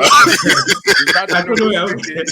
That was to the most speaking. That was the most speaking. He must have been to Are you the same as forefather? Yeah. Is two Naija same as forefather? Yeah. Oh, okay. I can see the voice now. Okay. I think your opinion has always been a bit balanced on Dr. Damage's this thing. Kudos for that. That you can even survive all those obedient guys. Kudos. It's not easy. He's an obedient too. What are you talking about? He's an obedient now. He attacked me too. I don't think he's an extreme obedient person. No. I used to listen to him. He's their commander. You don't know. They used to bash him. He's the commander. They bashed me today. They call me a mole for APC. What are you talking about? Attaché to Obi presidency, military attaché. See, I'm so finely balanced that they call me a mole for APC all the time. It's like today they called me a mole, so it's not new. Everybody seems to be polarized in such a way that they forget that, for me, it's always about the people and what is good for the people. This is why when I criticize even Tinubu right now, where is he? Because the people need leadership. If that Igbo man wants to go and bring IPOB, maybe if somebody was reassuring him that don't need for all that, let's calm down here, maybe he wouldn't be thinking like that. Very little things can escalate. If from the history of Nigeria, you can see that our leaders make so many mistakes that lead things to go wrong. And I just feel like there's no real need for that to happen. All they needed to do is come out. But when it concerns them, look at how fast they act. Look at that that petition that they made against the TV station. They're very, very very fast when it comes to that. Why don't they act that fast when Nigerian lives are at stake? I don't get it. Sorry, this is what piece. Okay, go next, then let's bring Fatai in. But yeah, you first. The problem. The problem of that space is when our constitution, not our constitution, our politicians use our constitution to undermine our traditional ruler. This is the part of our tradition we need our traditional ruler the most. By now, different traditional rulers would have been making statements to calm their people down, but they cannot. Like that guy, not supposed to make that statement. That is because his statement carry more weight than any politician makes such statement on TV. So he's speaking to his people, not a party. Now imagine the Oba of Lagos or one Oba of Cordis or one Oba of PJ come together and make statement. Everybody calm down. The election is over. This is our duty to calm our people down. Everybody will calm down. But our politicians have so reduced our traditional institution that they don't have any power. People don't recognize them anymore. And now we are looking for Tinubu, looking for Buhari. Actually, like what you're saying, I understand what you're saying. We need a elderly statesman in our political space to make a statement that will calm everybody down. What is going on right now in Nigeria is slowly, gradually. Who do you think is in the best position to make that statement? Buhari could be the best, but now it's nowhere to be found. It's Buhari now. He's the president. He's the number one citizen. Yeah, let's look for that. This guy would have just be a nice person to passenger, but he keep writing letter up and down, and people don't take him serious. Somebody that statement that could come and say, "Hey, look, this is not a joke anymore. Election is over. Let everybody calm down. Everybody calm down." Sometimes Nigeria need that dictatorship start to push in a good idea, a good message. Hey, everybody's calm down. We need to rearrange everything and settle everything, and let's know what who are buying the market. We look into it. We must. Hey, where's the governor? Let him check who is doing that. At least let's have a bit of sanity in this country. We cannot be running up and down. Today this, tomorrow that. The only thing that can address that space is for Buhari to make a very craftily worded national broadcast that strikes the balance and also sends a warning. And that's the only thing that can. But he has already left mentally and physically. It doesn't want to. It doesn't want to know anymore. Yeah. Just stay away from me. Just come and call me on the 29th. Tell me where to sign. Tell me where to sign, and then I don't want to see you ever again. That is gone. Yeah, true. But now we are seeing the opponent of our traditional rulers too. These are the places they have to play a big role to calm everybody down. Nobody's to calm anybody down right now. Everybody's making all sorts of nonsense, and it's not making sense. This one will say this, that one will say that one, that one will say that one. Anyway, tonight I can carry on. I just want to chip this in. Before you carry on, let's bring Fatai's voice into the conversation. So Fatai, the narrative that we're hearing, both from this Eze in Lagos, from Iwanyanwu in Oka in Anambra, and then from the letter from Ohaneze to Gani Adams. Are you able to distinguish the tone and texture of that narrative from the infamous throw them in the lagoon commentary that we heard from Oba of Lagos all those years ago? Or is it one and the same sort of mental space of narrative? Hello, woman. I don't particularly. I don't think they are connected, right? I think Oba of Lagos was bluffing to get votes for again. To get vote for what's that governor? Was it Ambode then? It was Ambode then. Yes. Ambode, yeah, was bluffing.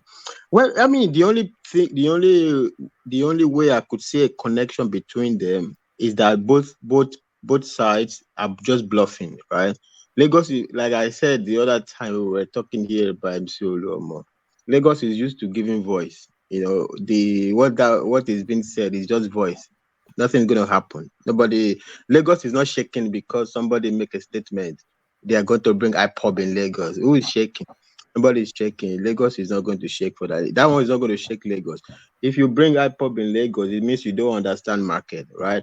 Who is it going to hurt? So you bring IPOB to your market, then who is going to be able to go to your market? You know, you can guarantee IPOB will not take over the whole of Lagos, because Lagos is not only an interest of the Yorubas. You know, the trade, everything that goes on in Lagos is a whole lot of people.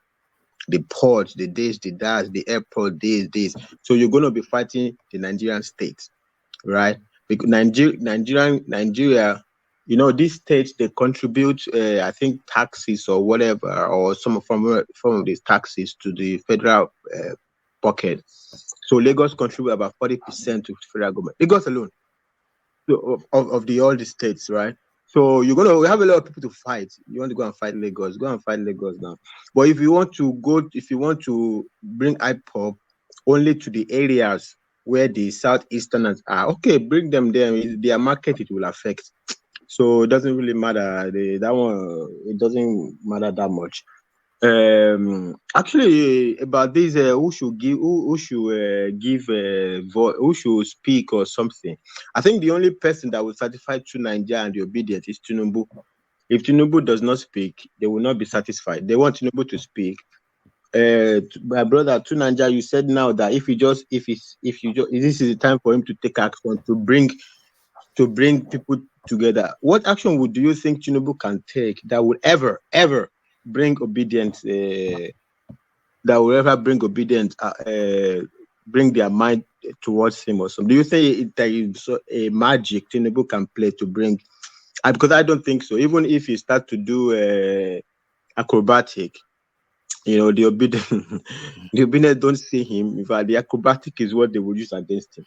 So it doesn't matter what Tinubu does, you know, whether he speaks, whether he doesn't speak, whether he's whether he decides to step over Buhari or he decides not to step over, whether I decide to step over Barack Obama, none of that will placate the people that are agitating. They will continue to agitate. So you just go, you do your thing. That is what he's doing. Whatever he has to do, he does. He goes. It does reduce the tension. For whatever for whatever 4 or 8 years that Tinubu is president of that country, the obedience will never accept it.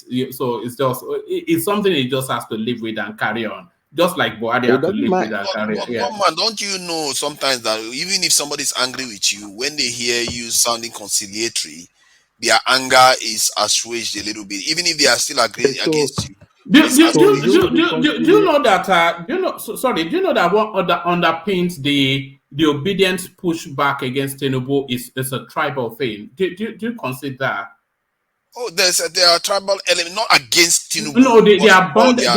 No, it's against Tinubu and it's tribal. That's what people know. To be fair, some people have accused either Tinubu's wife or Tinubu of making statements against Igbo people. Maybe to some of them, but I think most of them is just because they are for Obi. That's the main reason. No, a lot of them they are not for Obi. They are against Tinubu, which is a distinction, and they are against Tinubu along tribal lines. They're against Article 2. Some of them call them satanic. That's what a lot of people think. But sorry, carry on. So, I don't think anything Tinubu says or does will placate to Niger.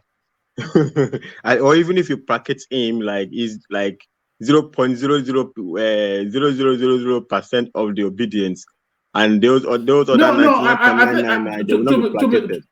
To be fair to him, I think Niger will listen to reason because Niger always balances on reason. But the obedience, they let him give me 1 million soldiers now. They can't even spell reason. Never mind being reasonable. They can't even spell it. Never mind. If Tinubu give me 1 million soldiers, he gives Nigeria 1 million soldiers. I am one of those people that will forgive him some of his sins. And that's why I recalled I said, okay, let me not single him out. It looks like maybe he can go along. He's asking for it. So that's why I say, okay, let's assume, okay, you are the 0.0001%. I don't see what Tinubu can do to bring over the other 99.99999%. So the best, it's always a good thing in life to just go your way, do your thing, right? Whatever happens, you could just go your way and do your thing, right? So, I mean, we can argue from today till 1 million years what Tinubu should do, whether I should even kick Buhari out of the seat and go and sit on the seat of Buhari in Aso Rock. He's not going to do anything to the obedience. So he better just maintain his whatever he's doing and just keep going. But actually, the part that I first listened to, because actually I was sleeping, right? And I was the 1 man and 2 Nigeria back and forth was kind of like, it was pricking my hair. So Nigeria, you said 39 people or something. You were could see some figures of people that died in Lagos or something, or you said some people. One man was trying to say who died or how many people died or whatever it is. I don't think that figure is accurate, right? I think the only reported case of death on the election day in Lagos is from the Rosevivos Gbadebo supporters. They are the ones who killed somebody somebody they describe as thug. So don't use that word because it triggers YouTube. But carry on, yeah. Okay. So the ones they describe as a MC Oluomo type, they killed him. Don't use that word. Don't use that word. Oh, okay. Sorry, I thought the thug is what you were. No, yeah. There are certain words that used to kick. Yeah. Okay, so carry on. Yeah, I misplaced which one you are saying. So the thug is fine, right? Thug is fine. Yeah, no, the thug is fine. Yeah. So they described somebody as thug, and they went after him and brought him down. And then we are supposed to be the other side. Look, I love Tinubu, so when I say we, I love Tinubu. So we are supposed to be the one to be doing what? I mean, if you kill somebody, or let me even use MC Oluomo is saying something, So the side that didn't kill is the one that's No, supposed to don't be use that begging word. the side that killed. Huh? Okay. Anyway, I made the point. I made the point. Yeah. I made the point. I got it. Let me leave it. I think I made the point. Let me leave that after because it just keeps coming. Yeah. So that's my point. I don't get the logic there. There were no 39 people something, right?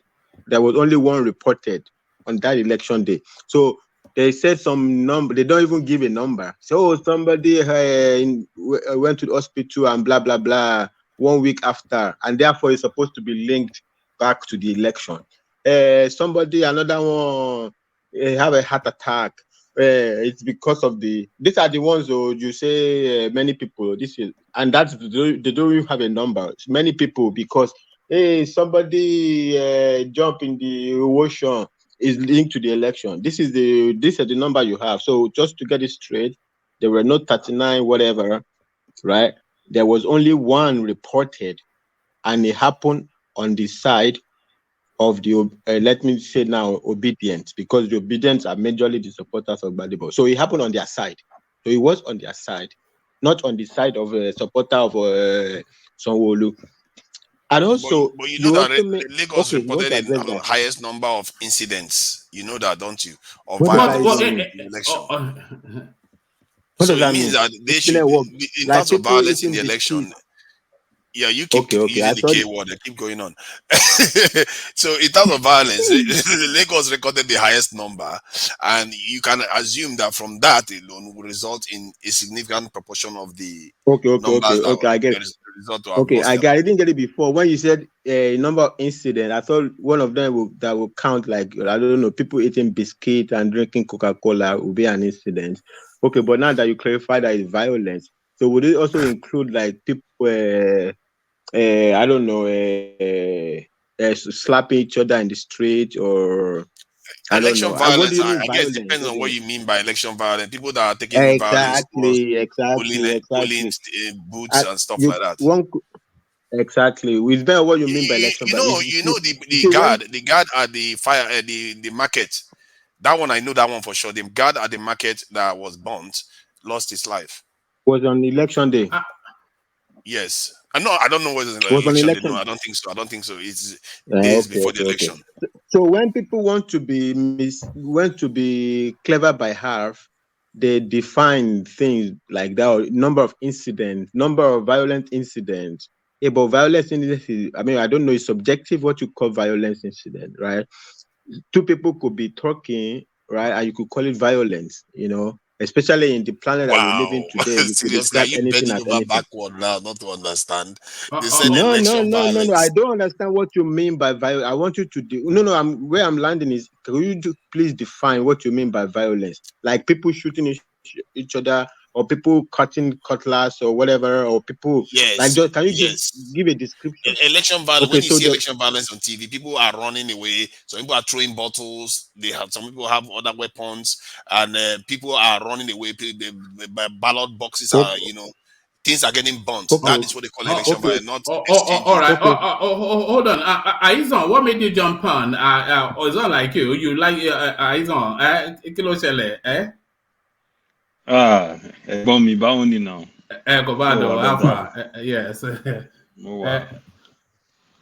Ajale Koko. Adeya, Aizon. Aizon, hello. How you doing, sir? Wait, you don't win jackpot tonight, oh. Look at that, My brother, I just get time tonight. I beg my pikin, they let me hear word. I don't know why, but okay. I'm always listening. One man, your platform is a fantastic platform. Sorry, to Niger, I agree to Fatai. Hello, brother. Yeah. So Ogbeni, Akim, and War Peace. Akim, yeah. War Peace. My brother, my little brother. How about you now? I did look for you since then. You drop your private number for comments for your private section. I mean your WhatsApp number for private section for me. I'm going to resist some certain things. No shaking. I'll give it to you anytime. All right. All right. Yeah. Yeah. No, one man. I said let me come in and give some cover to Niger. You know, yeah, it's getting it from all sides. I mean, AK-47 all around. You guys are attacking to Niger. To Niger is like the best obedient you can ever meet, my brother. For sure. You know what? To Niger the other day, I was so angry at a comment that they made towards you on Niger Watch, and I thought it was very disrespectful. But I was at work. I didn't have time. Have you been prostituting yourself around? What hopping from channel to what is going on here? I thought you belonged here. Huh? Who, me? Yes, you. No. I was listening. I didn't call in. No. Go on. Carry on. Yeah, no, I was listening. To Niger was on Niger Watch, and I can actually remember what the guy said. And I said, come on, you know. And it really, and you know, I supported Peter Obi, but I just felt like, look, you shouldn't be. And to Niger, what he said to him was nothing. Or I can't remember what the conversation was about, but it was kind of asking them to just kind of have a little bit of an open mind towards an issue, and the guy said something to the like of, to Niger, don't make me tell you to shut up on this platform. And I said, what? Why would he address you like that? You know, it was totally uncalled for. And you know, I don't hear you leap into my defense when I'm being beaten up on Rudolph's channel. Woman, I left your defense last week. What are you talking about? When that camp fella said, "Oh, I'm not going to speak to you. I don't speak to people like you." No, yeah, that one. You go there, you know what one man does when he goes there? It sounds like Julius Malema. You have to make your peace with it. But Tinubu is going to be your president. That's why he goes there to read to them every time. Woman, I have a couple of questions to ask him, some real questions to ask you, because you know, but as far as Dr. Damage's show is concerned, I'm convinced you go there to rile those people up, to get under their skin. You know, I listen to you. It's the same one man. Nawala man now. I go there for it's just for the sport. Yes. It's just for the sport. And I've noticed that. And for the traffic as well, of course. Yeah, of course. It's mainly for this. Because it's so easy to. I don't know why they let me do it. It's quite obvious that I'm there to troll them, and then they let me do it. I don't know why. they let me do it. Woman. The thing is this. I enjoy it too much. It's a smart move for you, for your platform, and you're trolling very, very effectively. But the downside is people are labeling you as an ethnic bigot, which is not good. Now, you might not care, right? But you know they say perception can be reality. So it's a dangerous thing, because people now, that one man, that guy hates Igbos. Of course, people that listen to your platform. My platform is 60% Igbo, so I'm not quite sure. I start my platform with Igbo music. Since we've been coming to this platform, name one session that was not started with Igbo music.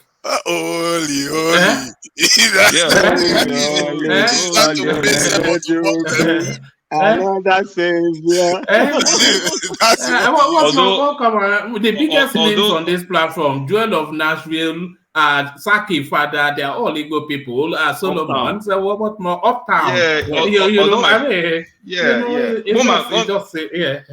Woman, it's just look. So let me just give you some history here. So my choice from the very first time I came on your platform was because I listened.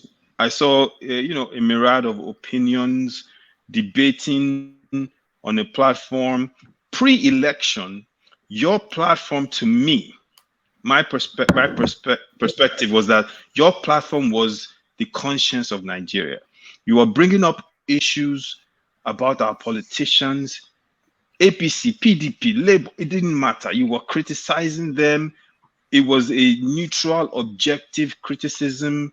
You know, I've praised Oga Ajanle Koko several times for there's a bot coming. There's a bot coming. Yes, there is a bot coming, because what I realized was once the election got into a high fever pitch, it became more of an APC, pro APC. There was a time I was listening to your platform and I saw people making a case for Buhari that his administration had not failed. I almost choked on the food I was eating. I said, well, was it fact-based? Was it fact-based? It was fair. I think what's his name was on it. I think the Progressive was on. Patrick. I think Patrick is the Buhari man. See, Patrick is the. I don't like talking about people when they're not here, but Patrick is the kind of guy I feel I will have a fun night with in Lagos if we went out together. We'll drink beer, we'll have a great time. As long as we don't talk politics, we'll be okay. Because he seems like a cool guy. You understand? But he's pro APC. And for anyone to say Buhari's government has not failed, how far now? That's a little too much, you know. And so, you know, that was the only thing I was like, well, man, I understand some people. Let me ask you a question. Do you think a lot of the failure that we attribute to Buhari, do you think it's ethnic based? Do you think because people resent him for who he is, they refuse to acknowledge that he may have achieved a thing or two? No, woman, because you know I was listening to Usman Yusuf today, and those guys, when you listen to Sani, what's his name from Kaduna, you listen to Usman Yusuf, you listen to Akim Baba-Ahmed, these are people from the north, core Hausa and Fulani people, and the criticism they give him is even 10 times worse than. Yeah, but that criticism is partisan now. That criticism, Akim Baba-Ahmed is Northern Elders Forum. Now, it doesn't belong to any party. It's pro Atiko. It's pro Atiko. Akim Baba-Ahmed. What's pro PDP now? It's pro Atiko. He was the one that organized the Arewa Forum for Atiko. He was the one that was trying to organize. It was a Saraki PA once upon a time. Yeah, it was Saraki's what do you call the Man Friday back carrier. What did they call them? What's the name? What's that office in the presidency that is closer to the president? SGF. No, that one in the presidency. Chief of staff. Chief of staff. It was Saraki's chief of staff when Saraki was Senate president. So he's a PDP it's an Adeko man. Yes, yeah. So So maybe I stand corrected on him, but one man. There are northerners I have met recently. I was in Nigeria in November. I was in the north. They cannot. Buhari, the administration failed. We've analyzed, dissected, debated on your platform. I'm talking about months and months before the election of how this administration is an abysmal failure, right? And it's not even a debatable fact anymore. It's known. But the thing is this, right? Asiwaju is not Buhari. Accepted. Asiwaju himself, not me saying, not Aizon saying this. Asiwaju himself said, I gave you Buhari. He said it, right? When he was making the whole Olule, he was making that speech. He said, I gave you Buhari. So, but Asiwaju now is president-elect. And Asiwaju, more than likely, given the history of electoral court challenges, is more than likely the favorite to win this challenge in court. So he's going to become our president, as much as it hurts my throat to say that. But the question I will ask the APC loyalists here is that for someone like me or Tunanja, who did not support Asiwaju, who probably cannot see how he can effectively govern given his physical state, how would you be able to convince me that this guy will be successful and turn this country around? That's the question I will ask these guys. There's just two word answer to that question that just caps it all. Lagos State. That's your answer right there. Well, man, Lagos State is a matter of perception now. Yeah. Well, it's what we're No, one talking man, they about. don't buy, Lagos they State. don't accept Lagos State. Well, whether they accept it or not, history and fact, you know. They don't Tinubu is Well, not man, bold. are you talking about the people in? If you go to Ajegunle and ask those people how Lagos State is faring for them, they will give you a totally different picture. I was in Lagos State. Wait. I was in Lagos State in November. It took me 4 hours to go from Lekki to Ajah. Is that a place that you can say is thriving? If you want to go from Maryland, Ikeja to Ojo, it's your whole day. That is not a place. Imagine if you have a business and you have to transfer and move goods from point A to B. So I've got an answer to that.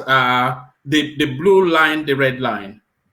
Yeah, so Rome is not built in one day; is moving ahead, and also there is you also have to factor in that more people the more it's getting improved, the more people are coming in. So essentially, they are netting out the effect of the improvement. So improvement is going on day by day. Fatai, let me ask you this question. Let's assume right now for 1 second that I am in your house and we're eating amala. Sorry, 1 moment. Sorry, it's not an Oyo man now. Sorry, 1 moment. Let Tinubu back up what Fatai just said there, because Tinubu also commented on what Fatai said. Wọ́n lọ sílé ìwòsàn wọn, wọ́n á gbóògùn ọ̀fẹ́, wọ́n á rí ìtọ́jú ọ̀fẹ́ tó bá ti kọjá 12-year-old. Á dẹ̀ tún gbé yẹn lọ sókè. A dá ilé ṣẹlẹ̀ fún wọn, wọ́n kọ́ṣẹ́. A lè dá wọn dúró àwọn àjèjì tó ń yá wa èkó. Tẹ́kọ̀ ò bá dáa.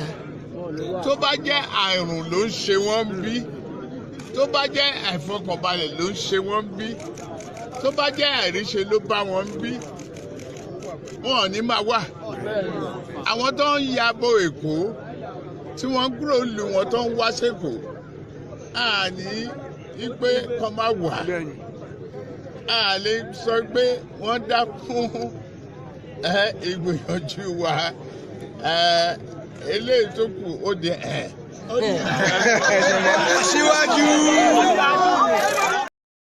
So that was in Yoruba, of course. I know you have a smattering understanding of, but what you were saying essentially was what Fatai just said, that the more Lagos improves, the more it gets crowded. So, but back to your Aizon.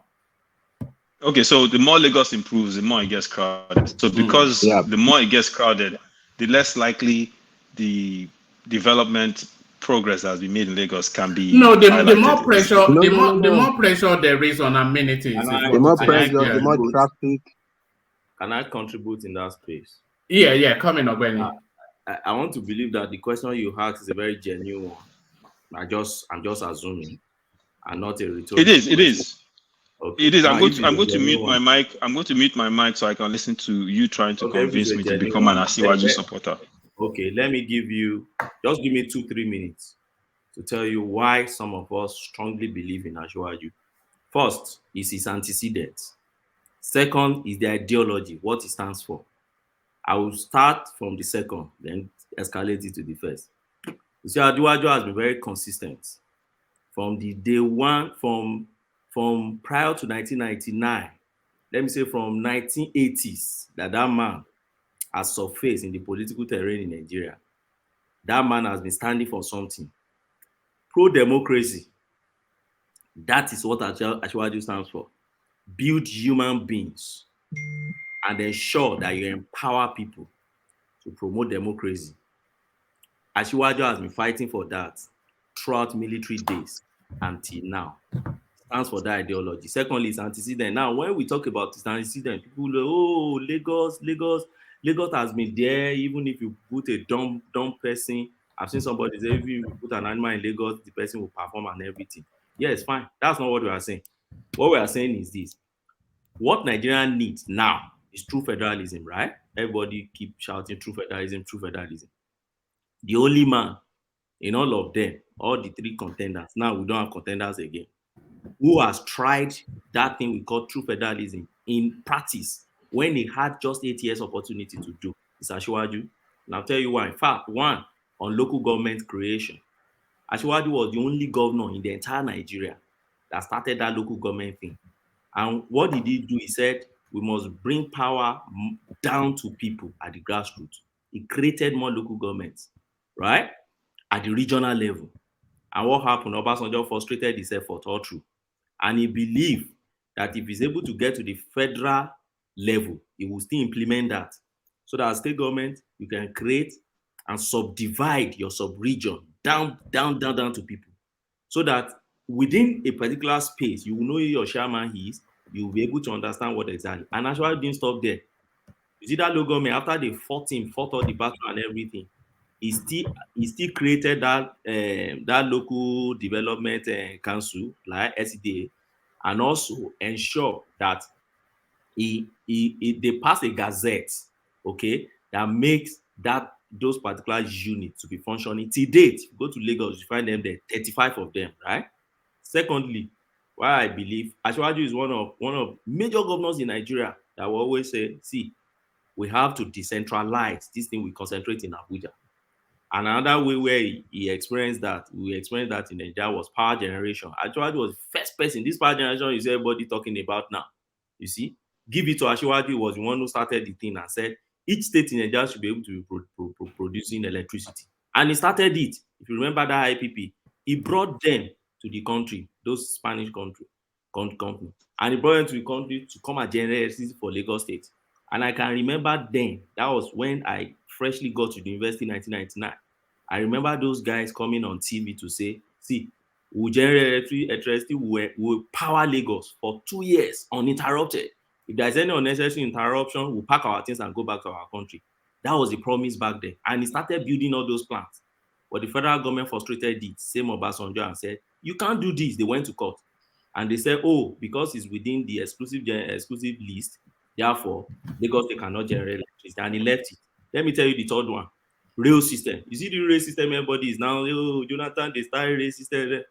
When Asiwaju was there in 1999, specifically 2001, Asiwaju tried to revive Oodua investment. You can remember Oodua investment very well. Oodua investment was like a company for the Western region in those days.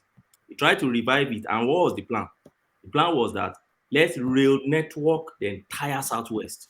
Don't forget, then he was playing regional. I beg your pardon. Okay, sorry, carry on. I was going to say something, but carry on. Yeah, Don't forget, he was playing regional politics because he was the leader of Alliance for Democracy, which was AD back then, right? So the way he coordinated that AD and the kind of policies he had then was a serious threat for Obasanjo. Obasanjo knew that if he should allow so many of his policy, okay, to manifest, there is no way they wouldn't have taken over Nigeria as Alliance for Democracy then. Bola Ige was everywhere, and they were chunking out policies. And one of the policies is rail system. That rail system, they had a master plan of how to network the entire Southwest about rail, so that you can stay in Ekiti and be working in Lagos. You can stay in Ondo State and be working in Lagos. By evening, you are back in your home. If you like the natural environment, you are there. So that development in Lagos can spread to the entire Southwest and like that. And see this model, this man didn't just pick this model.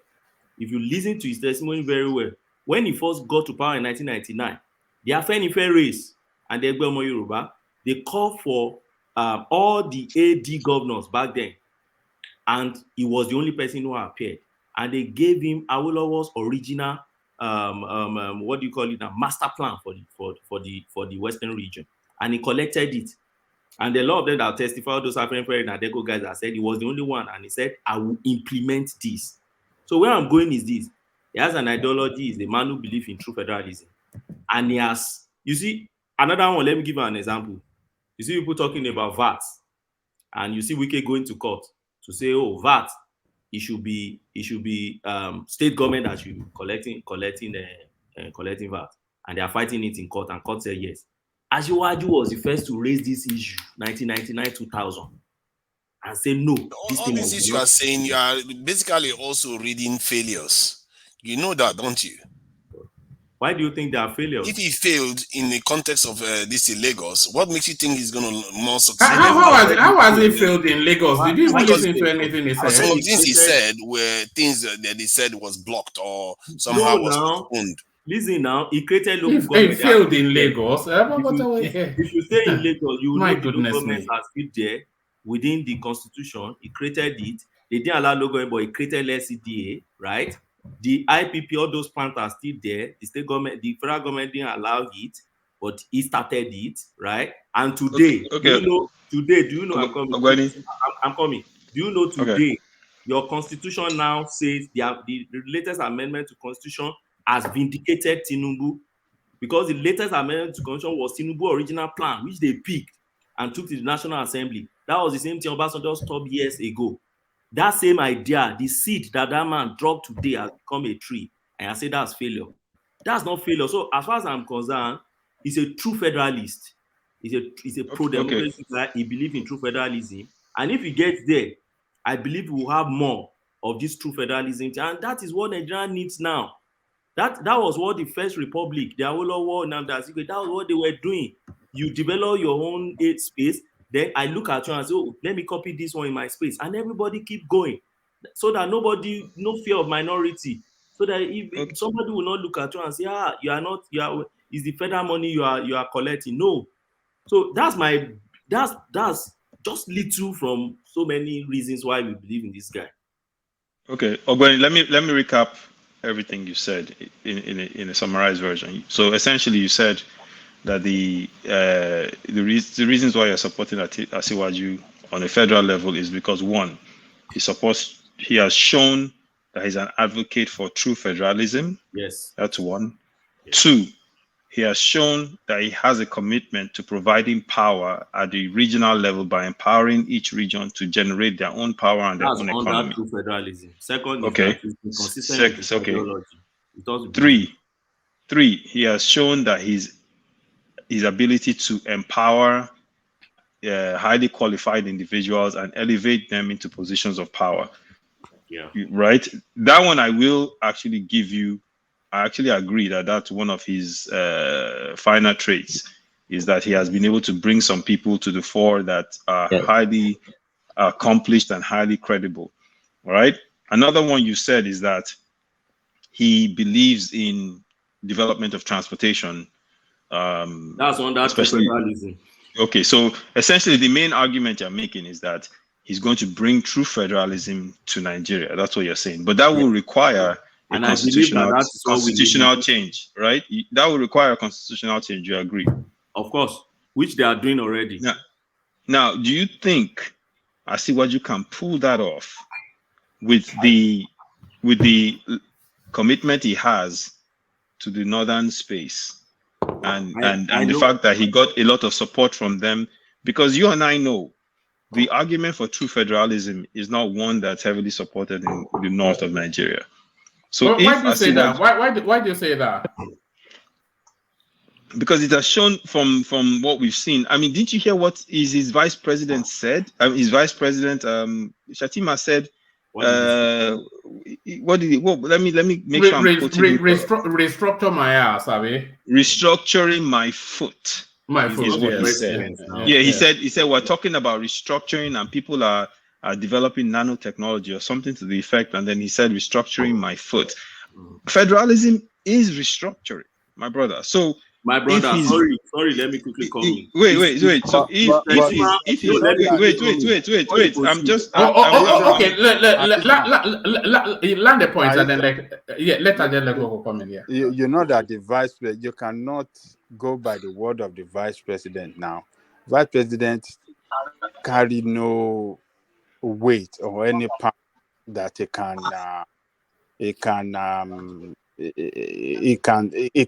carry nothing to go against the president. Yes, Ajalekoko, but this vice president is very important because Asiwaju that was governor. Wait, Ajalekoko. The reason why I'm saying this is because Asiwaju. You remember in an American election when John McCain was running against Barack Obama, the one thing that most people were terrified of with Sarah Palin was that because they said if anything goes wrong, Sarah Palin will become president of the United States. So the Asiwaju that was governor of Lagos, as effective as he was, and I actually know some people that work for him especially the guy that was in charge of taxation for Lagos that got elevated to the federal level very well. And that particular person I'm talking about, is a highly credible, highly accomplished person who showed success. The whole Alpha Beta thing, as much as there was some corruption in it, it was also very successful. I'm not going to throw the baby out with the bathwater. How do you know this? I'm looking at this thing strictly from a factual point of view. But what I'm saying opinion is not factual. You don't know. Well, it's not an opinion. I said as much as there are allegations of corruption, there are allegations of corruption. Are there not? Allegations of corruption. No. Allegations. It's not. I don't think it's totally off the point. That's not allegations of corruption is factual. I'm not saying there are factual cases of corruption. I'm saying there are allegations. There are allegations of corruption. You're misusing your English. No, I'm not misusing my English, my brother. It's not factual. No, there are allegations. An allegation is not a factual claim. Let's not get bogged down in the language debate. But I think we get the wider point. Yeah. So the point I'm making is that the Asiwaju that was governor of Lagos State is not the Asiwaju of 2023. Yeah. So the question we would ask anyone would ask is, what's the difference between the two? Well, no, they are different. Can I come in? Ayizon, brother. Go ahead, please. Go ahead. Yeah, go ahead. Thank you. Thank you very much for that point you make about you mentioned the person about the taxation, something like that. Your point about Alpha Beta is totally. I mean, I will go along with you. I mean, you can hardly find an organization that is not corrupt. There is a whole lot of money that Lagos is generating. So whoever is the consultant is making a lot of money too. I mean, rightly or wrongly. So if they say they are making money, I will not argue too much. If you say, are they doing a good job? Is the whatever money they are making commensurate with the job they are doing or to the agreement? Or is there underground money? That will be the argument. But the point I want to go is this. So a lot of the points, I mean, there were good points of Benny made, but I think they largely lent to Tinubu's achievements, right? So I think the point, if I just to ask the question back, that you understand me. So what Aizon is asking is, okay, this man is I mean, as you can see, he's not the same health. You even said he's not the same health as he was when he was governor of Lagos State. And there's a whole, and some people also argue, which to some extent it's okay. Lagos is it's a big space, but Nigeria is a bigger space. So there are visible differences, and so I just want to know, given at least two of these, and there are others, how will Tinubu fit in exactly? So his achievement in Lagos, they are like his CV, very very fantastic and everything like that. So we may never know, but when we look back, we can have a hope that he could do it. But my own personal hope is not even 100% on that one. When people talk about the record, I mean, we can do, except if somebody wants to rubbish the record, that's where I get into it, right? But where I come in, I always say that I like the guy, right? And where I come in, it's not even so much about that. I like him because of his intelligence. So during the course of the campaign, right? So he appeared in a few places. So one of them, he appeared in Arewa Consultative Forum, right? So, and he said, and they asked him about the climate change situation, and he made the famous quote about poison the Holy Communion. I thought it was one of the best things I've ever heard in recent times, right? So and especially when it comes to Nigeria and international relationship, right? So, well, they have given us so many things. We've had in the past, when Babangida was around, what do you call it? This thing, Babajani Koko, this Babangida introduced the SAP. So SAP. So there has been so many things. All the money IMF was giving us, blah, blah, blah. So they want us also to take up climate change agenda. Climate change agenda is like some economic model. Very little to do with climate change, but economic model. Sri Lanka implemented in like 1-2 years. The whole economy crashed. In fact, they were all on the street.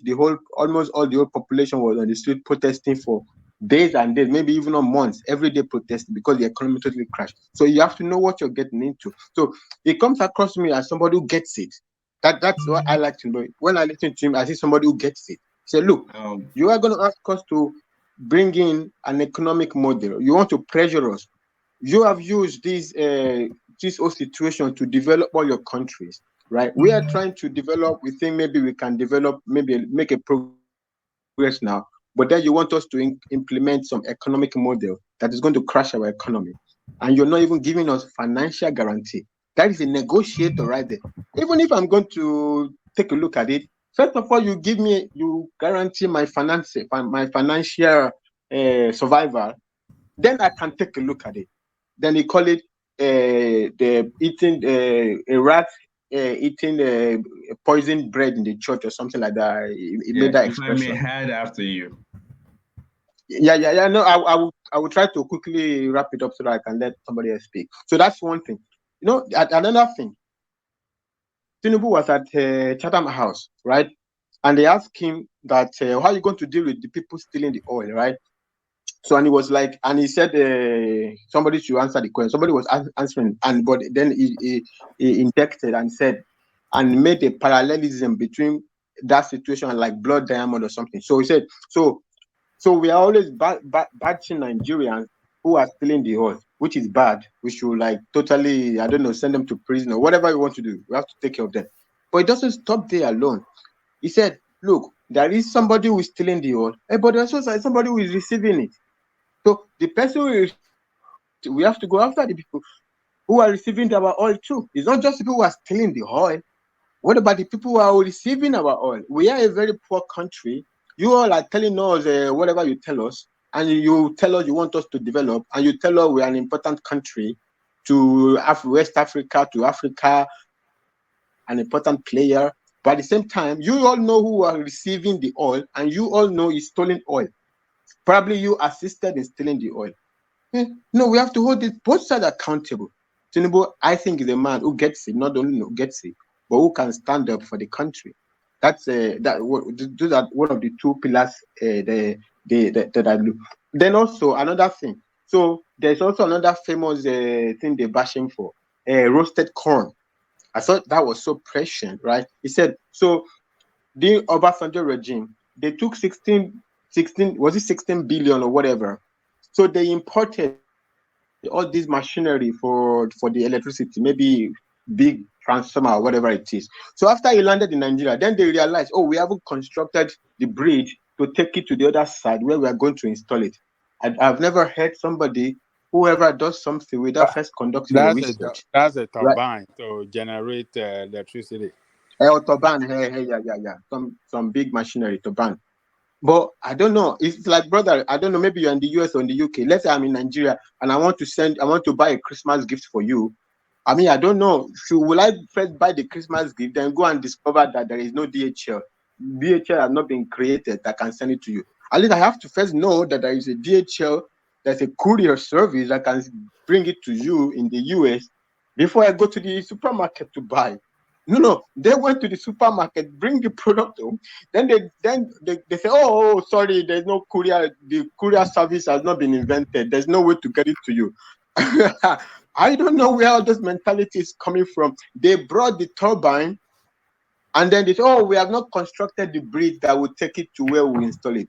It's like the stupidity. Anywhere Beleface.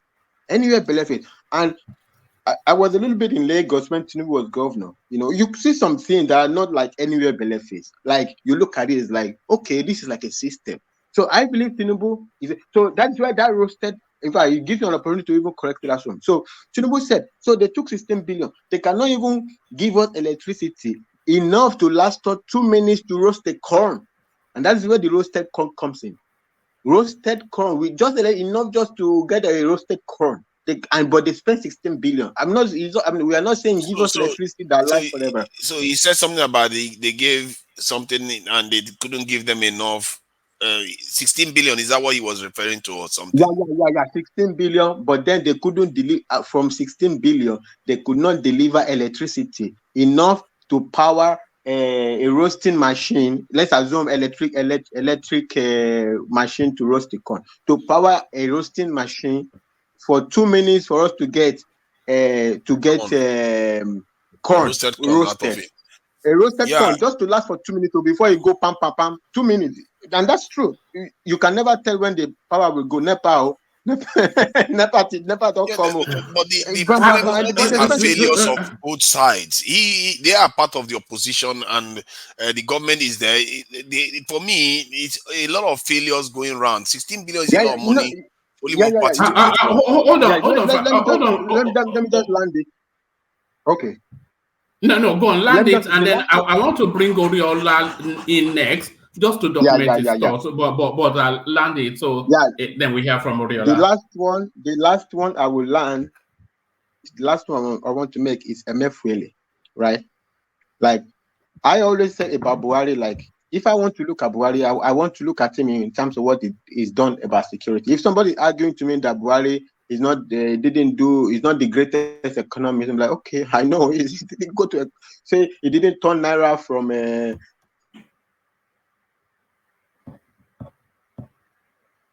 Have we lost you? Or have we lost me? Can anyone hear me? Yeah, I can hear you loud and clear. Oh yeah. You can talk about Tinubu, about whatever is accounting, whatever, but he clearly demonstrated that an Emefiele cannot pull off what he pulled off with Buhari with Tinubu, right? If we don't get in there, somebody who understand finance, understand intersection of finance, economics, and all these things, investment.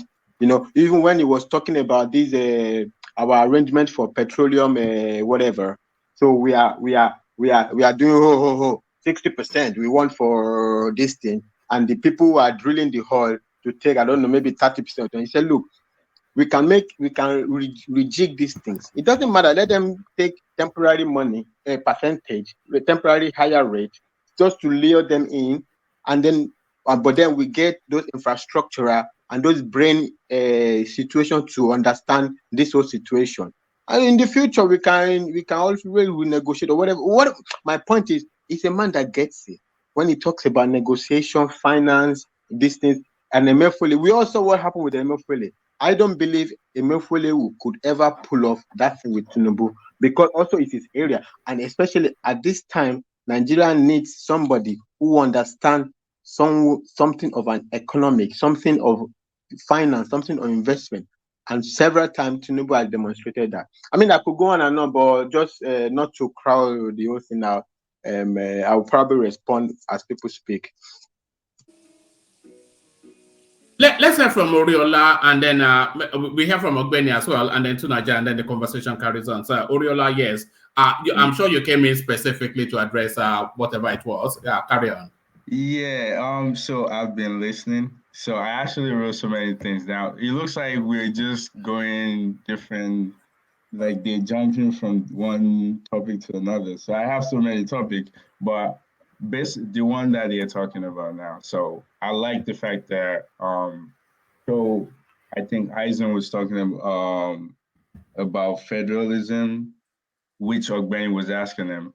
I think, I'm not sure if the understanding of federalism, you actually understand exactly what it is, because if Nigeria is actually doing federalism like they need to do, which means that the power goes to the people, like the bottom, which means that one person won't be in the center, one person won't be at the center and just controlling, having power for everything. I think that's what the federalism, the real federalism would do, just like some other countries like US, Brazil, Russia, like the federalism they have, not just the guy at the center is controlling everything. So I believe that if it's looking at it that way, I think, to be honest, when it comes to politics, woman, you have to know this. I only come in for discussion. Like when you have a topic, politics, I'm not like 100% with that. But when you have like a real just topic and trying to talk about substance, I think I would just add to that. So if you want to like engage on that federalism, I felt like it will be good for Nigeria if Tinubu can actually do that. That's one. Two. So sorry. What is your concept of federalism? What did you say your concept of federalism is? So basically, like so you have so Nigeria have a federalism, or like right now what we have, but it's not being done like it should be. Meaning like this, the guy at the center is not the head of every single thing. More like he's the guy. Like right now, he's the guy in charge of I believe the police and some other thing. Like everything really have to go through him. So in a way where federalism is being performed, we already have the state. The state can actually design how they want to run their state. You have local government, which means that people they see people on a daily. They get to know people. So I don't know how many local government like Lagos, for example, has. If Lagos has like let's say 20 or 30, it means that the people that live in one local government, the guy supervising that area, get to know exactly what's going on in the community, and he has the power to do things to make sure that infrastructure, or if they need any economic empowerment or doing stuff for his environment, his local government is able to do it.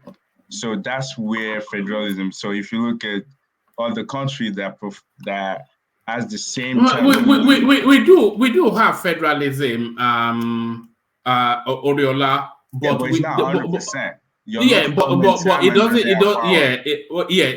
not backed by power. But the way Nigeria is structured along a federal line, because the composing federating units, they stand in a sort of a sub-autonomous space. So that is to say that every composing state of Nigeria almost stands individually as a country by itself with a head and a structure.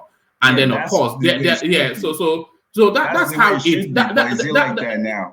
No, that's how it is structured, but that's not how it is empowered. So that is where the language of restructuring and devolution of power comes in. Yeah, but it's not really restructuring because you already have it in place. All you need to do is make sure it works like you need to. I think that's what Benny is speaking to, that if it works the way it needs to work. I don't think Eisen is getting that part. He was thinking that he's going to go there and start changing stuff to, no, he's not really changing, although they will make adjustment to the constitution, but it would just be like, let's give these people power. Like when you have your budget, the local, they are able to have their own budget, and whoever the chairman is able to do something, accomplish something, and everybody get to see what he's doing. So I think, yeah, that's if he's able to do that, because accountability is exactly what, if he's able to do that, but we need accountability as well, where you can question people as far as, okay, Oriola, for that accountability to take place, then power has to devolve to a space that the governed can interact with it. Do you understand what I mean? So a lot of decisions that even affect as local government areas are being made in Abuja. So when the governed, they want to rally against the decision, then the people that oversight that decision will tell you that that decision is in Abuja. So because we on paper have a federal state, but in actual practice have a unitary system. So that's where the difficulty is. So what you're still talking about is devolution of power, isn't it? But Ogbeni, you wanted to come in. Let Ogbeni come in and then you counter back. I wanted to say what we run presently is federalism. The constitution we have is a federal constitution we have. But what people have been complaining about is that See, federalism is just about power sharing. That's you have your central government, and then you have the components, which in Nigeria, two other layers, the state and the local government. You go to our constitution, you see them sharing power clearly in our constitution. But what people have been saying is that in this power sharing that you share, which is federalism, you concentrate some powers that should make other component, which is state and local government, to perform ultimately. You concentrate it too much in the central. You just have to share this power. So what people have been saying, you have to recalibrate the power sharing structure in Nigeria. It's not as if we don't have federal system, we have it, but we just need to recalibrate it. And then the point I just made was that Tinubu is one of those guys in Nigeria who has been testing this constitution severally. He tested it throughout his 8 years, and he has been consistent about how he thinks that power should be recalibrated. And I think if he gets to the federal, he will continue with this his idea. Right. I kind of agree with you, but the thing is, you saying that currently, yeah, the Constitution is designed as federalism, but you saying just the top are sharing power. I disagree. I don't even think they're sharing power, because the judiciary would say something, executive wouldn't even care. But if you even with that central, they're not even doing like they need to. But if we want to really practice it the way it should be, every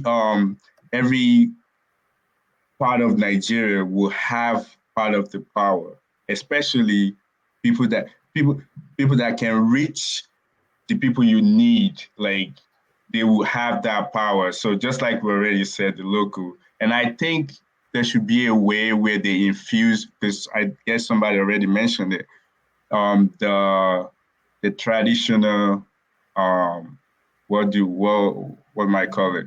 The traditional power, they need to actually find a way to infuse them in there. Because if you look at, I know the second constitution of Nigeria that was made, actually that one and the one that goes to the independent have the kings part of the legislature in Lagos. Like, I think the above Lagos and some other king, they're part of those people.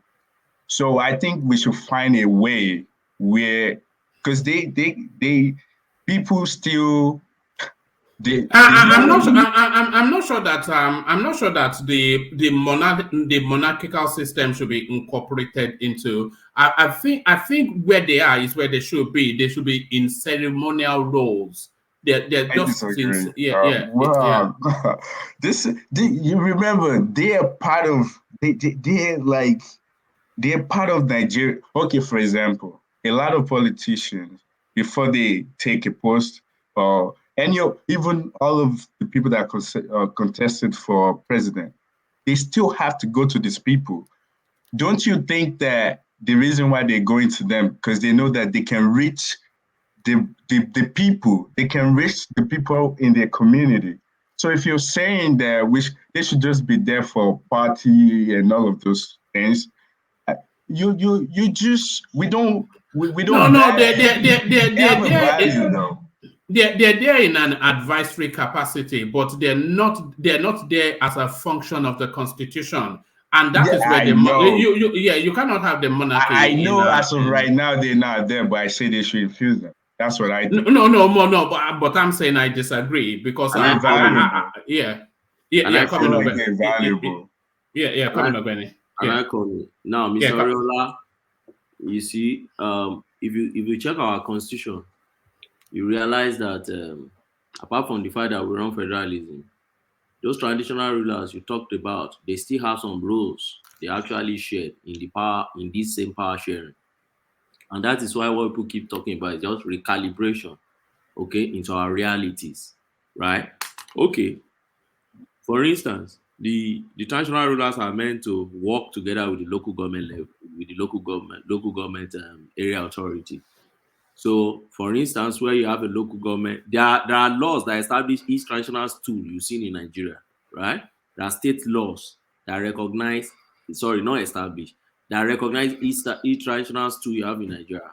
And those laws stipulate what are their functions, their duties and responsibilities in society. So they are not just functioning and just hanging there. They have laws that institute them. Mostly they call it chieftaincy laws in the southern part of Nigeria. So what is their function? What do they actually do as of right now? So they have a lot of function. For instance, there is no they have a council within the state, which is traditional council. So those traditional councils, those obas are in grades, grade A, grade B, grade. So they are in grades. Now there are some of them, they attend meetings, security meeting with the governor, okay, to decide about the security, the first class ones, to decide about the security of the state. And they play advisory role to the governor as to how to go about security of the state in terms of the traditional way. Don't forget they are traditional rulers. They are not political office holders.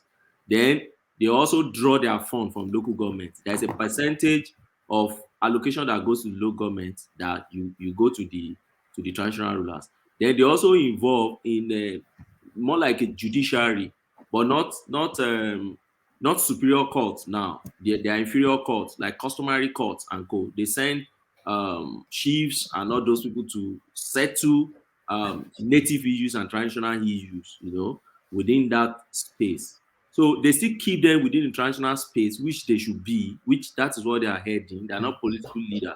Because if we have to go by this your argument now that, okay, they have influence on people, they have weight on people, then somebody will pick that logic and start applying it to the religious leaders. Because the religious leaders also, some of them have crowd of about millions of followers and others.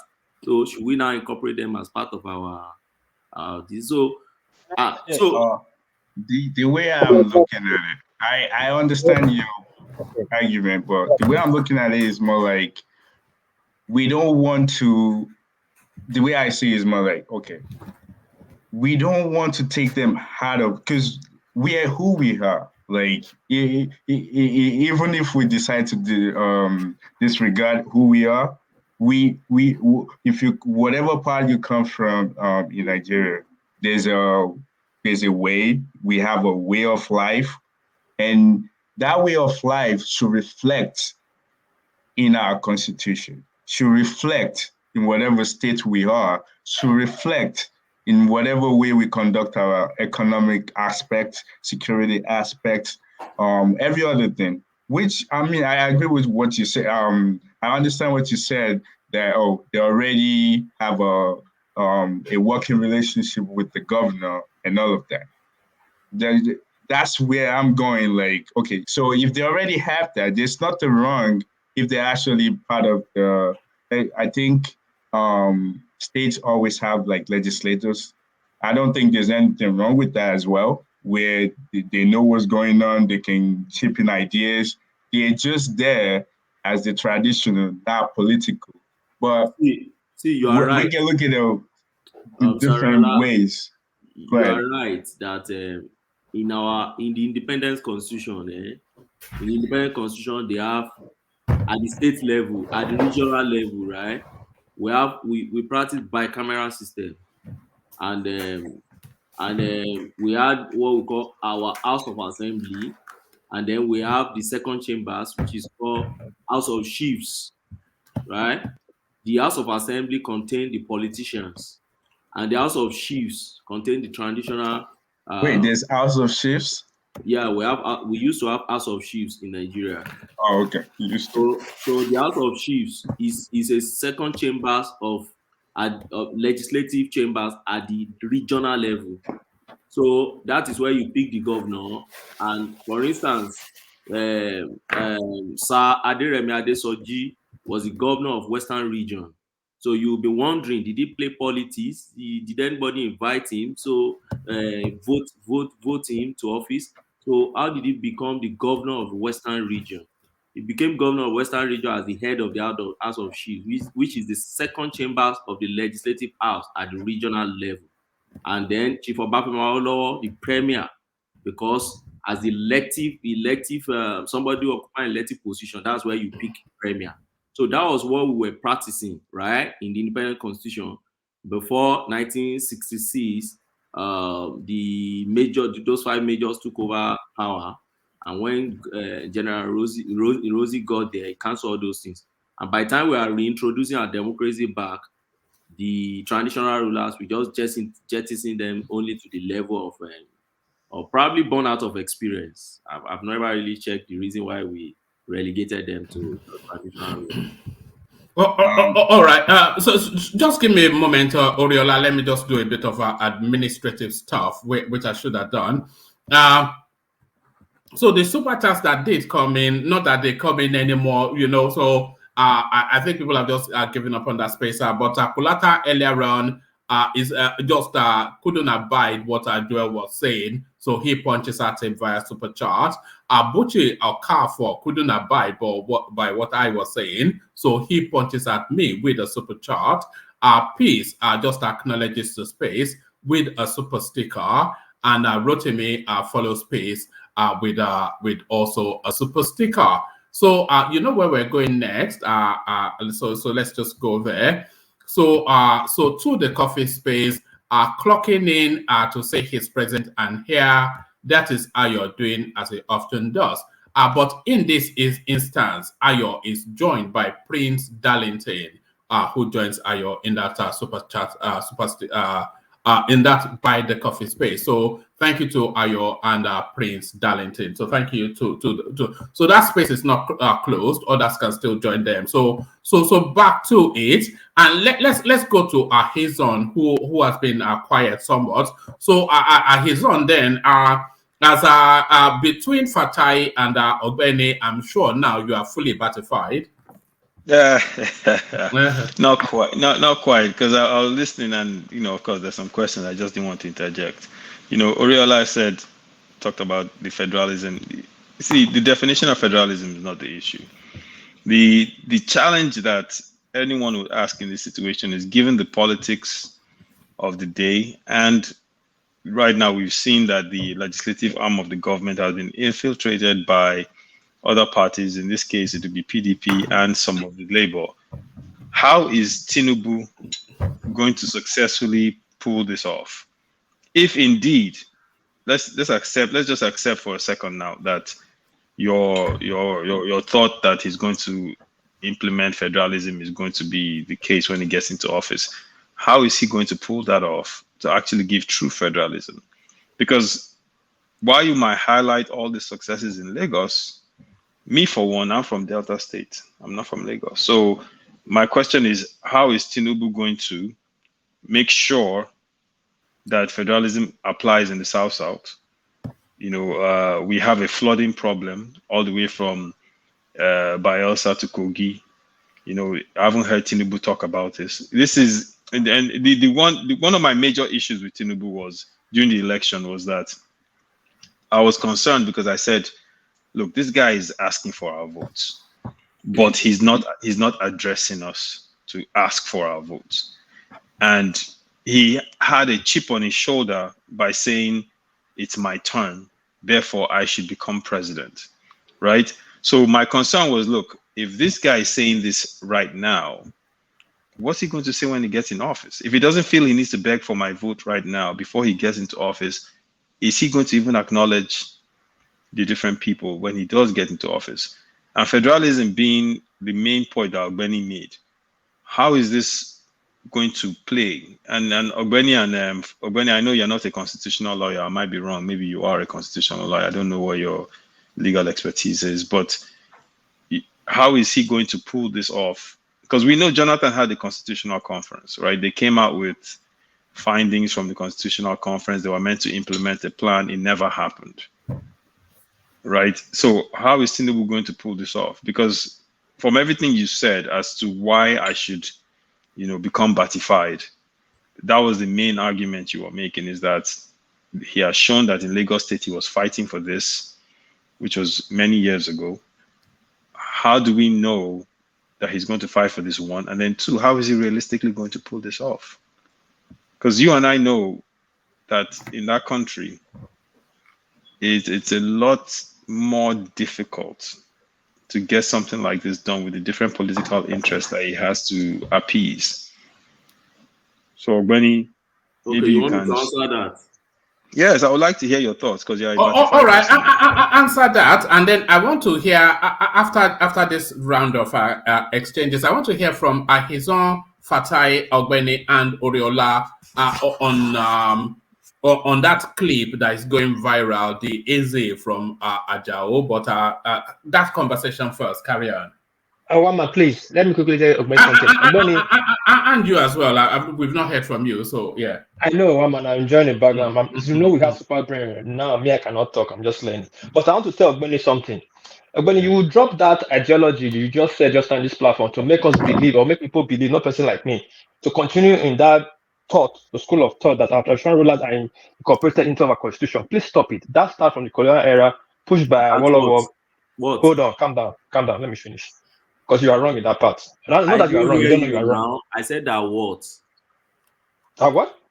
That what? No, start all over again. Is what he's saying. Start all over again. He didn't hear what you were saying. That traditional, you were explaining to the people right now that our traditional rulers are incorporated into our constitution, or they have a function, or they have a role. I said that those things are what the colonial masters created, then pushed by the Awolowo government, then destroyed by Agui runs in, and bring them back as no political actors. Like, this is a road. When they created the Traditional Council for Nigeria, it was colonial traditional. Hold on, let me give you. It was created as a colonial. Hold on, please. I have it here. You see, you made them go and dig out the archives. It's dug out the archives for you already. I mistakenly scrolled beyond. It was created by colonial House of Chiefs, something like that, because they needed. They knew the one PhD student though. You don't turn PhD student. You're not going to do research, like look at that. No, I just have got this thing. This thing I just brought out. I'm actually on research on it because there's some program going on. Just something we are doing, and we supported the archive. So this thing was created. Saying there was no House of Chiefs. Let me get your point. Colonial, no, it was created during the colonial era. It was colonial House of Chiefs, something like that. I was trying to my page. It was just here with me just now, but I just threw it. You are saying it wasn't in the 1960 Constitution, independent Constitution. No. Just listen to what I'm saying. I said okay. It was created. It was established by the colonial government, and it was Regional Council of Chiefs. That was what it was called then. Regional Council of Chiefs. What do you call it? Regional Council of Chiefs. Yes, that's how it was called. I said now. So when they created that, the reason they created that, they found out that anyway, one thing the colonial master needs so much to rule anybody is the administration section of of the country, and they knew that they found out that if the kings are not involved, they will not have headway. So they created that council. But when they create that council, they have one problem. If they create that, if they bring the traditional ruler in, they will have the same ranking with them. So they needed a way to bring them down. That's why they use that word chiefs. Bring them down and put them under a very lower stew, so that they can use them the way they want. So they created that it was okay, fine. They was manage the country. Then after they left, the new people that was coming, which the Action Group and NPP, they found out that since the traditional ruler have some powers, it will go against them. They further reduce them, making some kings, commissioner, ministers without portfolios. They won't banish some. They banished some more than 3 or more than that. Just who went against them. Then when Agui came in, he felt that the Republican way of doing things is more better. We don't need kings. He brought this federal constitution, but it's affecting us. If you want to rule human beings, now, I know, yes, I'm coming. Yeah, I know we're saying the same thing. The problem is right now, if you want to rule human beings, like Ariola was saying, you must rule them. They must have a constitution that represent them. You must bring these kings in, just as Malaysia. Malaysia have 20 datos. They call it dato. They are kings. I understand where you are going now. Yeah, they are the head of government. They sign their constitution, but they separate them from power, from the sorry, yeah, carry on. Yeah, well, this is what I'm going to. Obasanjo brought the type of government, the U.S. type of government that we are running right now. He brought it in '76. It's not Rossi though. Okay. Thank you for correcting me. We know we are learning every day. Now, if we want to run federalism in Nigeria, it won't work. We have problems because we are, let me use this word, I'd like to use it. We are tribal people. Now, if we want to bring in the traditional rulers so that it can work, then we'll do it in full. But we have to separate the traditional rulers from the government. But the traditional rulers have to be the head of government. In any laws going to this country, they are the one to sign in. In anything you want to bring in, like constitution, development, you have to consult them first. But you have to separate the traditional rulers and the government, so there will be two parallel lines. But you cannot be consulting the traditional rulers, put them under a local government. That's why we are having the problem we are having right now. We must elevate the traditional rulers, put them in the constitution, but separate them for the administration, and they have their own rule. And their own rule is the biggest part. They control to 65 or 70% of Nigerians, of the people. Without the people, you have no government. Don't you think that would be bad? We have two different type of systems, the chiefs. It's not the type of system. Just like look at it in Britain, in every, like in Europe, in Japan, their kings are so powerful, but yet they interfere with the parliament. But they have that's an English country. English is English, so anybody that comes into that is English country run by whatever culture they have. So the only way you can do that is to have Yoruba run by Yorubas, Benin run by Beninese. That's the only way you can do exactly what you're saying. And no. We already have 6. Sorry, Wama, let me just land this. We already have. They already broke it into 6 geopolitical zones with 6 recognized first-class traditional rulers. That's it. These people, don't you know? It's a Nigerian this thing constitution. You already broke it down. It's not about anyway. Who's the head of Southwest? Who's the head of Southwest? Okay, for you. All right. I'm not sure that everybody is in this conversation that you're having. It sounds like a private conversation. But I know, but let me just answer this question. The head of South, because you have 6. It's Sultan of Sokoto, Emir of Kano, I think, Emir of Adamawa. That was in the north. In the south, Oni of Ife, Oba Benin, and Obi of Onitsha. 6 of them. Those are the 6 first-class king we have in Nigeria. Benin is where? What region does Benin? South. Oba Benin, Oni of Ife, and Obi of Onitsha. Everybody's good with that. Oh, that's good then. That's you don't know that. That's it. That's 6. Those are the 6 in Nigeria. No, my brother. You see, those are not just the 6 we have in Nigeria now. Where do you put Alafin for you? Okay, let me answer you, when you've not done your research. There are 6.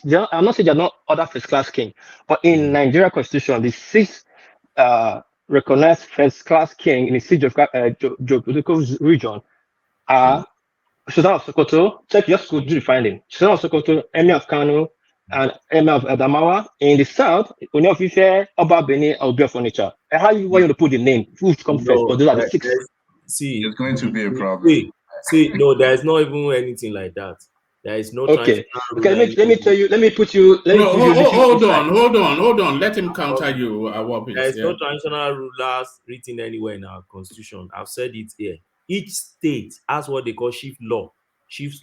I have a textbook I wrote on. If you go to Amazon, you see my textbook there. It's titled Fundamentals of Chieftaincy Laws in Nigeria.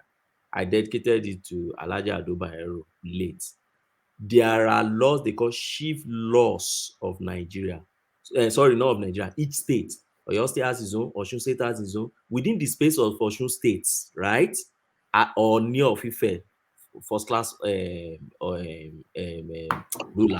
And now, even within Osun. Hold on. I beg your pardon. You said first class, and then you paused, and then you said ruler. You know, and I'm not opening this debate up today, but we've had a debate before if the Oni of Ife was a king or a priest. But carry on with your narrative. Wait, I'm sorry. What's the name of your book again? Fundamental of Chieftaincy Law, right? Of Chieftaincy Laws in Nigeria. Let me send you a link to it. No. I'll get it. Oh, you say Amazon. I'm already going there. Okay. So the point is that when you check, each state has its own laws, right? And when you see laws of each state, right, you see Oshun lists its own. These are first class. These are second class. These are recognized chieftaincy. Then when you go to the space of Oyo has its own. These are these. Each state like that. So there's nothing like the general one. They now say, okay, there are only 6 in Nigeria, 3 in south, 3 in north. There's nothing like that too. If you pick Zauzau is a first class in Kaduna. If you go to BU, it's a first class in his own. Shehu Obonu is a first class in his own axis. Lamido of Adamawa, first class in his own axis. Sultan, first class in his own axis. The only thing that makes Sultan outstanding is he's also a religious leader that cut across the entire country.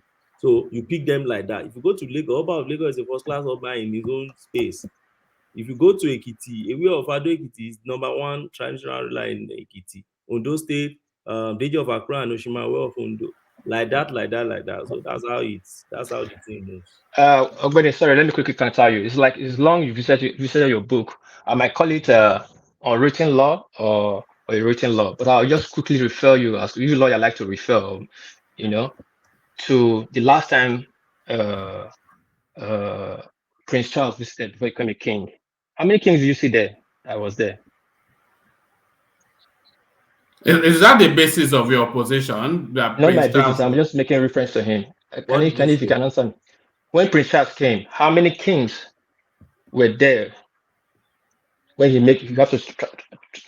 came to address Nigerian Nigerian traditional rulers? How many kings were there?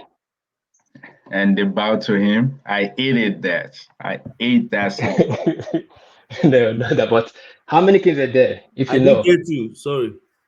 When Prince Charles came, when he was a prince before he became a king, when he came to Nigeria addressing the traditional space. He went to Sokoto.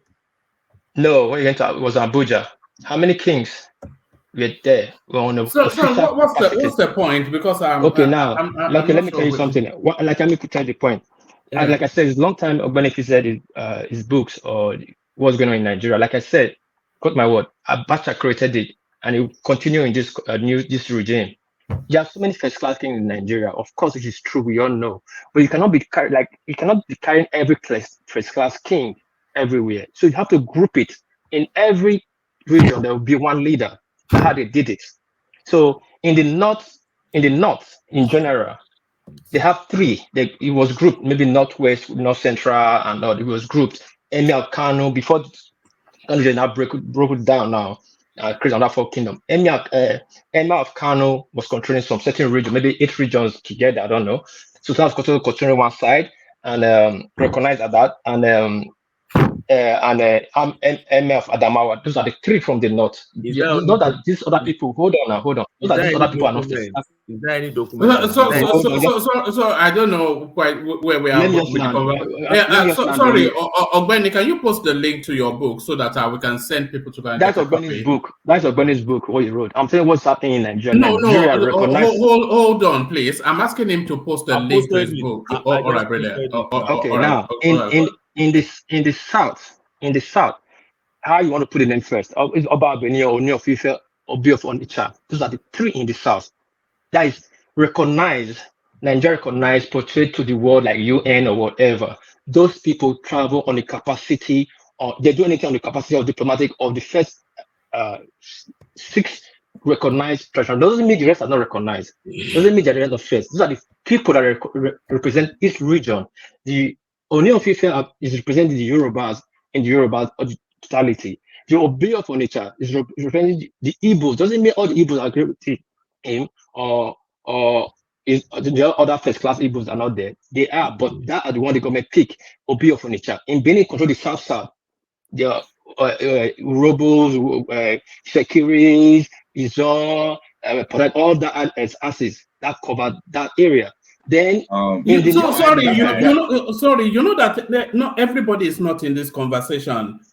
Because I know, but we're just waiting for it to land. Yeah. Yes, I'm landing now. I'm giving it a task to go find out, to go do his research. So I just call it out. Then he go to Richard. I told the only one here that day, and he went and found out and came and said, yeah, he just found out. He read it as his question. He saw it's there. There are 6 So, traditional rulers which law? recognized in Nigeria. Which law do you want me to go and search now? Just go to you're a lawyer. Go to 6 there were 6 recognized geographical traditional rulers of Nigeria, well recognized by the Constitution, written law or unwritten law. Go and check it, and their names. Those are the people. Once anything happen in Nigeria, those are the 6 of them they will call each region. Let me ask. Is it the new amendments now that's amended it now? I'm not saying amendment. You know we're losing audience to this conversation. Okay, let's drop it. So I'm giving you a task, Ogbeni. You can come here tomorrow and next tomorrow to correct me. Yeah, but if I may add, I think exactly what you just said on One Piece, that's the problem with Nigeria. Why would someone just create someone to head each region or each zones? But remember, we have so many ethnicity in Nigeria. Do they all agree to that? Somebody just came up with that. So that's the problem we're having, where someone would just like your constitution, it was created and they said all Nigerian did it, but people are now having problem with it because you didn't know who sat down and actually say, okay, this is how we want it. We have so many ethnicity in Nigeria, and somebody just coming up with, this is the head of here, this is the head of that. I think that's one of the problems we have. We are not engaging people. We need to engage. Mr. Oriola, for every alteration we have made to our constitution, they've been engaging people. Nigerians hardly respond. Do you know this last constitution you just saw with amendment and do you know how many town hall meetings they did throughout the Nigeria? There was one they did that Remi Tinubu was fighting one lady in Ikeja. That it was at a constitutional review. They did a lot of town hall meetings, but Nigerians would rather go to their market. They would rather go to beer parlor. They would rather. So you only see few ones. And let me tell you, there is no country in the world where you see everybody, 2 million Nigerians will gather in a place and be drafting constitution. It has never happened in the history of the world. It will never happen anywhere. Some few ones we always draft a constitution for you. And from there, the United States Constitution, I always tell people there are 50 men that drafted it and they were all slave owners. They drafted it. Everybody know. Maybe not everybody, but yeah, you're right. But here's the thing. They kept amending it. Right. But here's the thing. You know, like now that you mentioned that, you know that. So, like 20-something years ago, while I was in high school, I didn't have to read the Constitution in my history class because everybody had to take like 4 years of history. It's part of it. The Constitution, like I know the Bill of Rights. Without me had to like engage myself to go read it, it was taught in the class. In Nigeria, for example, if to say that when you're from primary 1 to like 6, it's part of like the classes you have to take where they would tell you like the freedom of speech that's in the Constitution, the freedom to religion. Maybe if those things are taught in the class where you don't have to struggle or somebody had to tell me, go look up this. It's something that you grew up with. You learn it. It just becomes part of life. I think they call it civics. But they do civic education. They do civic education now in Nigeria. But I think Aizon's latter point. I think Aizon's latter point is how Tinubu's administration going to fit into whatever is. I think his question was about federal structure. I don't know how. I've not answered that question. No. What Aizon was actually saying, and Aizon is here, so he can probably correct it. But I think what he's saying is whatever lofty ideas Tinubu has is going to be stymied by the Constitution that would not facilitate for it. Correct. So Correct. He's asking me, how do I think Tinubu will be able to pull through, right? Oriola, that's the question you're asking me, right? That was Aizon. Yeah. No. Sorry. I actually have an answer to that too, but I'll wait for you to answer first. Okay, it's Aizon that asked okay. Now, my answer would just be simply, how did Buhari pull through with the 4th alteration we have presently? I hope you guys know that presently we have amended our constitution. And that we have done in that constitution alone, if Tinubu could first enter and consolidate on what we have had alone, you will see a great relief and prosperity in Nigeria. By God's grace anyway, we must still put that for me as a religious person. Now, what am I saying? You know, I talked about local government autonomy the other time. The new amendment that Buhari just signed now has recognized that now. Local government money now will no longer be paid into JAC accounts, right? With that amendment, it means that local government finances or monies will go straight to each local government in Nigeria and the 776 Jack local kind government. of FAC. Is it Jack or FAC? JAC, joint account, joint something account. Okay, joint. Okay, but I get joint with state with the. True But I think it's called federalism. FAC. And local government having joint account. So before Beginning of true federalism, right? Yes. So before, when they pay money, let me explain to you how it's working. Before, when the federal government released allocation of local government, let's say in your state, like in my state now, we have 16 local governments. They release the money for all the 16 local governments as per the formula, all right, through revenue mobilization. They send it to that JAC account. So inside that JAC account, each local government chairman cannot go there to draw their own money. So you will be waiting for your godfather, which is the governor, to decide how much he's going to give you from that account. So the governor may decide to say, okay, this month we have 1 billion for all the 16 local governments. Okay, I'm going to release just 400 million to all you guys.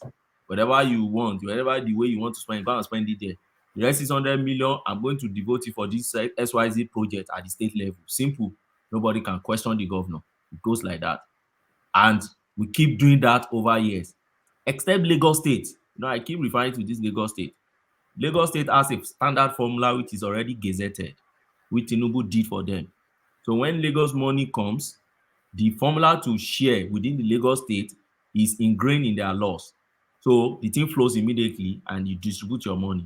But in other states in Nigeria, what they usually do is when the thing gets there, then the governor decides. But with the new amendments now, I think they jointly decide. The governor says, okay, I give you 100 million. It's 300 million. I give 100. I use 100 million to do a project, and we share under the table the last 100 million. Yes, you're right. So with the new amendments now, that will become a thing of the past, because once the money comes, it goes straight to you. If you are Oriola Ade local government, if one federal government is giving you is XYZ million, no governor is collecting it from you. Pam, it goes straight to you. And then but that's not the problem. It's more do they have? It used to be a problem. Do you know why? No. But do they have do they have a plan? Like, why not? You think Nigerian problem? Well, sorry. What do you mean? What do you mean? Do they have a plan? What does that mean? So like beginning of every year, they have a budget that this is what we will plan to do. This is that. So even if they give them the money, we would like for them to actually have what they plan to do with the money. Of course they will have a plan. Why would they not have a plan? What does that mean? Is Nigeria? No. That is Nigeria. That's too lazy. It's Nigeria. That's lazy. One man. I think Oriola maybe plan is not the right word. But do they have the structure? Okay. So I think they're already. I know what I meant. Is like, do they have something? Okay. So do they? So let's say, for example, next year they already know that we have to build from this. Do you know that all of Nigeria is mapped out in terms of how it's meant to be designed? Do you know that? Yeah, I understand what you're saying. So that's a plan. Yeah, that's the plan. It's good to say, okay, he's already mapped out. But whoever is in charge, does that person actually have that tenacity that, this is what I want to do, and you guys can engage me at the end of the year? But that goes to what I was saying to you earlier, that the closer you get the governance to the people, carry on. No. Can I join it again? I think, look, if state gets money, that like there is a formula for the allocation, only the state is not allowing the formula to operate. So I think the problem is, look, the local government is run by like 2-3 people. the chairman and councillor and whatever. Like the state still has a bigger structure. There is a state assembly. There is this, there is that. So if you are giving a chunk of money, I think this is where the governors don't allow that thing to operate like that. Because I have to run a state and I have to take 30%, right? And some guy in local government is going to take 20% or something. It doesn't have a local government assembly to debate what project will be executed, what this. So the governor just corner the money, like, okay, he's going to corner it anyway, so let me corner it. I am the bigger boy. So I think that's why I said, whether what you were trying to really say is structure. There is no structure in the local government. But that's not a good way to think, for example. So I don't agree that the local government chairman is just the only person. I'm definitely sure he will have a team. They will have a No, name he for has it. a team. I don't mean his team. I mean, there is no the state. I mean, the governor also has a team, but the governor also has people on the opposing side, like the state assembly, whatever. The people to the Right. But So, there's for no example, state local government council. Oriola, let me tell you You know, like structure. one minute. You know, like in a local government, for example, they have different. I don't know if they call it town, but it's more like they have different community, and those community probably will have like the youth leader or something, where they will campaign that, oh, in my street we need street lights. In my whatever, definitely the local government chairman need to be communicating with those people. So whenever he has Yeah, but these are not formalized. These are okay. All right. Sorry, Fatai. Let me ease myself out and hand over to Thomas as the conversation carries on. But brace yourself. Here comes rational mind. So the conversation takes a different turn. Rational mind. Rational mind. Rational mind. Rational mind. Do you want to? You know your camera is on. Rational mind. I know you like to. Let me give you a moment to. Rational booster. Rational mind has been my hero for the last couple of weeks. Because he has shown is a hero of all of us anyway. Because he's an obedient like yes. you. That's why he's because an obedient,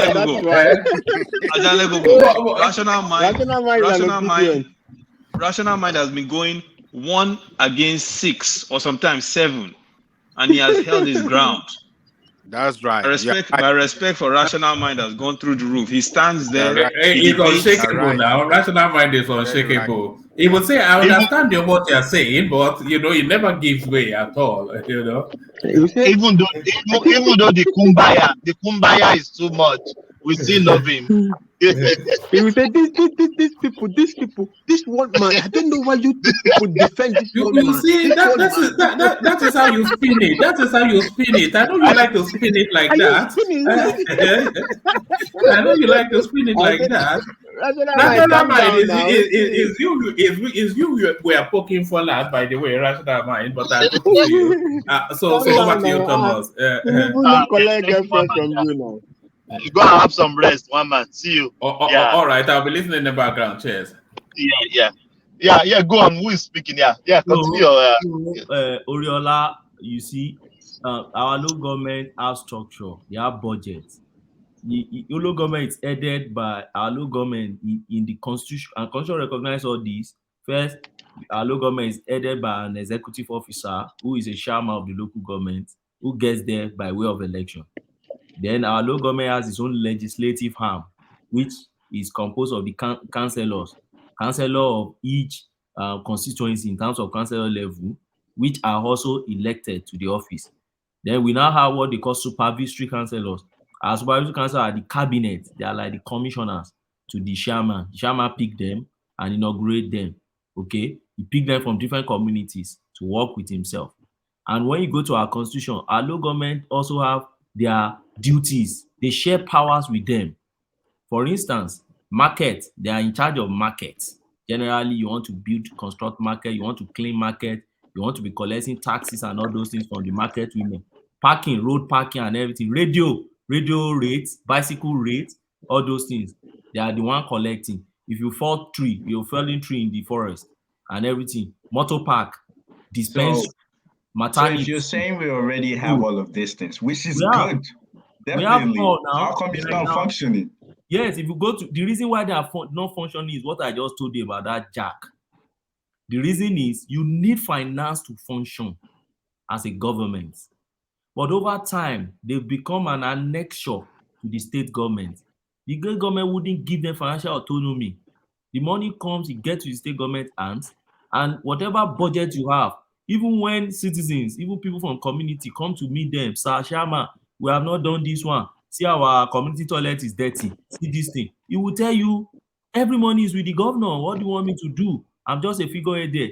And secondly, those governors even hardly conduct elections. Like what Peter Obi didn't conduct election to local government during his tenure. So many of those governors will not even conduct election. They will just No.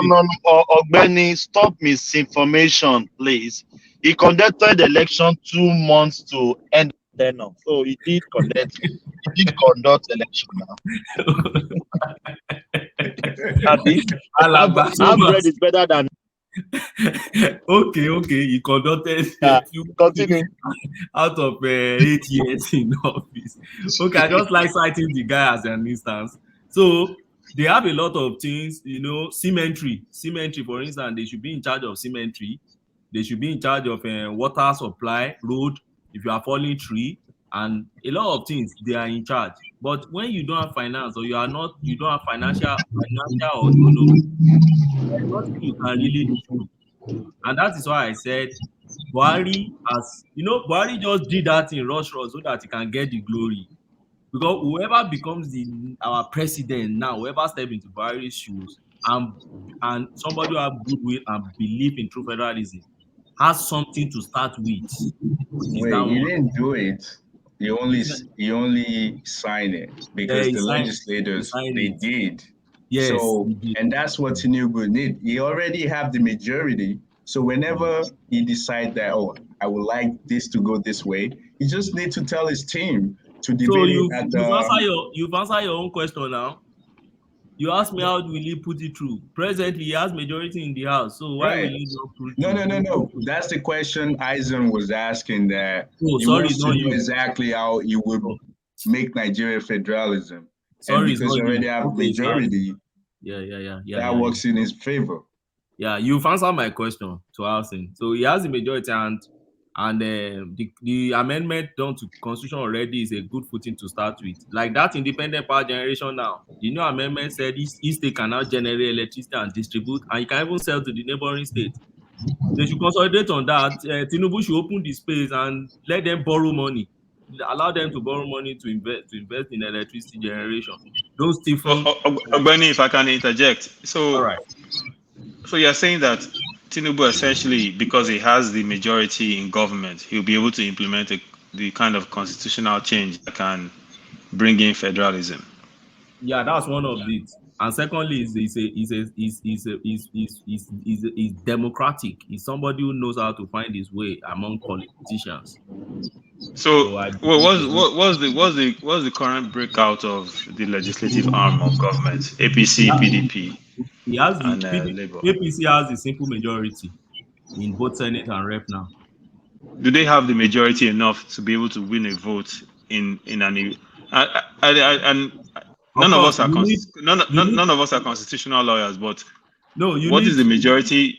Yeah, you need simple majority in almost all the decision making, except some few issues where you need absolute majority. I hope you know what absolute majority is. So simple majority is that 99%. Simple majority is that even if it's only one above others, you have your way.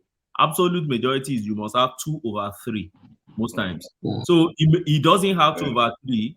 So in those areas, he may have difficulty, and that's why he has to play his politics. But in most legislative matters, it's simple majority, and he has simple majority. Yeah, but it doesn't have to do constitutional change. Constitutional change will require an absolute majority, wouldn't it? For constitutional change or amendment now, it's not about the National Assembly. You start from the House of Assembly, right? That's why it's a tough one. Yes, you start from House of Assembly. They have to amend it, run the entire country, and then bring it up. Then you start amending. And don't forget the kind of people we have in the house now, particularly the labor guys, are people who would want to relate with good reforms. So when he's bringing his policy and they realize that these are true federalism that we need in Nigeria and the real reform we need in Nigeria, why do you think they will go against it? I don't see them going against it. Yeah, but it depends. You know what they say, the devil is in the detail. So it depends on it depends on what he's proposing specifically in the change. So but if it's the change you've always been expecting, why not? Don't forget the labor guys are not stack politicians like you have with those guys are technocrats, some of them. Some they even say it's Okada that is riding. So but the thing is, there's no need for us to see them. There's no need for us to see Tinubu that he would do everything. You already have, just like you said, some legislation already being passed. Let him work on those. He doesn't have to do every single thing. If he can do 2 things and make them perfect, I think it should be good. You're right. We don't have to count on him to like make adjustment to every single thing. We just want him to actually get something done. And I also believe that he can do it. All the things that he's old. Okay, if you look at the top companies, all the people run them. He has experience. He has a leadership skills. He will get the right people to do the job. If you're not doing what you need to do, get rid of them. Get a new person to do it. That's all we need him to do. He doesn't have to be babysitting people or telling them, no, he has his own idea. He will bring it to the table. This is what I want done. Are you able to accomplish this? If you can't do the job, let somebody else do it. That's what we need from Oriola, here's what I would say. If I can interject real quick. Here's what I would say, right? So everything is pointing to the fact that Tinubu will become the historical context of the way court cases have gone in this situation. Now, if he wins, or if he wins the court case, which he probably will, as a Nigerian, I want him to institute those changes that will make the country better. I don't want Tinubu to fail, right? But the reality of it that leaves a lot of question marks is obviously the one question I asked, which is how he will pull it off. And then the other question is, Nigeria has a lot of problems. Whoever comes into power has to put in a lot of time and a lot of efforts to pull this off, right? Not just delegation. But I'm talking about Tinubu. Wait. That's how you solve problems. Wait. Tinubu has to put in, I'm talking 12-hour days, endless traveling, including overseeing those who he has delegated to as part of his teamship that he said. So the challenges and the requirements on him to make that change will be significant, and I want him to be successful because I want Nigeria to be better. Don't you think? But wait. Now, let me just land this plane. Let me land the plane. Let me land. Everybody, hold on, please hold on. Let him land and you come in. Don't let us speak on each other. Yeah, land it and you come in. Thank you. Okay, so given all those requirements, and I know Tinubu, his historical context has shown that he has been able to get highly competent people into positions. But those highly competent people will need oversight so they can be effective in doing their job. My concern is, one, the political context, and then two, his physical capacity to fully oversee those people and make sure that they do the job. And this is something that none of us here can deny. And I want him to be successful. I want the next president of Nigeria to be successful. So I don't want you to look at this as, oh, I'm not a Tinubu supporter and therefore I'm saying this, because no, I'm looking at things strictly from a realistic point of view. You know, can he take on the physical rigors of the job and the requirements that this country is facing to make those changes that are needed and then do the political wrangling to implement them? Those are my concerns. All you know, for Tinubu. So I will let you go ahead. Yeah. All right. So let's look at it like this. Example real quick. the richest country, the most powerful country in the world. Who is running it, age-wise? If you look at the House of Assembly before someone is going to replace them now, look at it. The Senate as well. They're old people. When you look at the Fortune 500, the average age is 70-something. They're old people.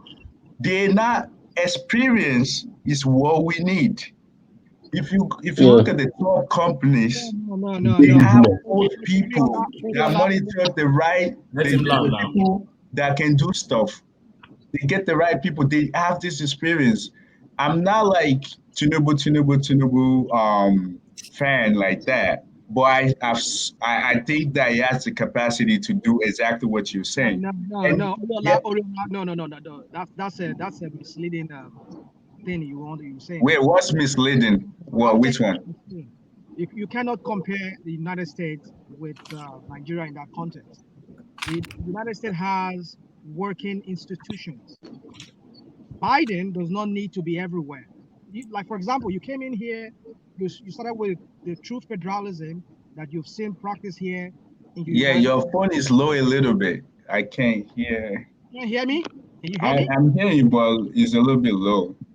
Well, I mean, my. Rationale, he also mentioned Fortune 500 companies. It's not only United States. I think Oriola's point is fantastic, right? It's not a wrestling match to be president. Yeah. You know.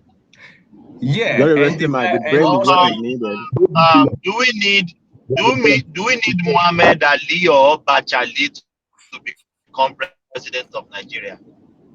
Yeah, well, the thing that I'm most concerned about is that everybody's thinking that this guy is the Messiah, he would do everything. No, we don't need him for all of, like, even like, I think Rational Mind is saying that our, well, like, for example, not every part of the system that we have, they're not functioning the way they would need to. That's the reason why he's there. To make sure that whoever heads this governmental systems, they are able, you put the right people that will work for the people, that will follow the law. That's part of his job, to put the right people. Well, Oriola, sorry, I was addressing you before. I don't know what happened. I got kicked out or whatever. I don't know what happened. I'm sure it's Thomas doing this gimmick. Thomas. Please hold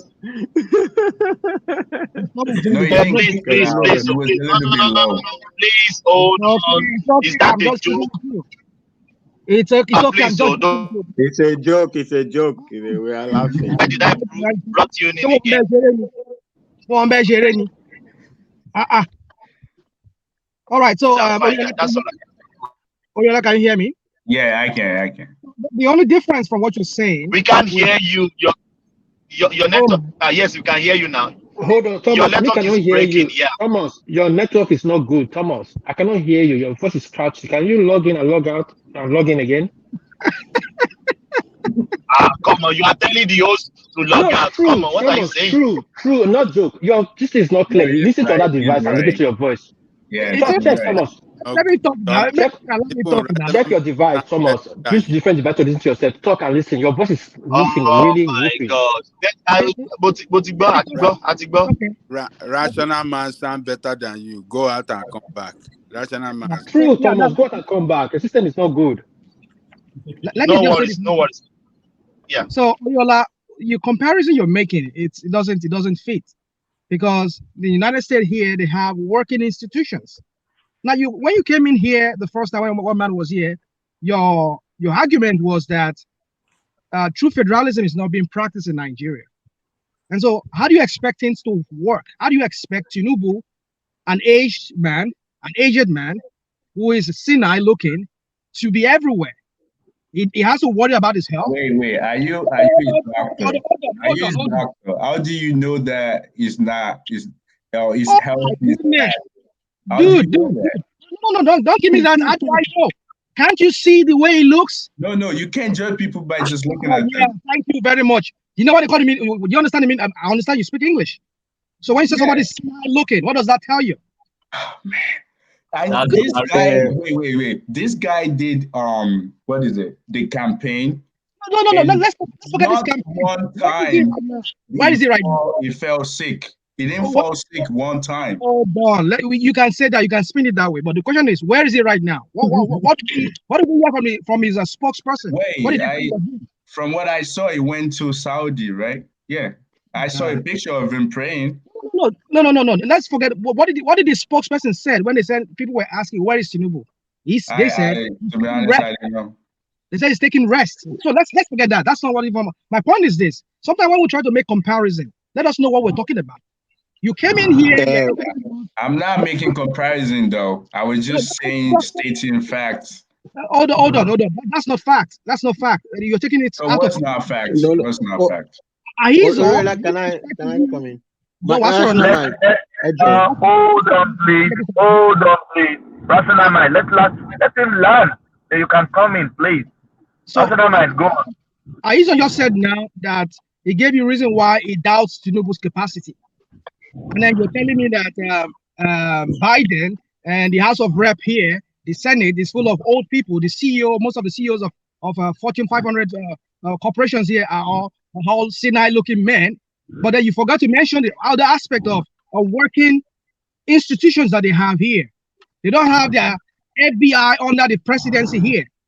You just heard what happened recently, that a former president was arrested, but not even by an FBI, but was indicted by a state of the union. So what I'm trying to say is this: hold on. They have working institutions here. Biden don't have to be everywhere. They don't have the ugliness that we have in that constitution, where everything that was the reason why you bargained. You came in here on this platform. You said, why did that the Nigerian president is so powerful?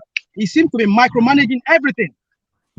But then you are giving it to this senile-looking man to do all of this at this time of his life. I mean, if Nigeria were to be like the United States here, then I can say yes. We don't have any problem with that. You just have to be there, put the best team there for him to work with him, because we have working institutions. Sorry, how old is Tinubu? Tinubu is 71. He's 77. 71. He's 77.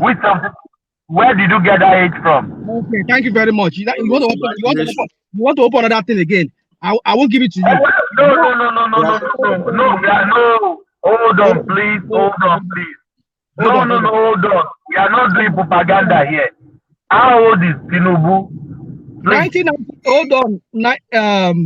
Was it Punch or one of the newspaper of 1998 where he was celebrated? There, it was said to be how old was it? That is it 58 back then? Then when you add 58 to now, that thing was fake. It's fake. And look at it. Go and check the date on that thing. The date contradicts the day. That thing was published 204. 204 was published, and they published 204 talking about him coming in. He came back to Nigeria in 1998, that he was 52 years. Yeah, but my point is, this guy is senile looking. That's what I'm saying. Yeah, but like I said, you can't judge him just by looking at it. That's your narrative. You can't judge him that way. Ogwani, can I think actually I think rational mind is not making totally irrational point, right? You could look at Tinubu, you could see the physicality rational mind is talking about. No. Fatai, calm down.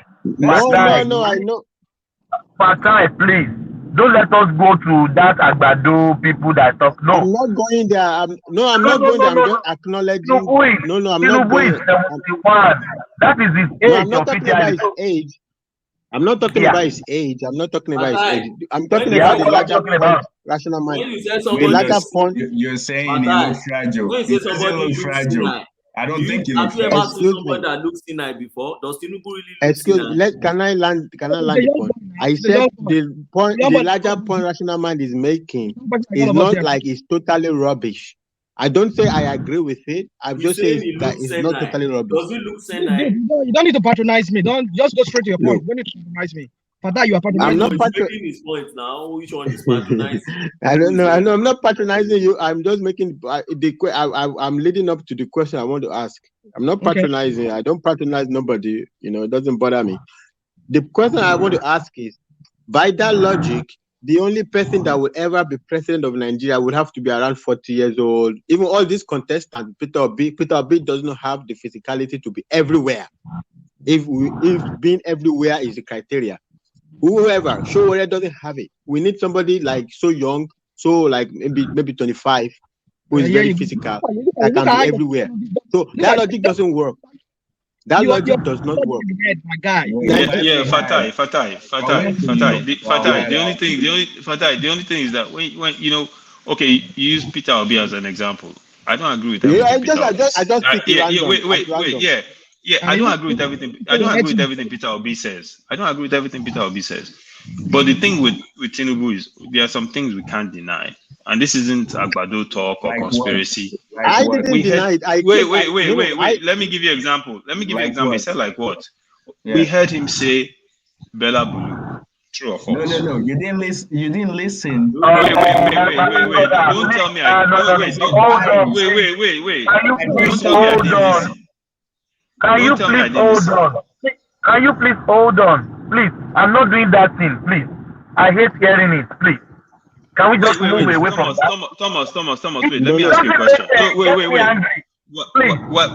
Wait. It's not about you getting. Wait. It's not about you getting angry, my brother. Listen to what I'm saying. No. Wait. It's not propaganda. Let me give you an example. Right? People bring up Pandora Papers with Peter Obi. I said yes. Pandora Papers is a valid argument and a valid point, and Peter Obi needs to answer as to the Pandora Papers and explain why he was taking funds into those places in Cayman Islands. It's a valid point. I'm not going to tell you that, nobody should bring that up. We all heard Tinubu in a speech say Bella Bulu. It is a fact. We've seen him lose train of thought. I've seen him in speeches lose what he's going to say and seen his advisors whisper to him in his ear, and then he finishes his sentences. I saw Sanwo-Olu do it to him in Lagos at his birthday. I'm not making these things up. These things were visible for everybody to see. So the question I'm asking, wait. So the question I'm asking, my brother, listen. The question I'm asking, as someone that is going to be my president, right? I need to know that he's not going to be a meme, a global meme, every time he gives a speech. I need to know that he has the capacity. I need to know that he has the capacity to do the 12-hour days required to bring us out of the mess that we're in. It's a valid question. It's not. It's not a matter of a conspiracy or I hate Tinubu. Can I come in? 1 minute, please. Let me go over this real quick. Spinner was saying something about the fact, which I think you just back him up, saying that does he have the capacity to oversight every single thing since the institution in Nigeria is not functioning like they need to. I thought that's what we're speaking to, for him to better. So the institution that you mentioned, we would like him to actually go there and make sure that the institution can stand on their own and do what they need to do. But you realize that these institutions are a matter of constitution? Yeah, but he has the majority in the House. He can work on those things. Well, let's see how he's going to work on it then. Brother, can I just 1 second? 1 second. Hey, brother Aizon, when I look, this is the problem that me personally, I always have, in conversations like this. So I came in, I said, I actually was acknowledging that point. Like me, I don't like fallacy. Cut the fluff. Let's go to the point, right? Yeah, I can recognize if somebody says, look, Tinubu looks like he's not as strong as a Peter Obi. I can obviously see that. I don't have a problem to acknowledge that. Physically, Peter Obi looks stronger, right? I don't have a problem. But when I make the point, some people don't want me to talk. Even the rational mind I was saying, he said, don't patronize me. So you can't really talk either way, right? I'm not patronizing anybody, neither am I bashing Tinubu. I just want to say, I want to acknowledge what I can see with my eyes. Seeing is believing. I don't have a problem when people ask questions about Tinubu's health. I don't think it's illegitimate. I don't think it's irrational to ask about his health. I don't think so, right? But it is when it's taken to it's taken away from the argument. When it's taken away from the argument, that's the point. Like you say, oh, it doesn't have the physical strength to be everywhere 24/7, to be every here and there. Okay, by that logic, only a 25-year-old can be everywhere all the time. And that's why I say Peter Obi. Peter Obi also doesn't have that kind of strength. He's also 60. He doesn't have the kind of strength that a 30-year-old can have to be everywhere. So by that logic, only a 30, 40-year-old. But my point is this. My point is this. You twist my word. I never said to be everywhere 24 hours or whatever you were saying. I didn't say that. But I said to be everywhere to manage this whole situation. No, I never said that. I never said that. I don't know where you. Okay. You did. Okay, you said, can he actually? You did. That's what you said. It needs to be everywhere. Let me. If you want me to repeat what I said is senile looking. He does not have the strength to coordinate all the things. Muscle is coming. He has inherited a very in fact, a dysfunctional system. And then you're comparing it to the United States here. Don't ever. Wait, don't worry about that. Don't worry about that anymore. But let's focus on your point. That so my point is that's my point. My point is, do not compare the Nigerian situation with the United States, because that was the reason why you came here. You were saying that we don't practice true federalism. But now when it comes to the issue of Tinubu now, it doesn't matter. No. What I was saying too is this. He said regarding his age, how old is he? So I was saying that if you look other countries, like United States, for example, they have someone who's 78 running the country. And when you look at the Fortune 500, the average age for those CEOs is 70-something. That's what I just stated. I'm not saying that we should compare Nigeria to that. And by the way, I was just saying to this, you saying that, you have to oversight every institution. It doesn't have to. No, I never said that. No, dude, I never said that. I never said that's oversight. I said here they have working institutions. Biden does not have to, hold on. What I said is Biden does not have to worry about what other institutions have to do, because they are independent on their own. The FBI is independent. Does he have to worry? Does Tinubu have to worry?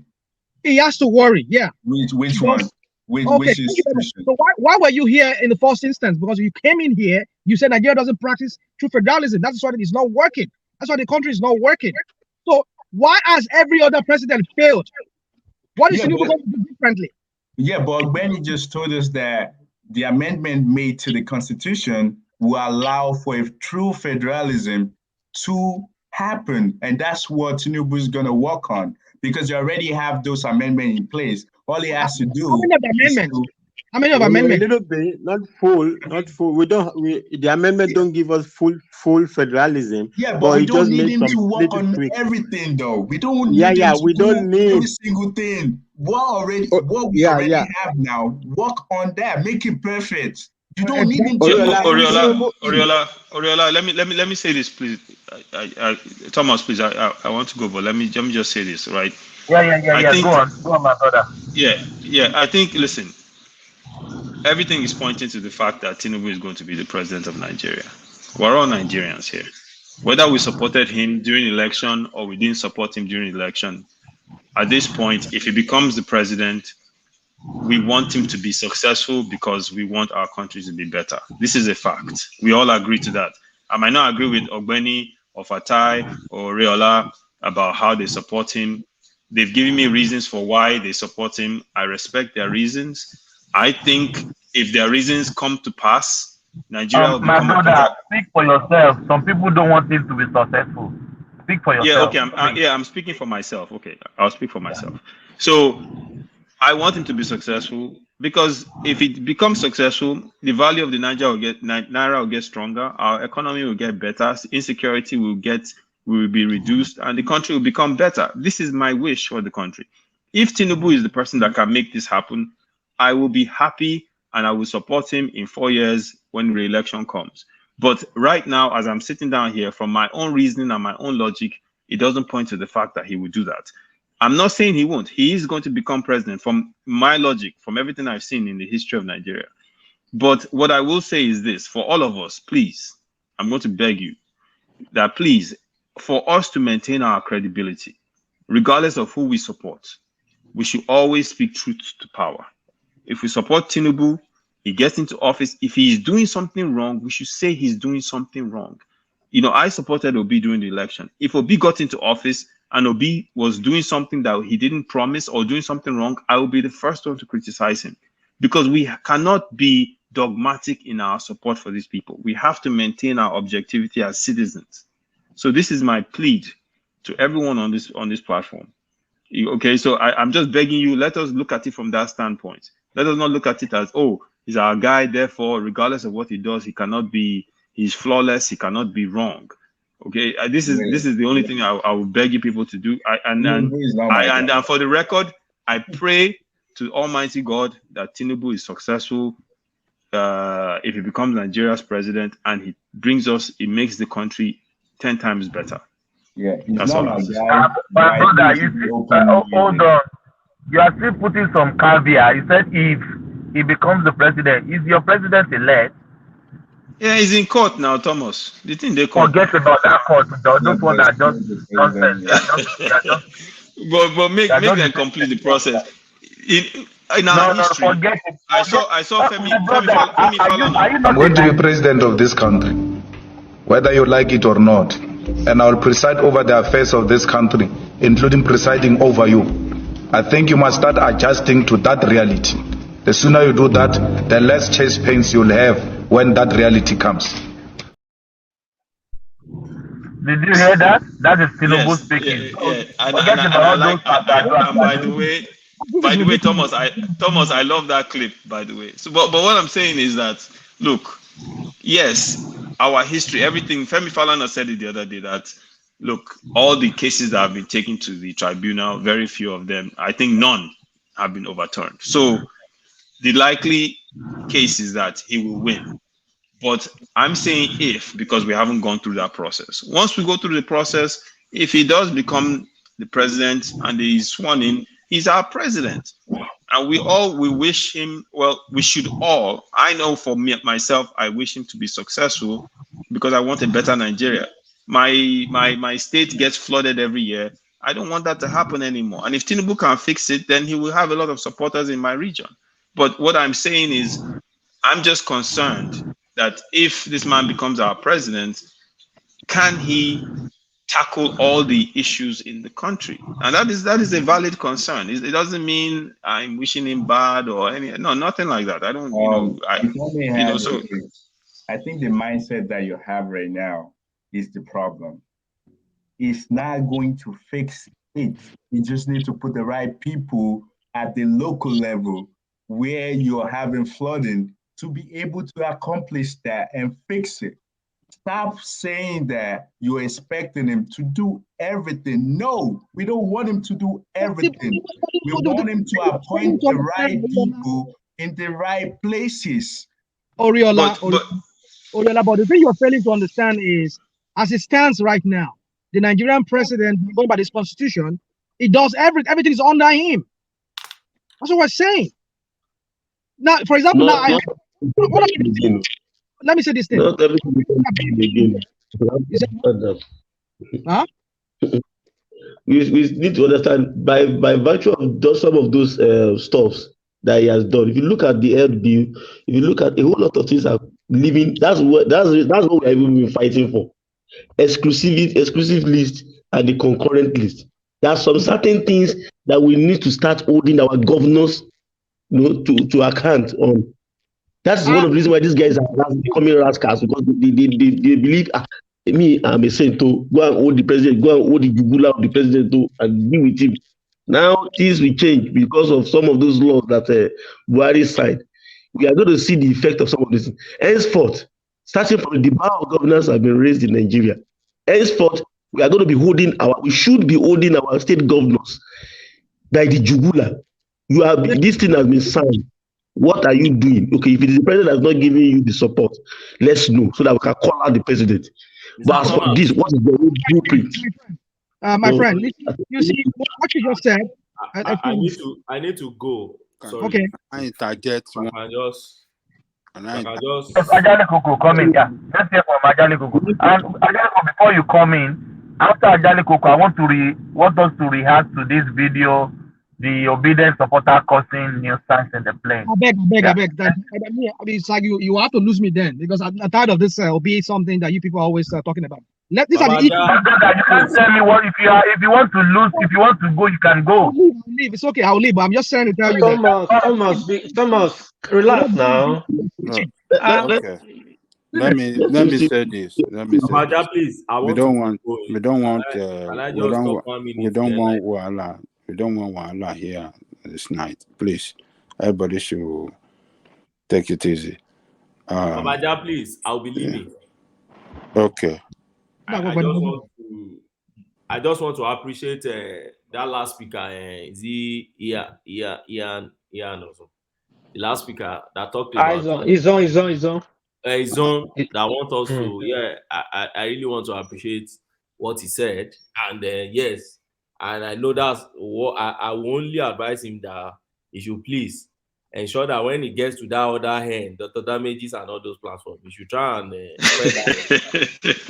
You should try to spread that advice there. You shouldn't have one identity and another identity in that's my brother. I haven't called into Datti-Ahmed'S, but don't worry. When I call in, I'll spread that. My brother, you need to be there and then give them that advice. But our advice is also advise you also to be ready for whatever boost that you're going to get. what they're going to give you there, just have a thick skin against it. But by and large, before I go, there are 4 major things which rational mind was saying that what is the amendment about and everything. I want us to put things straight. Apart from all the amendments, 4 major amendments, which for me, I'm okay with. And I think from what Oriola said, that is where Tinubu should start from. First is that real system and the railway issue has been removed from exclusive legislative list. State governments, like for instance, at the regional level, what Tinubu tried to do between 1999 to 2003 and they frustrated can now happen. Abia, Enugu, Ebonyi, and what do you call it? And Anambra can say we want to integrate this thing within our own space. We want to have rail system that will travel from Anambra, you enter Abia, and then you come back through Dazis. Ondo and others may say, okay, this is what we want within our own space. We want to make sure that the development in Lagos spread across the entire space. Kogi may say, if you are doing this thing, let me join you too. And then we have. Second thing that the Constitution has, and on that space, I think what Tinubu just need to do for me is that allow them to borrow money, but ensure that you use EFCC to be a watchdog on them as they are spending that money they're spending on that project. But where you won't give them security or what do you call it? Is it credit facility or what to borrow money? Because as state government, you can't borrow money in Nigeria except the Department of Debt or what do you call that, DMA or so approves it. And this is where the opposition party, opposition governors in Nigeria, they won't approve their own. Why they will approve others? So I think Tinubu should just maintain neutrality there and ensure that development. Second thing is that now state is allowed to generate, to transmit and distribute electricity. If anybody, if you don't see that thing as a very huge change or transformation in our country, I don't know what exactly you are expecting to see as a huge transformation. For me, give Nigeria electricity and you see change. Nobody will even bother about who is the president. People need electricity to do a lot of things in Nigeria, and you won't even bother who is the president. What's their business? Here where I stay in Scotland, who bothers about who is the first minister? Because things are running and you just get your own thing and you go. So who bothers about what is happening? So for me, that is the second major thing. And the third major thing is that when a governor and a president get to the office, the moment you take out of office, within 60 days, form your cabinet. Don't be waiting till 3 months. And it's not constitutionally, you must form your cabinet by every means. And then the fourth one, which I see that is about, is that now there is something we call a kind of a right to food. You can go and read that in the amendment. They said food security in Nigeria now is now a kind of right. You see people start going to court now to say, see, this one you are opening border and you are bringing in rice anyhow. It will affect our food security. And you'll be getting injunction against government. So let us try and see positivity in what we are seeing in this government, and let us try to see also when the new government is getting there. God bless everybody. Thank you very In much. addition, Okay. can I interject? Thank you. Everybody have been talking. Let me say, it is Ajali good. Koko coming. Ajali Koko coming. Yeah, it is good, but Ogbeni, the way Ogbeni elaborated everything, it sounds very good. It sounds good. But to achieve this, to achieve what you mentioned, that Buhari have threw down to the state, it require a lot of money. The railroad, the rail services within the state is not just like bread and butter project. You must have money and you must have resources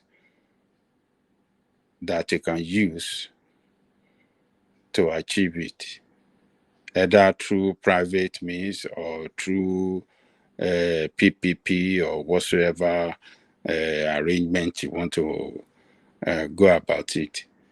So, and the second one you mentioned, which one was that?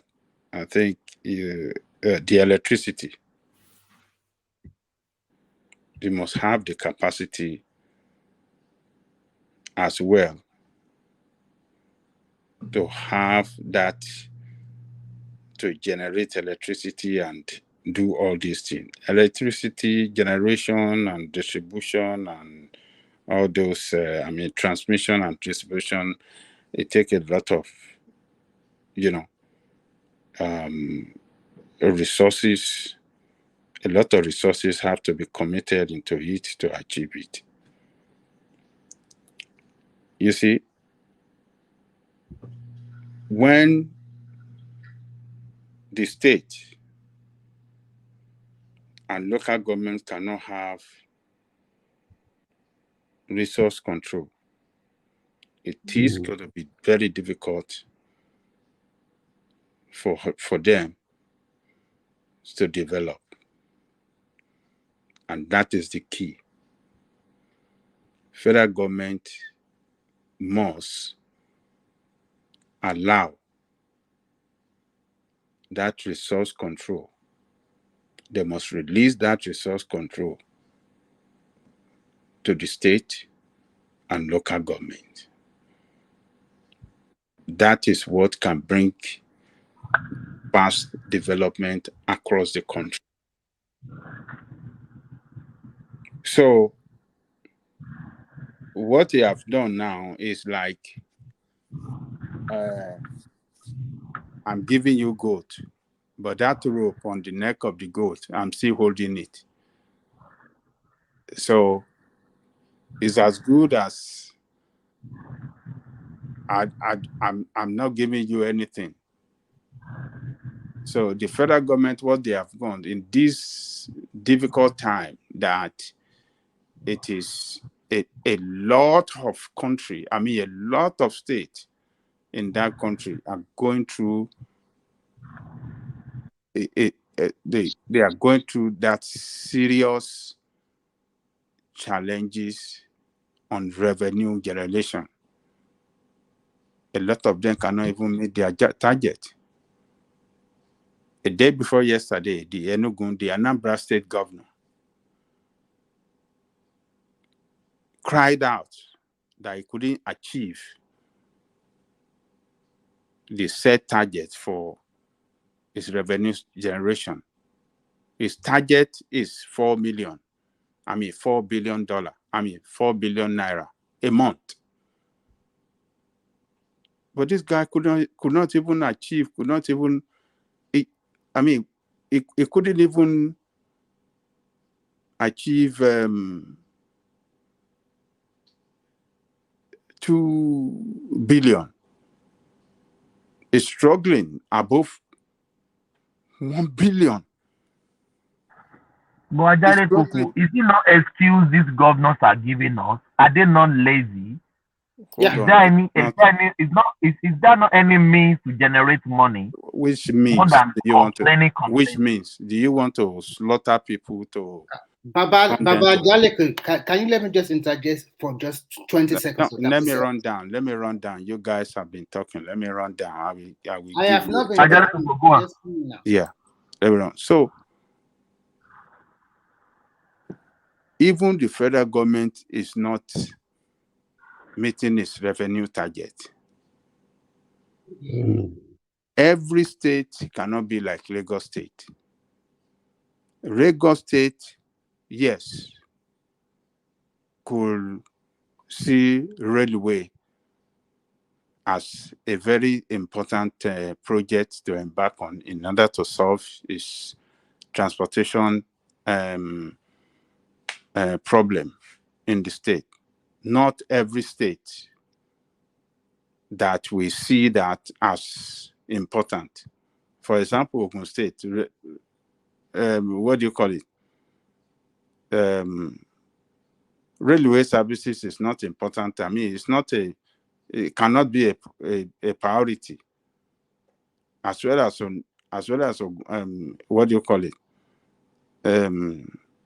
Oyo State or Oyo State, most of the states in the federation is not going to be important to them. It's not an indistinct, but you say you release that, okay, and electricity, you release it to them to go and generate electricity. It sounds good, but sorry, do you know they are enjoying this rail? The one that go from Ibadan, from Lagos to Ibadan, it pass through Abeokuta. They are enjoying it. Yeah, but now you are saying, okay, the state can develop their own, they can do. Okay, fine, it is even good. But the resources, when people cannot, the resources in their state that they can tap into to use for revenue generation, federal government still control those resources. Where are they going to get the money? Not every state could be as buoyant as Lagos State, because Lagos, we know what make Lagos State a very what is responsible for economic viability of Lagos. Not every state that is economically viable like Lagos. And the only thing that can make them viable is if they can have control of their resources. That is the only, but that is why you see every state in America function as a country. Yeah, every state in America function well, develop at their own pace, because the resources in their state belong to them. It doesn't belong to the federal government of United States.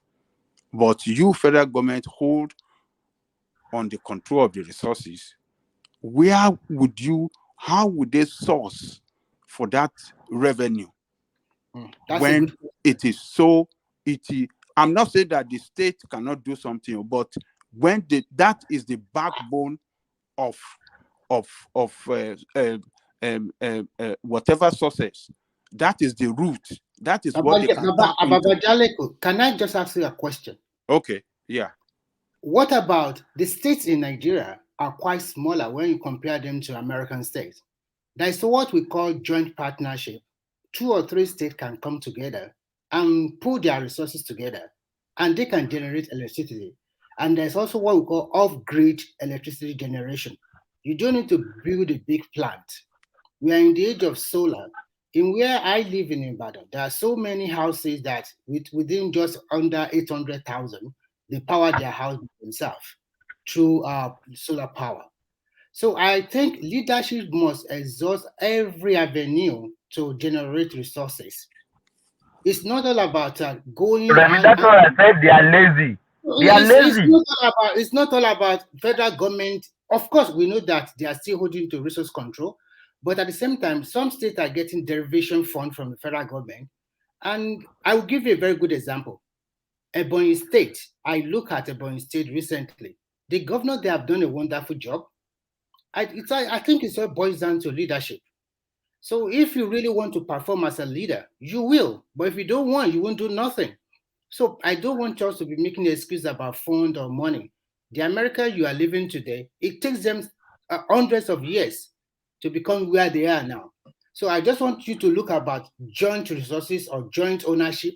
2 or 3 states can come together. So we shouldn't be focused about where they get the money. Why do you want to be a governor? If you know in the beginning you are not going to, you are relying on the federal government. You are not going to put on your thinking cap. Why? Hold on, Remy. You see, what I'm saying is that the federal government, due to their bad economic policy, due to their incompetence, have battered the economy of the country. A lot of businesses have gone under.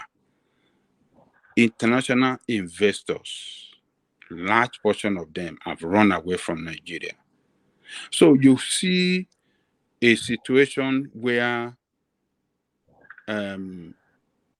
businesses in that country are operating under a very difficult circumstances. And as such, when businesses does not operate, when businesses are strangulated, it is limited, going to be limited for the government to generate revenue. The chances of revenue generation is going to be limited for the government because businesses are not doing good. How are you going to generate that enough revenue that you can use, to develop your economy? And even the on top resource of this, and in addition to this, you don't have the control of your God-blessed resources that God gave it to you. You cannot control it. You can't. But they get allocation every month now. They get allocation which allocation are you talking about? Where do you get allocation? The federal government don't make revenue. You are talking of allocation. Is it not when federal government make money? Hold on, please. Is it not the same money federal government is making? They are paying them allocation from. Look, the allocation is not falling from heaven. Hold on. It is the allocation now is not regular the way it used to be. The allocation. We are still making an excuse for this governor. Where is Wike got the money? He's using for all this project. Hold on now. Hold on. Look, the allocation, it is only when federal government make money that it will share money. No, I disagree with you, Baba Jalekoko. Every month or every quarter, all these states always get their federal allocation. No, none of them is. And for example, how come, like this guy said now, how come Wike is completing project week by week, and which 8 or 10 years money they're supposed to get from the federal government, Buhari paid it to them. How come Delta State is not developing? How come all these oil producing states are getting each? Anambra is not developing. Why are they not developing? And if you want to become a governor in a state, you must have your own plan before you venture to be a governor. Because everything is coming to roost now. The problem we're having in Nigeria now, everybody go there as a governor without no plan. Yeah, I want to be a governor. I will get money from the federal government. Now they are making law to make things. That is what we want.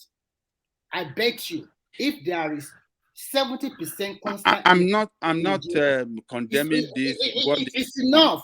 Nigeria will be happy because with constant electricity, that country will turn around. And when you talk about resource control, I'm not condemning what federal have done resource control in totality. I'm not saying what they have done is not good. Let me hold on, please. Let's this to him before you continue. All these natural resources you are talking about, if they want to exploit, if they want to do something about it, they still have to call the technocrat. They still have to look for people who's going to invest to exploit for them. The state government does not have this money. So yes. Okay. Now, the resources we are talking about, federal government is not tapping into them. What I'm saying, if federal government give up the control of those resources to the state, and federal government hands-off revenue distribution to them. All of them will go to, because since they cannot get any money from above, they have to tap into what they have to generate revenue, to pay for workers, to pay for this, to pay for that. You see, every one of them will work very hard to look for that money. But because so many of them depend on that federal allocation, it makes them lazy. And federal government itself is not helping them, because federal government enjoy much of that revenue. Much of that revenue, because federal government take a giant share out of it as well. So, but what I'm saying is that for that country to record that growth, that everybody, that growth that will propel that, economic growth that we are all looking for, the state government must have control of their resources, and that will open up an opportunity, and even investors, they will be able to go all the way out to look for investors to come and develop those resources for them to raise as much revenue that can help them develop at a very fast rate. So without imagine if Wike control all that oil in the state, you think Wike will not turn that river state to Dubai? And it will be like London. You'll be like London. It will turn it to Dubai now. Okay, if what Delta about? State Okay, that is where the problem state, lies in Nigeria. or Lagos State. Lagos State control. Can I come to this, please? Lagos State Lagos State control the port and all the thing, and just pay taxes to federal government. You think Lagos State will not be better off than the way it is today? And same, every other state across Zamfara have their gold. If Takara can tap into their gold, you think Takara will depend on any useless federal government? And Ondo State have bitumen, the second largest in the world, or maybe the third largest deposit in the world. And they have sea that they can build a seaport.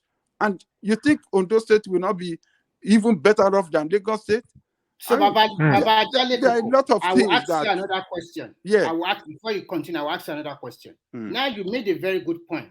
Now, if I were the governors of all the 36 states, you have resources in your state, why don't you come together and fight federal government? As if the government is giving a lot of things to them now. You want to control your resources. Why don't you come together and fight for resources? And it still boils down to the fact that most of them are not prepared to be governor. They are just going there, even if you give them free hand to tap into their resources, they are not going to do nothing. You said for them to come together and fight federal government, or what did you say? Now, what I'm trying to say, you talk about resource control. Yes. And if I know that we have bitumen in Ondo State, and then why can't I just go to the presidency? Or maybe everybody have resources. There are some states in Nigeria that they have fertile land for agriculture. I don't think the federal government is stopping that state not producing rice or not producing yam like Benue State or whatever. So there are some states that does not have a lot of resources. So if they have resources, they can also fight for it. Rome was not built in a day. They did. Federal government didn't want to do it now. But they cannot just give it to them just like that. Federal government didn't want to do Rome it. was not and federal government, and you made mention of Wike now. If Wike control the resources of River State control the resources of, do you think, I'm not saying it's good, but at the same time, being a black man, the black men are always very how to say? Come on now. Very egoistic in nature and with a lot of proud and tightness. So I'm the way I look at this thing is this. Nigeria, as of for now, is a continued process. Let's be progressive. Now we have electricity in our hand. Now we have railway in our hand and some other things these guys have signed in. Let the governors work on that one first. With little or no resources, I don't care anyhow you get your resources. Even if you go and borrow money to develop. Can I make contribution? Let me quickly finish. Yeah. Let him land. Yeah. Is that Akitola? Yes. Yeah. Yes. So Let me land. Then Akitola will come in, please. Even if like I used to live in China, most of the local government, they borrow a lot of money to develop their city or town. And when the economic prosperity comes in, everybody were happy and they were able to be happy. Yes. Yeah. So the point we are talking about is this: you cannot get what you want in one fell swoop. It has to be progress. Before in Nigeria, we have been talking about state generated electricity. Now that they have signed this particular one into law, let's see the first state that we take that opportunity and work on it. Not every time we give them excuses. You cannot have everything at a one fell swoop. Now you get 4. Work on it, and maybe in the next amendment, maybe this one will also come into play.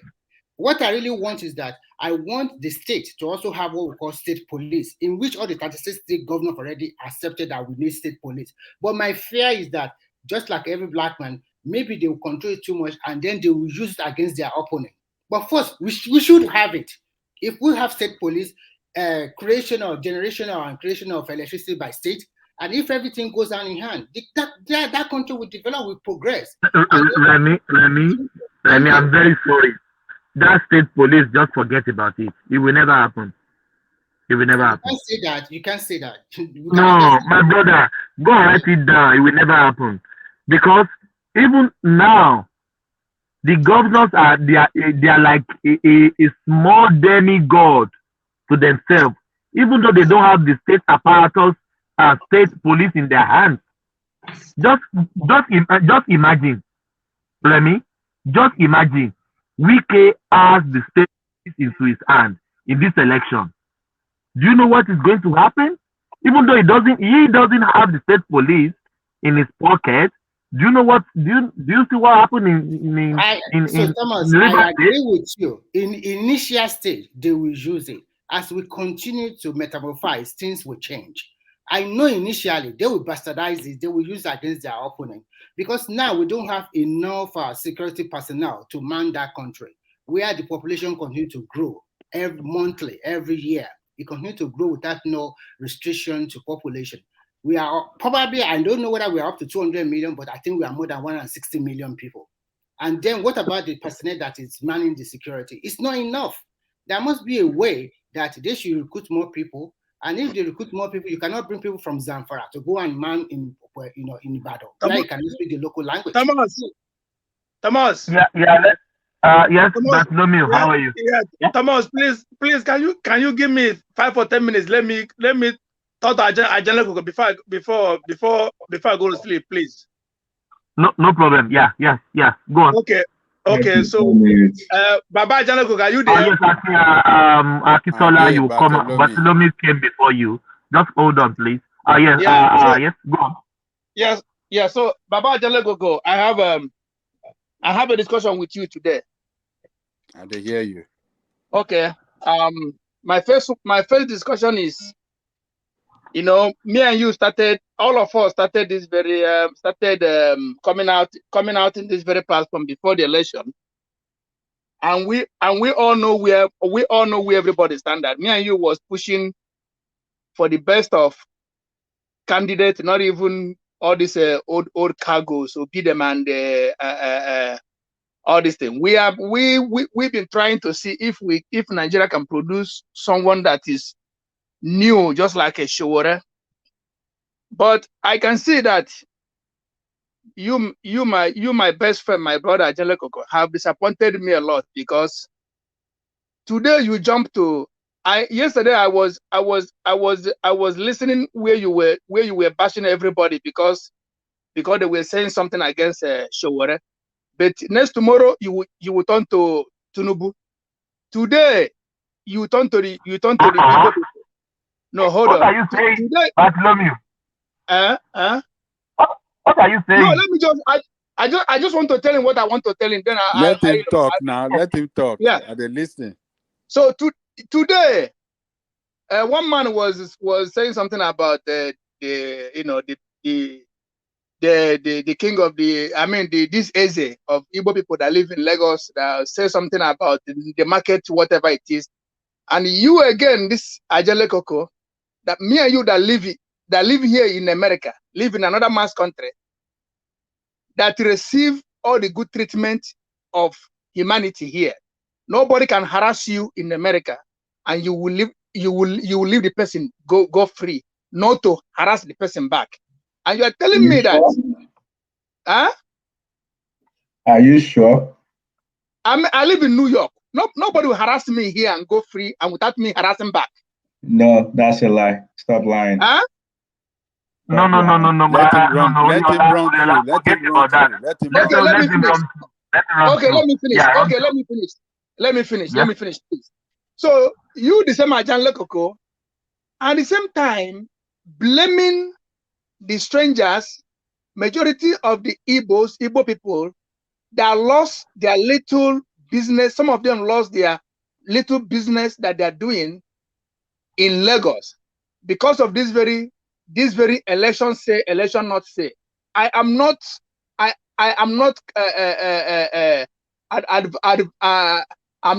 siding their election. I'm not interested about Nigerian election because I know that Nigerian, we can do anything. We're still holding ourselves down.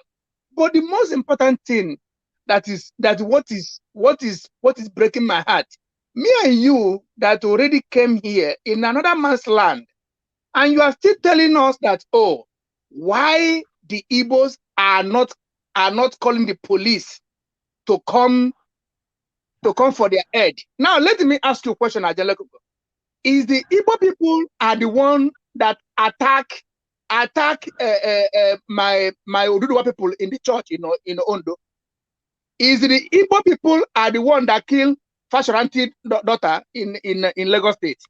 Why it is always when it comes to something similar like this, a lot of my Oduduwa people will invest in their anger on. Tell me if any Igbo man have already limited by any Yoruba person in Lagos.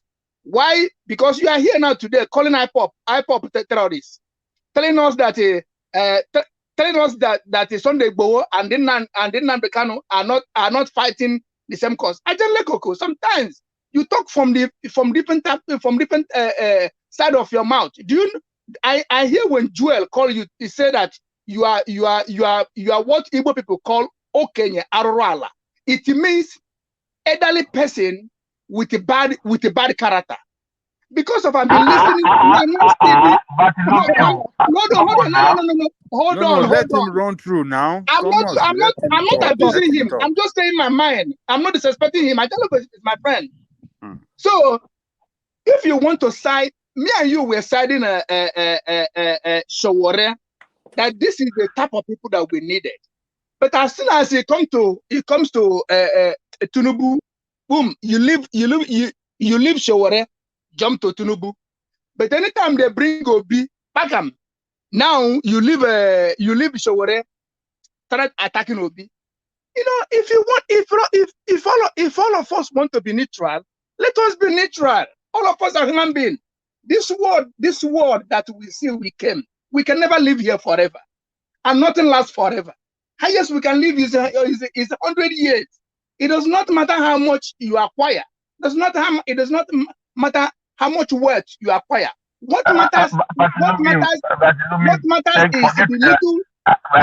little happiness you give to the people around you.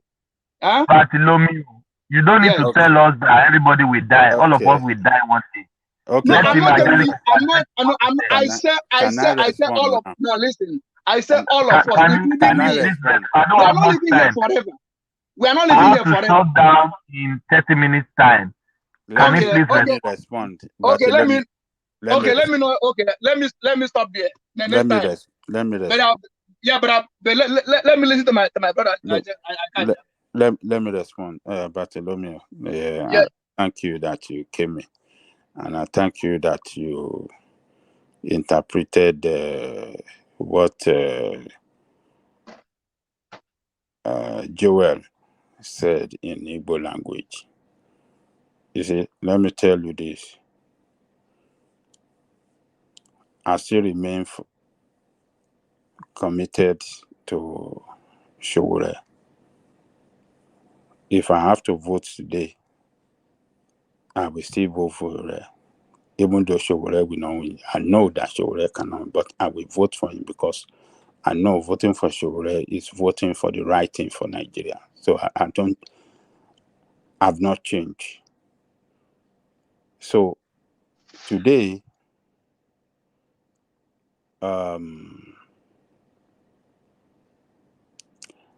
you see, I like to speak in a very objective manner. When Tinubu is wrong, I will say Tinubu is wrong. When Tinubu is right, I will say he's right. I will not go after Tinubu all the time, particularly when he has done right. I will not say, oh, it's not right. No, I'm not a person. I like to be very objective, and I like to say things the way I see things. Today on this platform, I still criticize Tinubu today. So I don't know where you said because of I abandoned Showore and because of the tribalism I'm supporting Tinubu. No. Today, when we are treating the issue of the federal government, Nigerian Broadcasting Commission fine against. Okay. I'm sorry. Let me ask you a question. Yeah. These very people that lose. I'm not saying it's only Igbo people that have an incident on this very election in Lagos State. I understand that there's a lot of tribes there, but I know that many people has lost one naira or their 2 nairas that they're using for their own business. So what is your contribution as somebody who lives in the state, just like I am today, and after these very people lose their things over in Lagos, are you telling me that if we have a good governor in Lagos State that have never heard a cry, that don't know that people have wounded, they shoot some people, or even some people die? I see where you guys was attacking even what is it called today? Truth for the that nobody died. But whatever it is, these people, some people, their market burned down at Janlekoko. Okay, hold on. Okay, let me. I'm coming. People's your fellow men business burned down to the arches. I understand it's not your brother, they are not from your family, whatever it is. But at least we're supposed to have a conscience. If this thing that happened to these other people happened to you, what would you be your reaction? Are you gonna be happy? Hold on. Hold on, please. Hold on, please. Yeah. Ajali Koko, I want us to clarify something today, and maybe if they can bring it back in one man section, but if this is my section. Okay, don't worry. Okay, I'll respect that. No problem. Maybe tomorrow I'll try to come on time. Okay. Can you please let me speak, please? Oh, are you telling me who burned down their shop? Just answer me. I don't want essay. Who burned down the Igbo shop in Lagos? Can you please tell me? I don't know who burned down that shop. I'm not living in Nigeria, but I'm saying people that their store No, I don't know. No, I don't want story. No, my brother, please. No, hold on, please. I'm listening it's now. Go ahead. Question, please. I beg you in the name of God.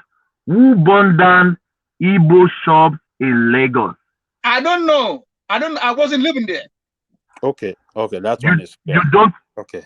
Oh, Thomas, you don't know who burned it down. He said it. I don't know who burned it down. Do you know? Okay. I don't know. Let me say this. Okay, so you don't know. You're asking me a question that you don't know.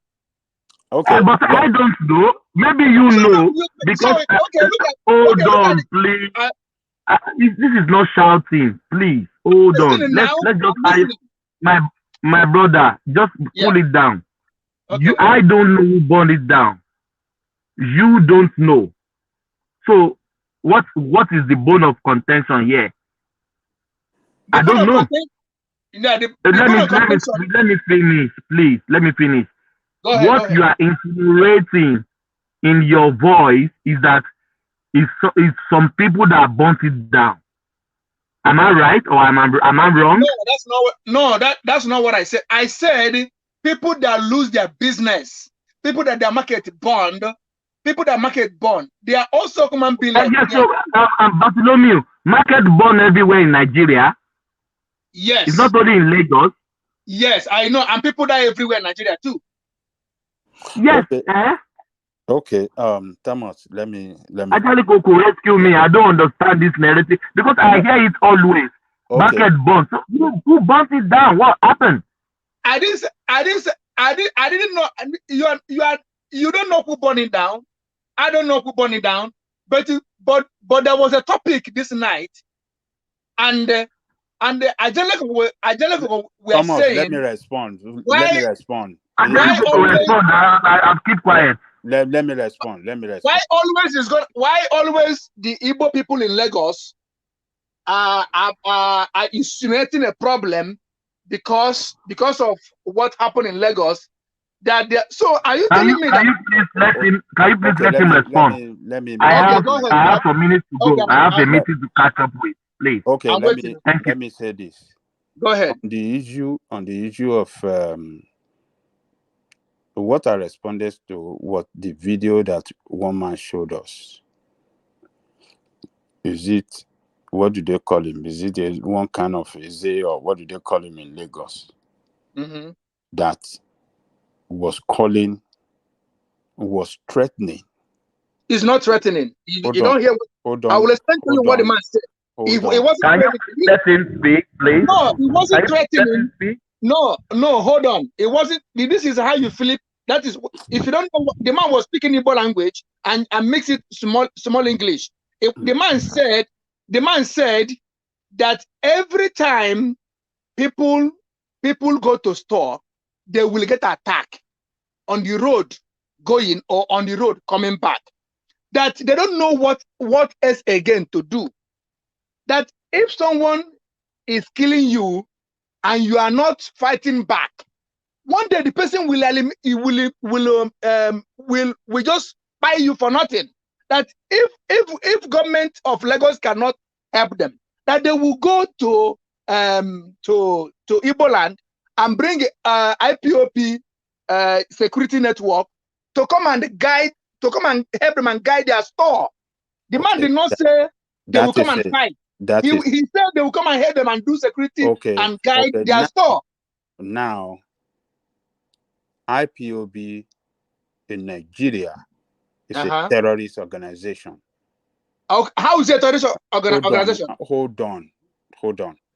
Yeah. By Nigerian government declaration. Okay, I have a question. Hold on. I have a question. Hold on. No, hold on right there. Want us to have conversation. No, I know. Hold on. No verse. I have a question. What of the people that we also want to talk. If you leave Angelic Coco and Bartholomew, I know. I know. I'm sorry. Just answer me this question. What about the people that went to church and buy your people? What do you call them? No, don't worry about that. Let us. Why shouldn't I worry about that? This issue. Let's have conversation on. I should not worry about that one. Leave that one. That one not be the matter of today. That the matter we will discuss here today. Let us concentrate on that one. Okay. Answer me this one question. How many people in Lagos? Can everybody please hold on? Bartholomew, please bring the tempo of your voice down. We are not fighting. No, I'm not. Just sorry, I'm not fighting. Bartholomew, no. Calm down. Just calm down. Let me make my point. Then maybe when I make my point, maybe you will see reason with me. Okay. That man was threatening the state that he will invite IPOB, an organization that's been declared by the state as a terrorist organization. So that man already putting himself out there that he is a dangerous person, that he have affiliation with IPOB. And he's saying it. He want to bring IPOB to Lagos to come and guide, to come and protect Igbo people business. He want to bring set of people, group of people being declared as terrorists. That is the most senseless thing that anybody, an adult, can do at all. And that is why I was saying that man, for that statement, he was inviting anarchy. He was threatening the state that he will bring mayhem on the state. This is a state that have authority in place. Number one, we have police that are responsible for security of the state. This is a federal government police. That police is not under the control of Lagos State. You can report your incident to police. And you, in America, if you have an incident in America, the first you will call is police. You know how things are done in a normal society. When you live in America, if you have an incident whatsoever, the first call you will make is to police. But this man is undermining the police authority, is undermining the authority of the state, and threatening the state that he will bring IPOB to come and protect Igbo people business. That is very, very unwise. That kind of rhetoric is not going to bring peace, but rather going to escalate the already tense situation we have. And that is what I am speaking to. And when I speak like that, it doesn't mean that maybe I don't feel for Igbo people. But when you see people acting in this direction that is capable of putting even more Igbo people in danger. Number one, he has exposed himself now. The authority will look at him. Oh, okay, this organization that we are banned, that we regarded as terrorists, you have affiliation with them. You are saying you're going to bring them. He has put himself in danger, as well as other people around him. Because the police, Nigerian state, are very good at looking for their enemy and, target their enemy and grab them quick as possible. So he has put himself in danger, and he has informed Nigerian state that Igbo people in Lagos, as he said, they will bring them. He has informed Nigerian state that they have affiliation. Igbo people in Lagos, Igbo people doing business in Lagos, have affiliation with IPOB, have connection with IPOB. That man have not done good. And you Igbo people should condemn this man. You have to go after this man and stop him, because he's trying to complicate the issue and make it worse for the Igbo people in Lagos State.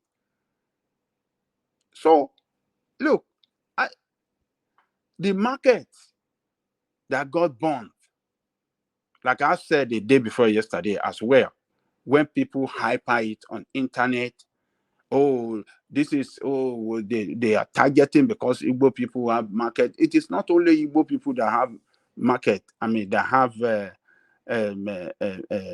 that occupy that market. We have people from other tribes. Yoruba people, plenty of Yoruba people are there as well. So, but to want to sectionalize it or paint it as if, only Igbo people that lost their property in that market, that is very, very unfair. And that is another way of spreading 2 family members. Yeah, yes. Now are they in that market? Yes, it's a way of misinforming the people and creating more problem as well, setting people against each other. Because what they are pushing out there that, it's Aguero or some Yoruba people that came to do this in order to inflict pains on Igbo people. So all this kind of hyper internet propaganda, we don't have to fall into it. We are falling too much into this thing, and it's driving a lot of us crazy. Instead of us to condemn these people that are trying to set us against each other, we try to support all this kind of propaganda as long as it suits our own narrative or our tribal sentiment. We support it, and we want to go after the other tribe. That is what I'm saying. So this man have not done good for saying you want to invite IPOB. He has not done good for himself and as well for Igbo people. That's what I was speaking to. I wasn't condemning. It's not that I didn't feel for Igbo people and others that lost their property in that fire inferno in that marketplace. So I don't want you to get me wrong. And we have authority. We should wait for the authority to investigate. When an incident happens like that, it is the job of our authority to investigate and come out with a report to tell us what actually happened, whether it was electricity outburst that caused it, whether it was arson, whether it was some other thing. We should be able to be patient and wait for the authority to do their job so that we can know what we're responsible for it and not take law into our hand. That is what I was speaking to. So, but when you are very objective and you speak frankly, and it does not suit the narrative and sentiment of some people, they will take that, Yeah, Baba Jalekoko, just to add to what you have been saying, let's say that before Thomas, I want to talk. Quickly, please. I just want to interject. I want to ask the guy a very good question. What about all those fire incidents that have been happening all over Nigeria, whether in Southwest, anywhere, Yoruba land or Igbo land, before the election? Before the election, there were several fire incidents in the markets. Why can't they attribute that? There was fire incidents. So many. There was fire incidents in the north, a lot, even during the election. There were recent fire incidents in the Igbo market in Onisha. Is it Yoruba people that went to the north? Yeah, I don't understand people. There was several fire incidents in Onisha recently. I think maybe last month, March, because we're in April now. Why don't you say, okay, it's some people from other part of Nigeria that set it on fire? There were several incidents before the election. Nobody said it's Yoruba, Igbo, or Hausa that did it. Is it because of the election and after the aftermath of the election? And I still think that it's a tribal war, not tribal war, there's still a tribal sentiment. I think some people see this election as Igbo versus Yoruba or Yoruba versus Igbo. I think some people still have that, they are still fixated on that mindset. That's what I think is happening in Nigeria. It's like, oh, they cannot beat us, or we have to beat them. The point is that we have a president-elect. If you love your country, let's support him. If the court overturn it and then say, okay, this is the winner, who they proclaim as the winner, let's all come together and support him. Not quickly arrogate. If the people give you opportunity to prosper, do business in their land, you can also give them respect for doing that to you. Anything that happened to you, are you telling me that in Balogu market, in Olowu market, there were not several Yoruba shops there? The shops were only belonging to Igbo? Have you ever thought that maybe there were outside shop also burnt, or maybe a Efik or Edo or any other tribe in Nigeria?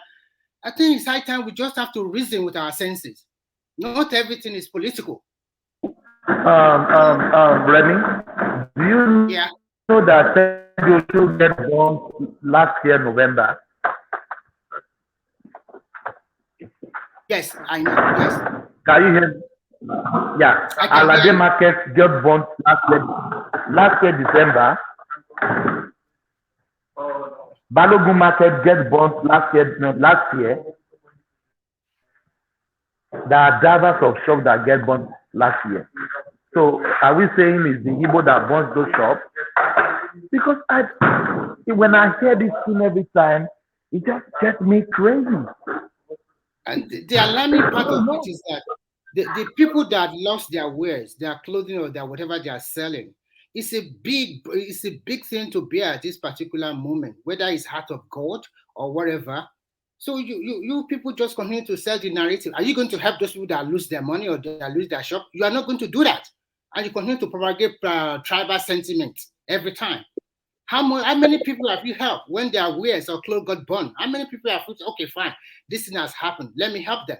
Why can't all this nationality come together and say, let's help these people, instead of continuing to narrate this tribal sentiment every time? We are all in diaspora. How many people have you helped in Nigeria? What have you done for the country? Can I make contribution? Yeah, go ahead, please. Okay. Good morning, everybody. Thank you for giving me the opportunity. Yeah, for giving me the opportunity. Yeah. I have a summary of what I want to say about. I think to start with, I want to say that I don't know, because most of us on this platform, we are in diaspora, and we don't know the last time some of us have visited Nigeria. So I've been listening to discussions on this platform, and I discovered that maybe some of us, even the last 10 years, more than 10 years, we have not visited Nigeria. And most of the assertion and even things that we say about our country are not right. I'm very sorry to say. My brother, I just came back from Nigeria last 2 months, February 4th, and I visited Lagos for 2 weeks. So thank you for that. Yeah. Okay. So because I discovered that, especially when we are talking about the performance of the state governors, and Baba Ajale Koko was trying to say exonerate the governors, blaming the federal government, resource control, and all those things. I don't know the last time Baba Ajale Koko, because the way Baba Ajale Koko talk, whenever he may want to mention Nigeria, he say that country. And I don't know what he means by that country. We are all discussing our country here, but saying that country, it means that it's like he has condemned the country as a useless country, because I don't know what he means by that country. And he was saying something that the state are not getting allocation regularly. They are not. It's not allocation to state is not something that you don't get every month. This last month, they shared 720 billion naira. There is no state that gets less than 10 billion naira from federal government every month. So there's no reason why we should exonerate government. Let us use Lagos State, for example. Before Tinubu came in 1999, they were generating about 600 million naira. And Tinubu came with his own ingenuity and everything, put every machinery in place, and they were making almost 50 billion naira every month now. I can give you an example of states. Kwara State, initially, they were making like maybe 150 million naira, but towards around 2018, they abandoned the state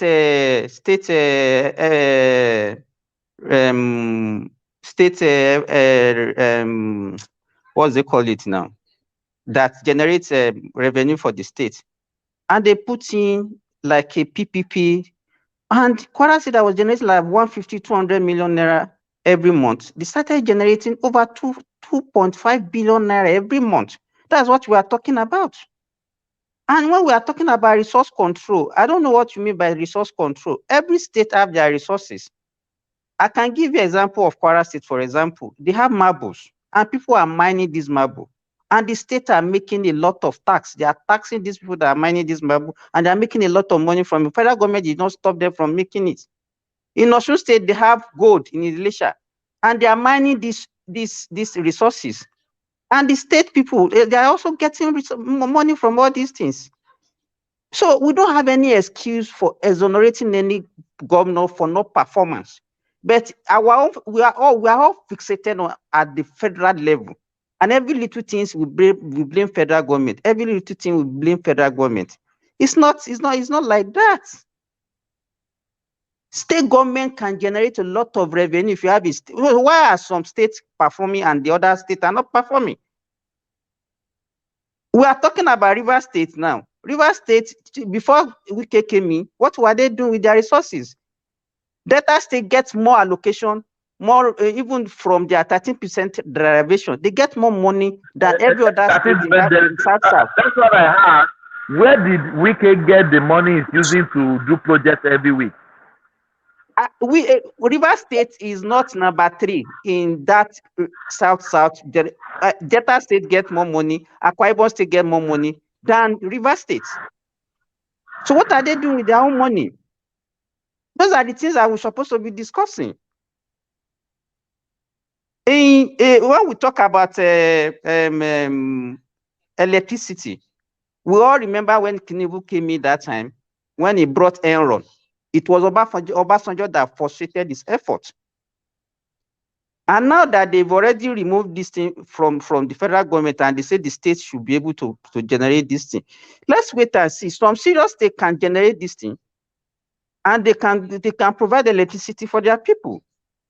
But by the time we are now saying resource control, I don't know what we mean by it. The states are still controlling to some extent their resources. But when we talk about resource control in Nigeria, everybody is fixated on oil.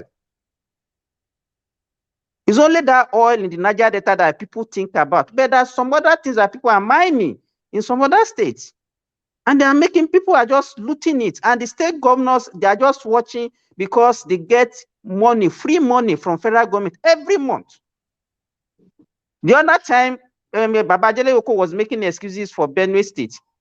I have a friend here who is from Benue State.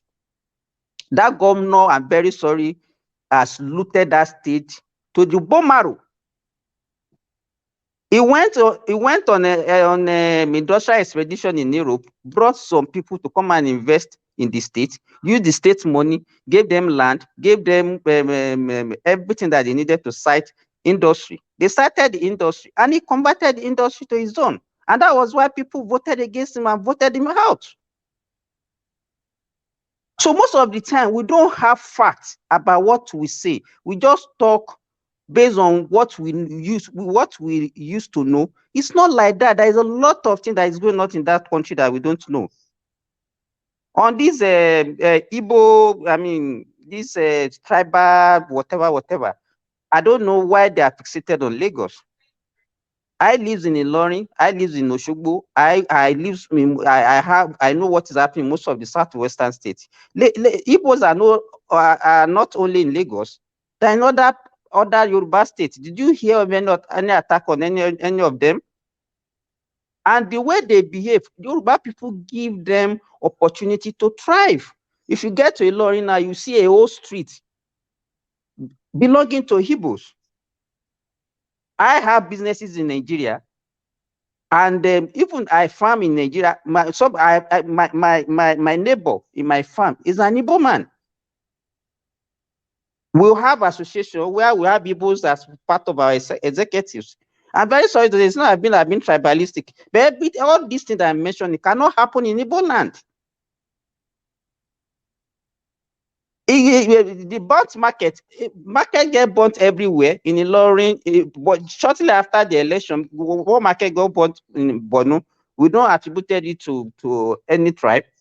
So why is it that when anything happened in Lagos, they all cry, they cry foul, and everybody will now be saying it's against Igbo, it's against Igbo. Igbos are everywhere. They are the tribes that spread all over the country. The way we have other Igbos all over the country, we don't have every other tribe in their own land like that. because they are very hostile. I'm very sorry to you. They are very hostile to other tribes. But they are welcome everywhere. No, don't say that. No, you can't say that. Okay, I'm very okay. I withdraw that. So then on the issue of the cash crunch, I called home yesterday. Hold on, my brother. I'm sorry. Let me ask you a question. Where have you been in Igbo land before, and they chased you out? I served in Imo State. And they chased you out. And the fourth, let me tell you one thing that you have to realize, that don't let us go into that. They say I should withdraw that, but if you want to go into that, we'll let you know. I'm asking you if they chase you out. As a non-indigenous, can I buy land? Can I buy land in Imo or Anambra? I have land for sale. You want to buy tomorrow? I have land for sale in my hometown. Do you want to buy? Okay, so don't let us go into that, Bartholomew. No, I said I have land in my hometown. Do you want to buy? Okay. How much is it? How much is it? You see how you guys carry propaganda everywhere. I have land for sale in my hometown. Do you want to buy? I serve in Enugu State. I serve in Enugu State. My hometown now. Do you want to buy? No, there are some things sometimes that your people may say, "Oh, no, I've seen it. I serve in Enugu State." I say I have land now in Oka. I have land in Oka in my hometown. Do you want to buy? We cannot generalize it to all Igbos. We cannot generalize it to all Igbos. You get it? But what he was just talking to is that probably Yorubas are much more open. You know, when you put it on. Listen, my wife. Let's not go. Yes, I know. I'm not generalizing. I'm not. Listen, if you're a traveler, you don't have to generalize everybody. Maybe one person. I rent house. I pay for 2 good years in Ilepo. Do you know that because I told just for my children to come holidays twice in a year, my landlord did not allow them to rest. My wife is a Ghanaian. My wife said that she can never come back again. So I don't have to tell my wife that all the Yorubas are not bad. I tell him that the landlord is crazy. That's it. And I let the money that I paid here to go, because she said that she cannot from East come to Lagos, and the man will never let them drink water and keep cup. So it is all about some people character. It's not about tribe or other ethnicities character. As I just telling you now, I have land for sale. If you want to buy land Bartholomew, it did not tell you, Bartholomew, it did not tell you that they are not selling land. And you can't even deny that some of them don't sell land. He said they are hostile. They are hostile. You are not a traveler like Igbos. It's not your thing. Period. What does that mean? So can I also say something? Can you people go to other states and create I wanted business? to quickly say something here. It's not your thing. I want to say something, please. What does that have to do with? Don't say we're not travelers. You know that there's no way you will find people that you don't find Yorubas. I hope you know that. What does traveling and doing business have to do with the only thing that what we do there might be a bit different. Professional wise and some other areas, you see the Yorubas, they do their business too. They may not do it on the scale of the Igbos, but you see them doing one service or the other within that same community. And we see that all over the world. The two of us are actually the guys that normally travel. But we probably the Yorubas don't, probably because they are not too much into the business issue. But now they are going into the business thing. Okay. So you see them lie low a bit. So that's just it. Don't say that Yorubas don't travel. There's absolutely nowhere in the world where you don't see. Can I also come in here? Yes, go ahead. May you people sleep permit? Yeah, it's me, Midwest people. What I want to say is this. You know, we need to preach love to the best we can. And I know why people are analyzing this thing. I think they're analyzing it, hoping for a change. Something that is not working well. And that's why I feel people are saying it. Not that they are instigating any violence against anybody, but we need to be cautious. And I have to be very clear here. The Yorubas have to be very careful about propaganda. They have to tread with caution. Because the way the whole thing is going, For me, I keep on coming here. If it is not handled, I see a crisis like something that it will just trigger a serious crisis in a twinkle of an eye, the way things are going. How can somebody living in Lagos, look at the way the whole problem started from? A young man was saying, we will take Lagos. This is the only way we can stay in Lagos. The audio video is there. It says a lot of rubbish. Then we will dethrone the Oba. These are Yoruba Oba. It's not Igbo Oba. You are not the owner of that Oba. You have no relation. You stayed in the land from ancestral background. Oba has been the one that has prepared that land for the prosperity of everybody. How can you make such statement? And nobody condemned that guy and said, go and arrest him. Me, I'm from Edo. I also saw a recent video where one small boy from Igbo land was insulting the Obini youth. I think the boy lives in Italy. I don't know what they say has happened to him anyway. I don't know whether it's true or lie. Now he was insulting the Obini youth, insulting his own father. I can't even say it with my mouth. But one thing is very clear. We can't continue on this track. We should go and learn how to respect one another. And again, a lot of people are very good. They are fantastic people. But it's very disappointing. You see this IPOB generation, they need what is called psychiatric help. Every family that have children where they're born between that 80-something, I'm just serious here, that 80-something, 90-something come, may they take care for them. Because what they are sold in them, Nigerians are no longer dealing with the Igbos they used to know. We are dealing with the new generation who are so disrespectful. They have nothing in their brain apart from propaganda of IPOB for the past 13 years. How can someone sit in Lagos and say IPOB will come to Lagos? When an Igbo elders want to conduct marriage, they have to do it in Hausa land or Yoruba land. And ESN is in the eastern part. Is eastern part secured? What do we need it for in Lagos? An organization that has been designated as a terrorist completely. And they are acting as such in their own land. Their people are no longer safe. So that is a very erroneous statement.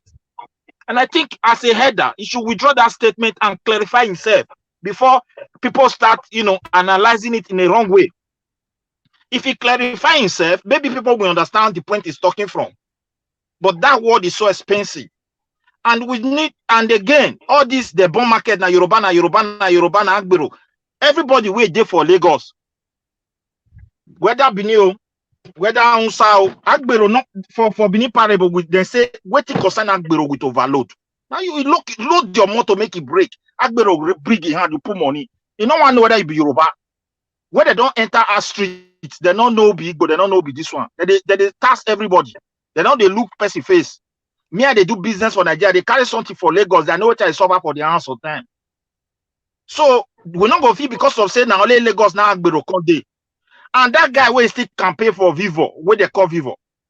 The charge of bringing, I see like what will I call? I want to go and tell my mommy.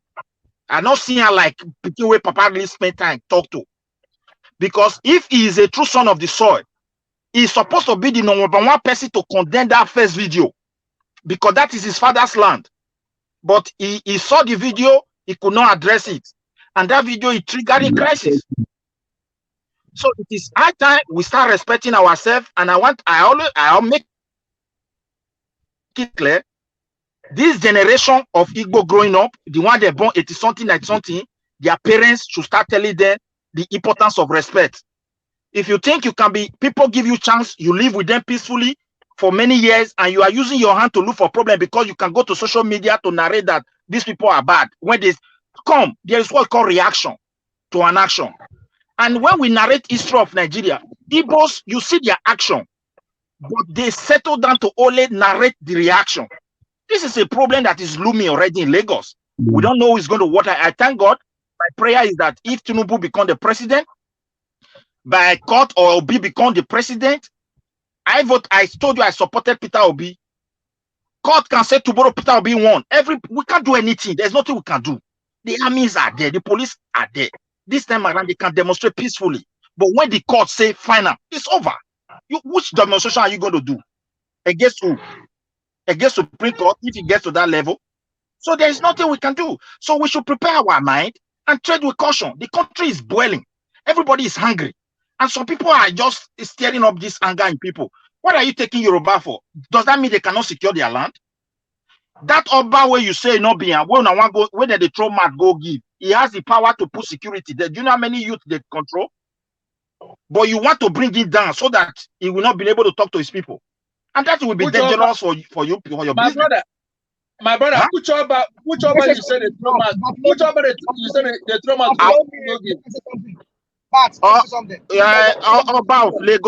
Oba of Lagos, he did for video where they say they go destroy the Obas. He did that. Which one they said they would I go know. that one is a lie. Nobody said they would go. Wait. I beg if to say that video, they made a player for you. Play for me. Can I say something? Yes, yeah, rational mind. Let's start with rational mind. Rational mind, go on. Right now. I don't know. Can you guys hear me? I can hear you. Hello? I can hear you. Okay, all right. Let me go on. So, you see, my friend, you see, the two last speakers, when I mean the two last speakers, I'm not talking about, I'm not including Bartholomew. The guy that talked about Ilori and all that places, he said he has been. And the last speaker now, which I think is an Edo guy, you see, we're talking about moving forward. But then, this same thing, it's like they're trying to make a wound to heal. But we'll come back again, use knife, use, what do they call them? Open the wound again.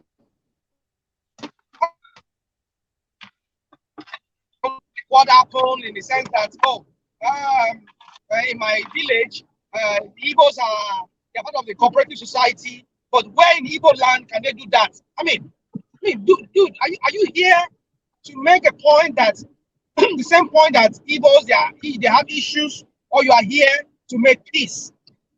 Some of us, we just come on the disguise that, yeah, we want to talk about issues so that we can just forget the past and move on. But then at the same time, you're using the same knife to open the same wound again.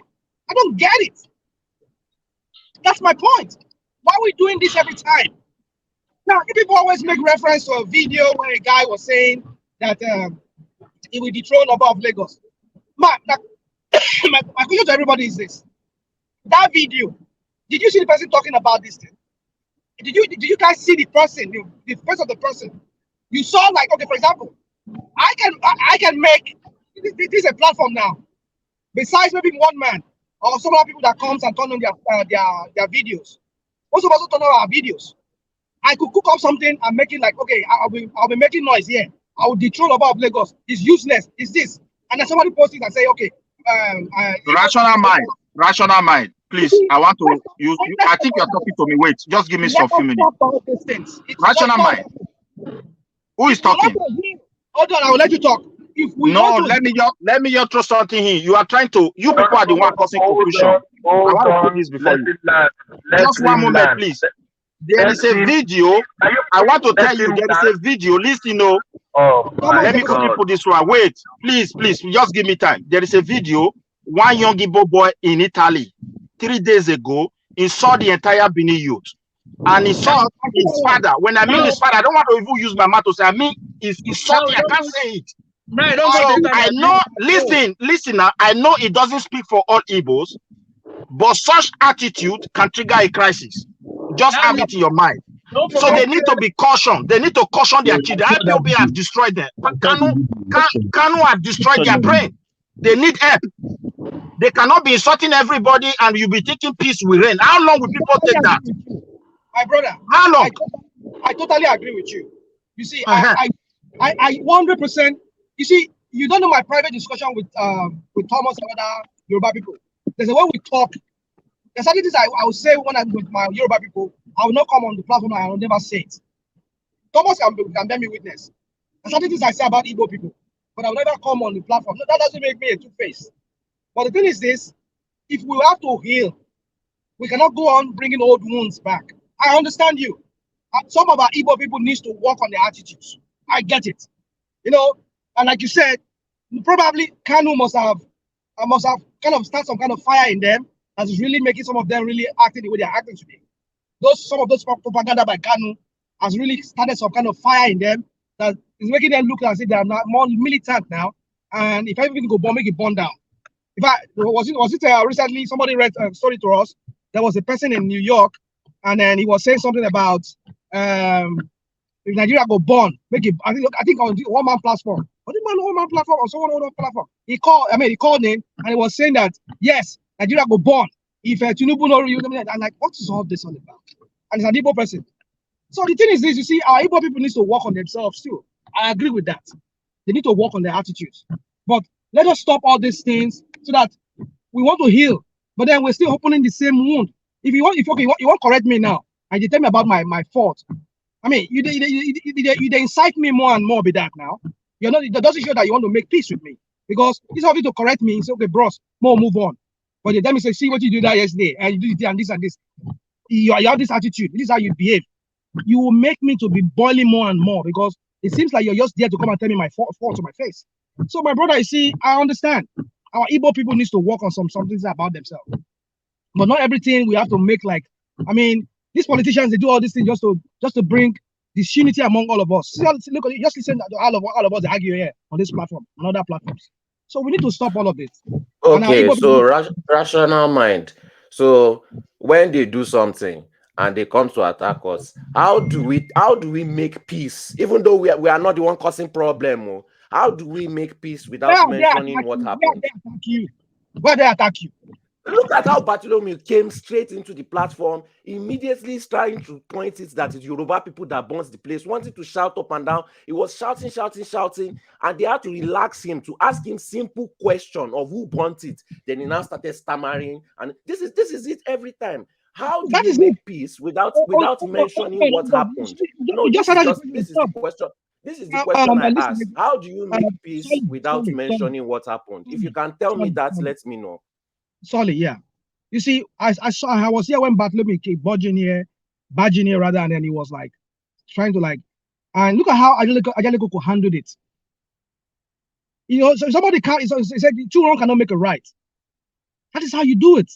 Somebody come in and start attacking you. Don't give him the same thing back. You act like the mature person. And look at how just listen to how Ajaliko handled the matter. Ajaliko didn't just say, oh, why you attacking me like that? No. Look at how he made himself understand. I mean, understood by this guy. That's how sometimes you have to handle matters when they come like that. But when you start, you bring a can't come hot for you. Say can't come hot for him. You just burn the whole thing down. I know some of us does not have that the way. I mean, we do not have that kind of attitude like Ajaliko, because sometimes when these people they do these kind of things, they will just incite you to anger. You will just reply with anger. But then it doesn't really make it right that way. So, sorry, for me, I understand what you're saying. But sometimes, if we have to give it to them hard, the way they give it to us, as long as there's no violence, it's when somebody's trying to take your life or trying to injure you, then if you retaliate with violence, I'm not supporting violence for violence. But if that's the only last resort that you have to do to protect yourself, why not? But if it's just a verbal thing, you say give them, give it to them in a way whereby you make them look stupid themselves. Like you look at how you're attacking me. You're even stupid for even attacking me. You're not gonna make them obvious to him that you're making him look as if it's stupid, but by your cool response, your nice response in a nice way, but maybe even more in a sarcastic way, you're making me understand that you are being foolish by asking me that question in the first place. So, sorry, we just need to. Let's just let this go. That was why rational mind. You can say this on this platform, maybe because this is the only platform that they moderate things. But outside this platform, if you behave like that, you know what happens? They insult you. They swear on your parents, they swear on your family, they curse your mother, they curse your father, they curse everybody. If you sit down and you talk logically, that is what happens. Maybe it's just only on this platform. Sorry, I understand you. For me, if I were you, I won't go to that platforms. For my own sanity, so that I don't get crazy and then rational mind, Twitter, Instagram, YouTube comment section, every social media platform is the same. Even TikTok, they open TikTok account and be live streaming and be insulting us for hours. When you go there and you want to talk rationally, they curse your mother, curse your father, curse your unborn children, curse everybody. However you want to handle it your own way, it's up to you. But I'm giving you, I just saw somebody the way he handled it. Look at Ajaliko, look at how he handled it.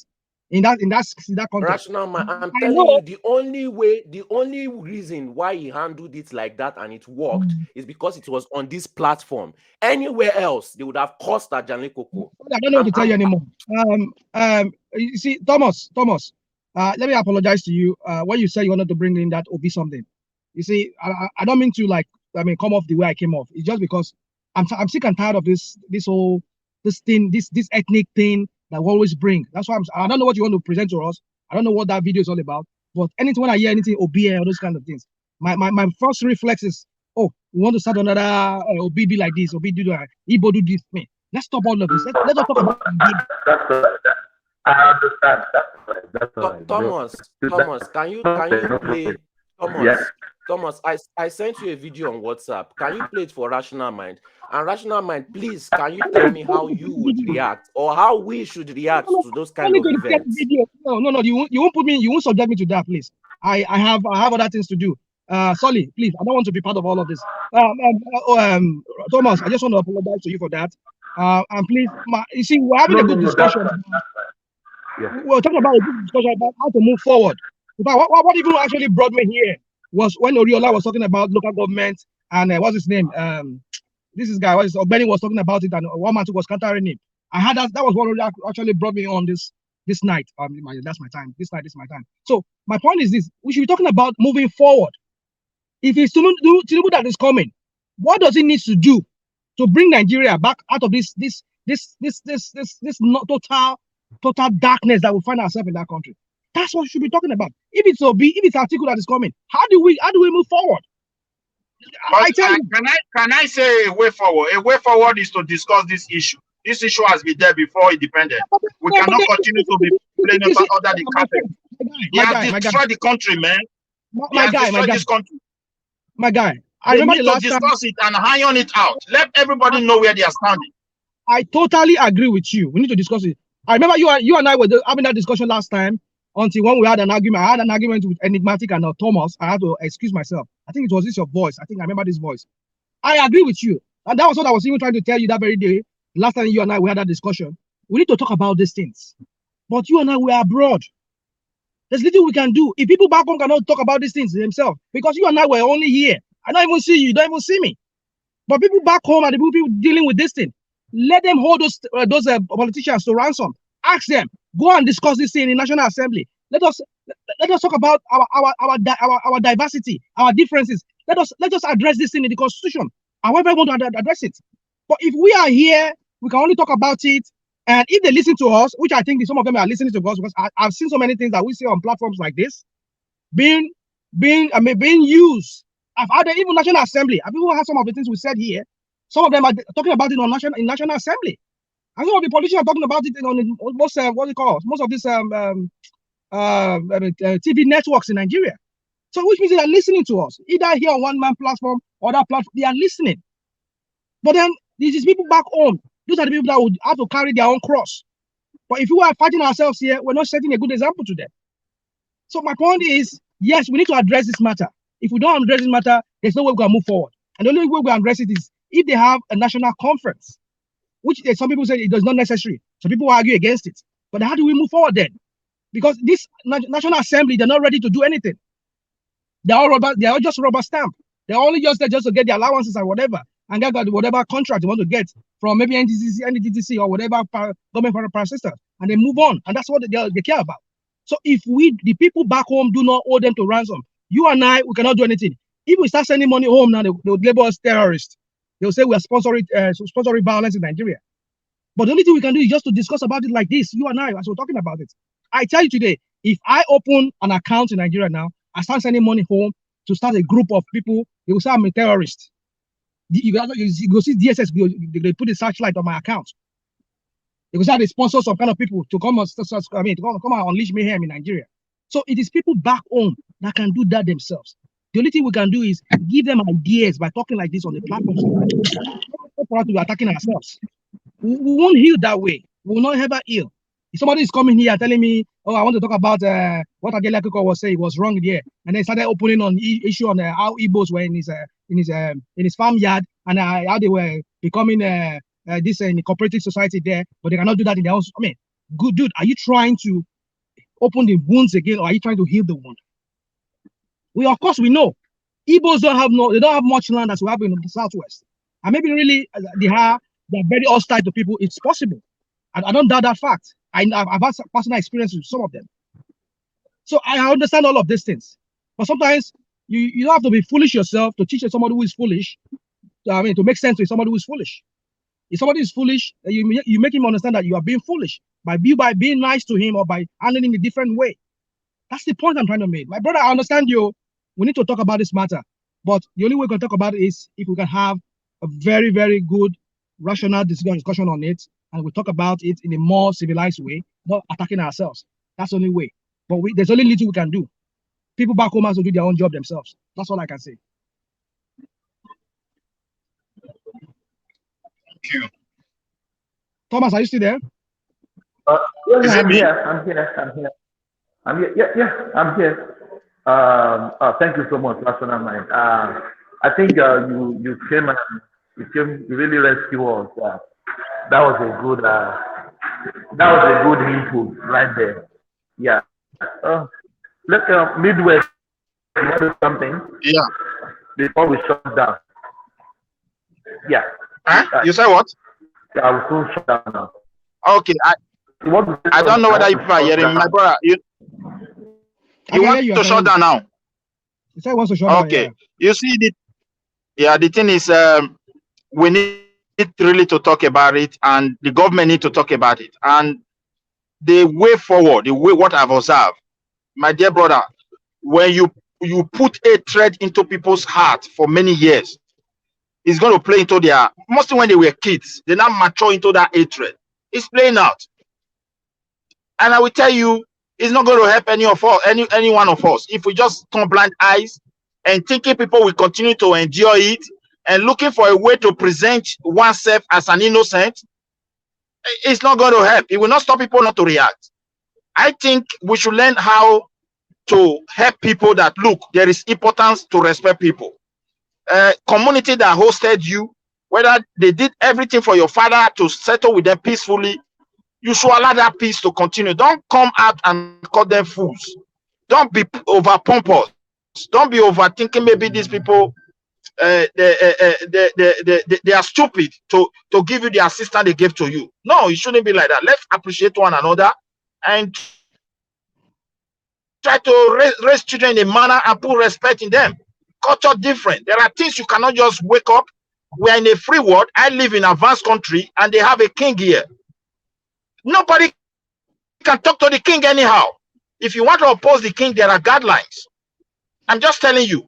If this is a democratic country, the king are there. If you come out on air to say rubbish, then they will come and defend it.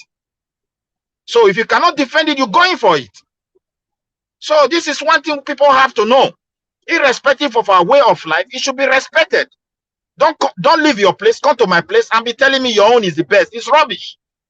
If you can't respect my own, go back to where you are coming from. That is it. This is what I believe, that you should be there. Like Fulani terrorists is killing people for years. Now with this behavior, people are not distracted. And this is how we are distracted that this country become what it is today. So we can't just continue to be pretending that this problem is not. The hatred is growing, my brother. Igbophobia is growing. And it's growing because of the evil that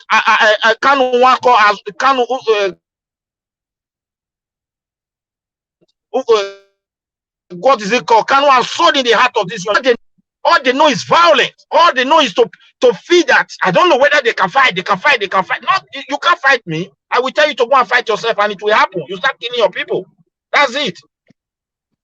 And look at what is going on in Southeast. Is there anything to write home about? And someone will say you want to bring ESN to Lagos. That person need help? You need to go to psychiatric hospital or maybe psychologist to help him or her. What is ESN coming to protect in Lagos?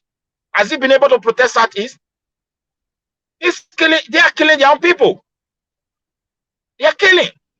The politician confirm it. When the army kill people, it is them. And when the people die, it is still their Igbo brothers. So it's painful. It's very sad. So let us try to respect one another and admit the fact that this thing is almost getting out of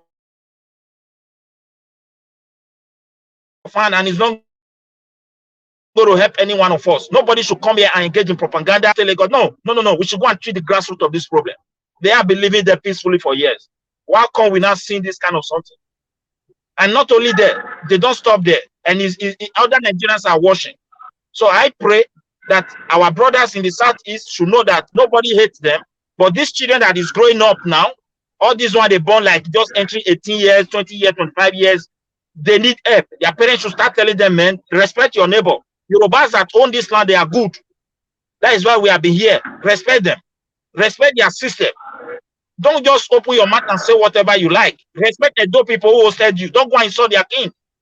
If you do that, it's going to trigger into crisis. We have been enduring for about 30 years. We saw videos of this IPOB and all of them say rubbish, even paying people to come and be doing that rubbish for them. So if people continue to be silent for years, one day they will tell you, they may decide to help you to put fire for the soup that you have been cooking where not they done for many years. And you can't blame anybody for that. So may that not be our portion. Amen. Thank you, my brother. Hello. The way Rational Mind just came and started talking, the last two speakers, whatever. What you are accusing people of, you should also accuse yourself of it. When Bartolome came and started attacking Baba Jale Koko and started saying all those things, you didn't see anything wrong in all those things that he said. You didn't come out that time to accuse him and say, okay, no, keep short. Simba. Rational Mind said let me tell you, Rational Mind, he pretended as if it's neutral, but it's not a neutral. What? Okay, I agree with you. But it should be neutral if you want to be neutral. But anytime I see that is not going to happen. Trust me, I've talk. The solution is we should collect the beating and act mature and then try to educate them. Simple as that. Guys, I have to shut down. I have a meeting to catch up with. Thank you, everybody. Thank you so much.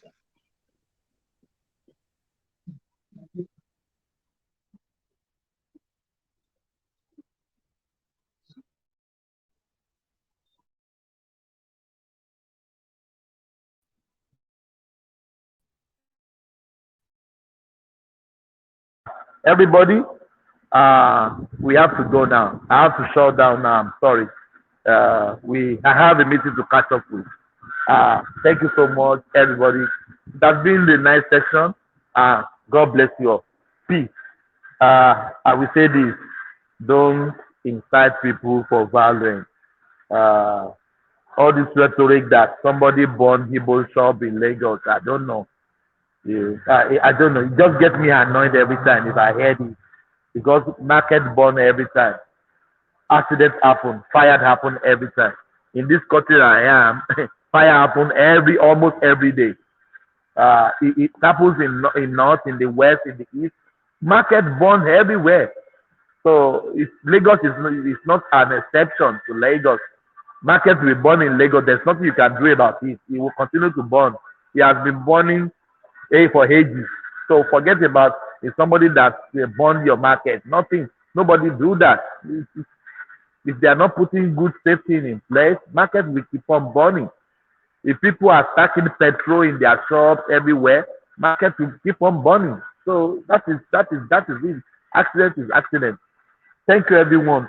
May God bless you all. See you in the next section. I will leave you with this. Thank you, everyone. God bless. I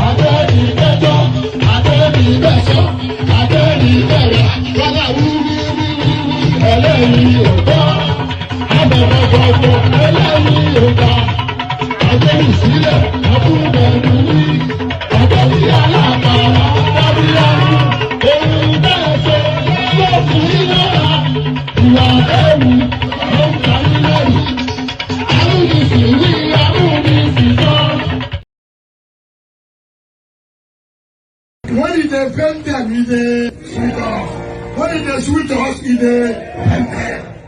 they never say something. As in the sweet us, we go there. As in the we go there sweet us. As in the sweet